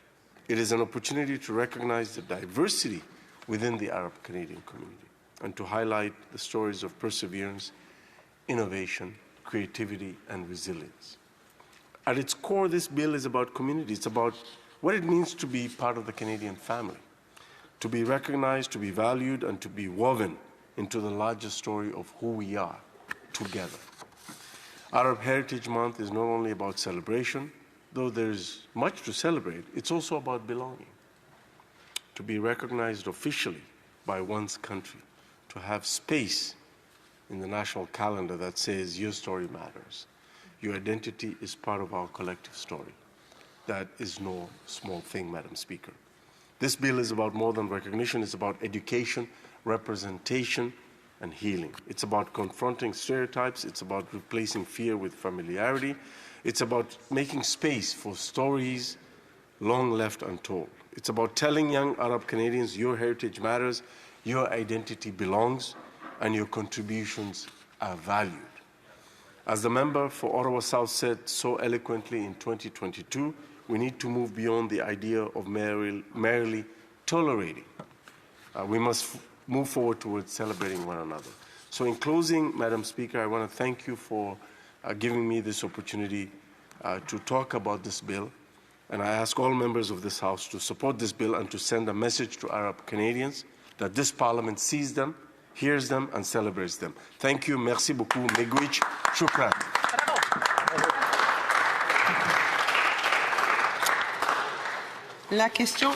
The question is as follows. Move that Bill S227, an act respecting Arab Heritage Month, be now read a second time and referred to the Standing Committee on Canadian Heritage. If a member participating in person wishes that the motion be carried or carried on division, or if a member of a recognized party participating in person wishes to request a recorded division, I would invite them to rise and indicate it to the chair. The Honourable Parliamentary Secretary to the Government House Leader. Just to pass on division, Madam Speaker. Agreed. Carried on division? I therefore declare the motion carried on division. élections de ce projet de loi. Accordingly, the bill stands referred to the Standing Committee on Canadian Heritage. À l'ordre. À ce moment. Order. Pursuant to Standing Order 38, a motion to adjourn the House is deemed to have been made and seconded at this time. Therefore, the question is that this House do now adjourn. Albany. Madam Speaker, tonight I'm here on behalf of Pacific Salmon. And Madam Speaker, the Pacific Salmon Strategy Initiative, the main federal program supporting wild salmon restoration, habitat protection, science and rebuilding on the West Coast sunsets at the end of March. It was not renewed in the budget, and there is still no confirmation of renewal. This puts the single largest federal investment in wild salmon recovery at risk. First Nations, hatcheries, and community restoration groups can't plan projects or keep workers on the ground without certainty. Habitat restoration is not something you can turn on and off. Salmon recovery takes years of steady work. Time is of the essence. If the government is serious about protecting wild salmon and supporting coastal economies, it must renew the Pacific Salmon Strategy Initiative now. On the West Coast, wild salmon are not an abstract policy issue. They are food security, culture, ecosystem health, local livelihoods, and local economies. Organizations like the Redfish Restoration Society, working with Nuu-chah-nulth Nations, have spent decades restoring watersheds, rebuilding salmon habitat, and training local workers. This is reconciliation in action. We also know from programs like the Watershed Security Fund that restoration works. Dozens of projects have been supported, hundreds of jobs created, and millions leveraged in community investment. Demand far exceeds available funding. Communities are lining up to do the work. If something works, you scale it up. You don't pull the rug out from underneath the people rebuilding wild salmon and protecting watersheds. Now, Madam Speaker, there's also a separate policy discussion underway about the salmon allocation policy. That review is long overdue and tied to court decisions and conservation realities. There's also been a lot of fear stirred up around the salmon allocation policy review. People are being told they'll lose their right to fish, that salmon will stop being a public resource, or that the Constitution is being rewritten. None of that is true. No one is being shut out of the water. Recreation fishing is not being eliminated. Families will still be able to fish. Now, Madam Speaker, some Conservatives have chosen to stir fear instead of engaging honestly with the law, the science, and the reality facing wild salmon. At the same time, the Liberal government has failed to clearly explain what this review is and what it's not, allowing misinformation to spread. What is actually happening is long overdue. Courts have ruled that Indigenous fishing rights must be meaningfully accommodated. Outdated policy from 1999 has failed to reflect that reality, and at the same time, many wild salmon stocks are still in decline. Conservation and rebuilding must come first, because without healthy wild salmon, there is no fishery for anyone.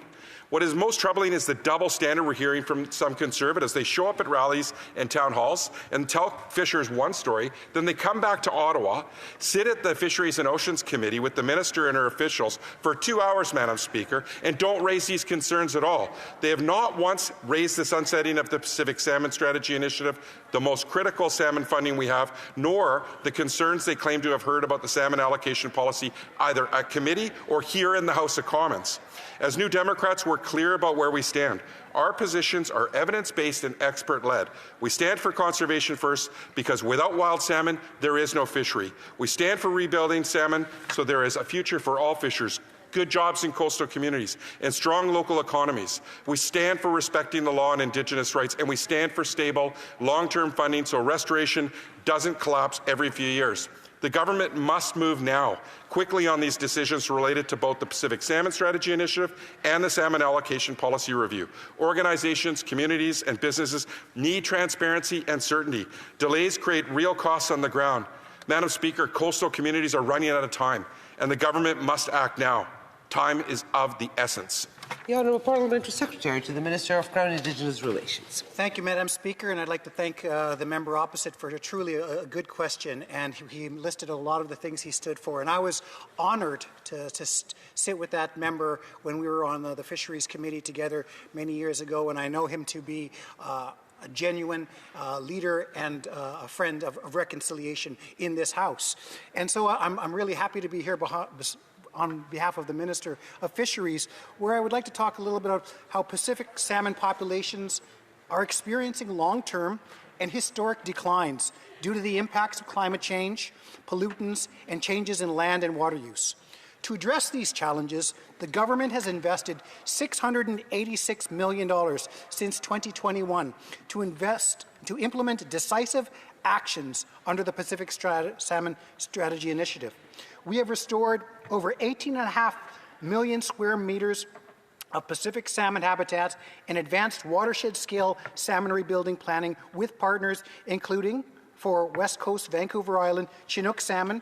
During the summer of 2024, Fisheries and Oceans worked with 60 partners in 75 areas across British Columbia to respond to immediate drought-related issues, fund emergency projects, and support fish passage to spawning areas with critical restoration projects. We have provided a further $90 million for 73 projects through Phase 2 of the British Columbia Salmon Restoration and Innovation Fund to protect and restore Pacific salmon habitats and other priority wild fish stocks. Under the salmon enhancement pillar of the Pacific Salmon Strategy Initiative, we're expanding our hatchery infrastructure and upgrading 47 hatcheries to boost at-risk salmon in priority areas. We are developing new hatchery management tools to optimize sustainable harvest and rebuilding outcomes for more than 250 Pacific salmon stocks. Through the Harvest Transformation Pillar of the Pacific Salmon Strategy Initiative, we have retired 473 commercial Pacific salmon licenses, reducing the total number of eligible salmon license holders by 35.7%. In terms of Indigenous fisheries, Fisheries and Oceans Canada has collaborated with more than 40 First Nations and Indigenous fisheries organizations on over 60 Indigenous Harvest Transformation Partnership projects to transition fisheries to more selective fishery methods and improved monitoring while reducing impacts on vulnerable salmon stocks. Fisheries and Oceans Canada has also piloted 6 selective fisheries. And we've heard in committees and we've heard across this country that the salmon means so much more to First Nations all across Canada, especially BC, that it's not just about fishing, it's about culture, it's about lessons, it's about their stories, it's about their culture. And so in June 2024, Fisheries and Oceans Canada, First Nations in British Columbia, and the province of British Columbia signed a new trilateral accord to coordinate and align conservation restoration efforts to improve outcomes for salmon over the long term. We are advancing targeted efforts in the Yukon, including investments in First Nation salmon, fisheries transition, stewardship and monitoring activities, and integrated rebuilding planning. Pacific salmon holds a deep socio and cultural significance for the people of the West Coast of Canada. The government remains committed to the long-term health and sustainability of these vital fishery resources. Through Fisheries and Oceans Canada, work under the Pacific Strategy Initiative, including our continued collaboration with First Nations harvesters, stakeholders, and the Government of British Columbia and Yukon. Meaningful progress is being made to address conservation challenges and support sustainable salmon harvesting over the long term. Member for Courtenay Alberni. Madam Speaker, I appreciate my colleague talking about the record amount of funding invested in wild salmon and its success, and I have a lot of respect for him. But now's not the time to take our foot off the gas. The answer tonight doesn't give coastal communities what they need. Certainty. The Pacific Salmon Treaty Initiative is set to expire in just over a month, and we still don't have a clear commitment on its renewal. That puts restoration work, good jobs, and real progress on wild salmon recovery at risk. First Nations, hatcheries, and community restoration groups, they can't plan without stable, long-term funding. Habitat restoration isn't something you turn on and off. Time is of the essence. There's also a separate review underway of the salmon allocation policy. People deserve honest communication about what that review is and what it's not. No one is losing their right to fish. Recreation fishing is not being eliminated, but conservation and rebuilding must come first, because without healthy salmon, there is no fishery for anyone. Coastal communities are waiting. This Liberal government needs to move quickly, provide transparency, and commit now to renewing wild salmon restoration funding. Parliamentary Secretary. Thank you, Madam Speaker. And I hear the urgency in my colleague's voice. I just want him to know that we are urgently discussing this. We are making sure that our processes with our partners are collaborative. And we're going to ensure that the government continues to move forward with the investment of $686 million over 5 years to implement decisive actions under the Pacific Salmon Strategy Initiative to meet these challenges. We recognize the importance of long-term measure for the sustainability of the Pacific salmon of the West Coast. We have accomplished many targeted initiatives to date, including restoring more than 18.5 million square meters of salmon habitat, retiring more than 400 commercial licenses, upgrading fisheries in Oceans Canada and community hatchery infrastructure, and supporting sustainable fishing opportunities while reducing its impact on valuable stocks. I recognize the social, economic, and cultural importance of Pacific salmon for Canadians. The government is committed to the long-term health and sustainability of our vital fisheries resources and is confident that the department's progress. And we are done. The honourable member for Oxford. Thank you, Madam Speaker. Last election, the Prime Minister said, judge me for the prices at the grocery store. Those were his words. But since then, he's actually failed. The stats are in, the facts are in. We have the highest food inflation in the G7. The highest. Higher than the U.S., actually double than the U.S. We have 2.5 million food bank visits in a single month. A quarter of them are children. We're seeing a 10% increase in homelessness encampments in Ontario. There is a crisis that is unfolding. Every time someone goes to the grocery store to buy some nutritious food for their family, they go to the checkout lane, they're looking at the food they're buying, and they're looking at the price that's being ringed in. They can't believe their eyes. We're seeing seniors put items back on the shelves just because they can't afford it. We're seeing working class folks who have decent jobs now relying on food banks for the first time. Our food banks are actually at one of the highest levels when it comes to demand. I heard from my riding one of the food banks say that those that used to once donate to the food bank are the ones actually using it now. And just last week, I received one of the toughest, worst emails I think I've ever received in my 3 years as the Member of Parliament for Oxford. I woke up, I looked at an email from a senior. She said, "How can I apply for MAID?" She wanted to end her life. And in that email, she talked about the reason why. She said she can't afford to eat. She doesn't feel like being a burden on her own family, on her kids.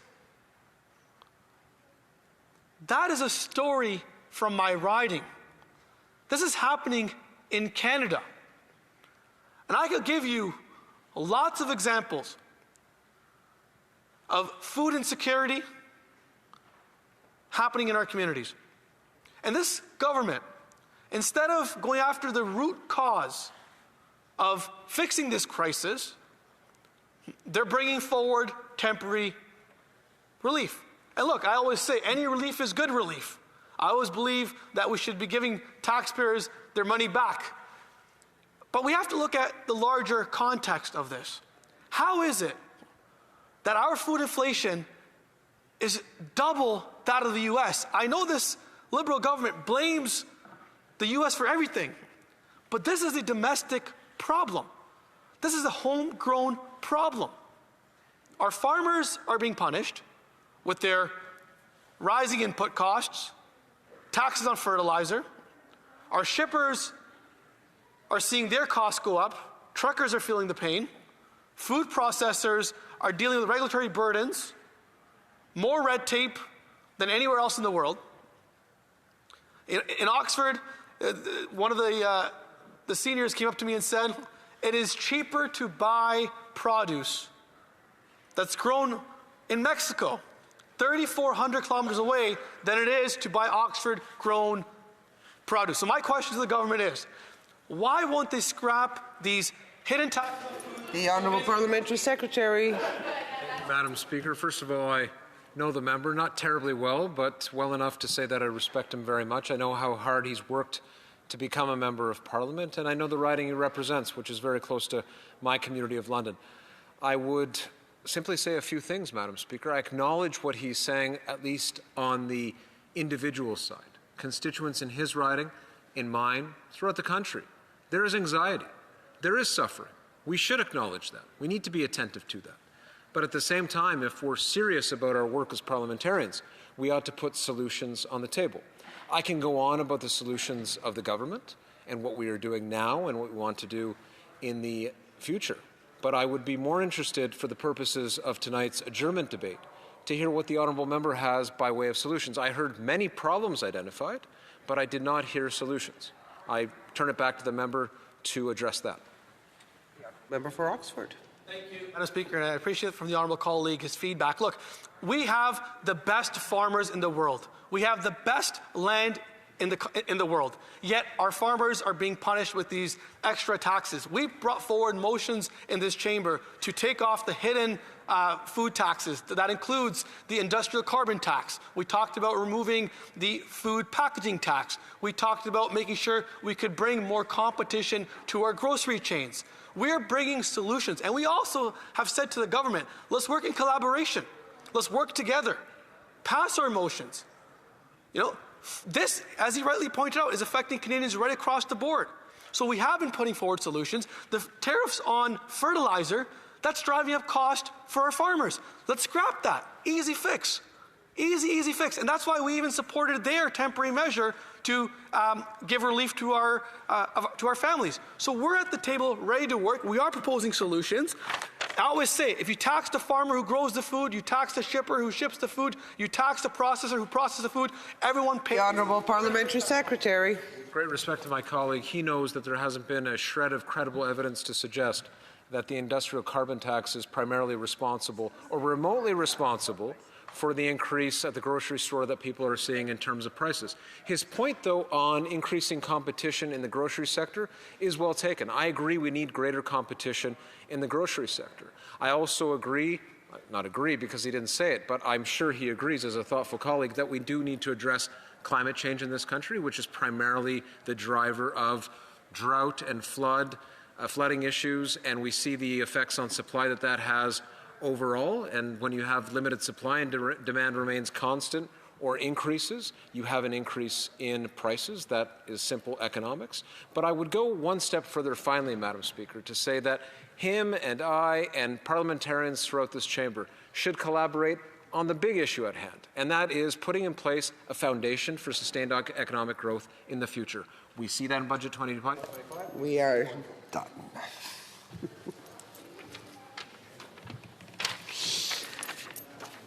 I have the honour to inform the House that a message has been received from the Senate, informing the House that the Senate has passed the following bill to which the concurrence of the House is desired.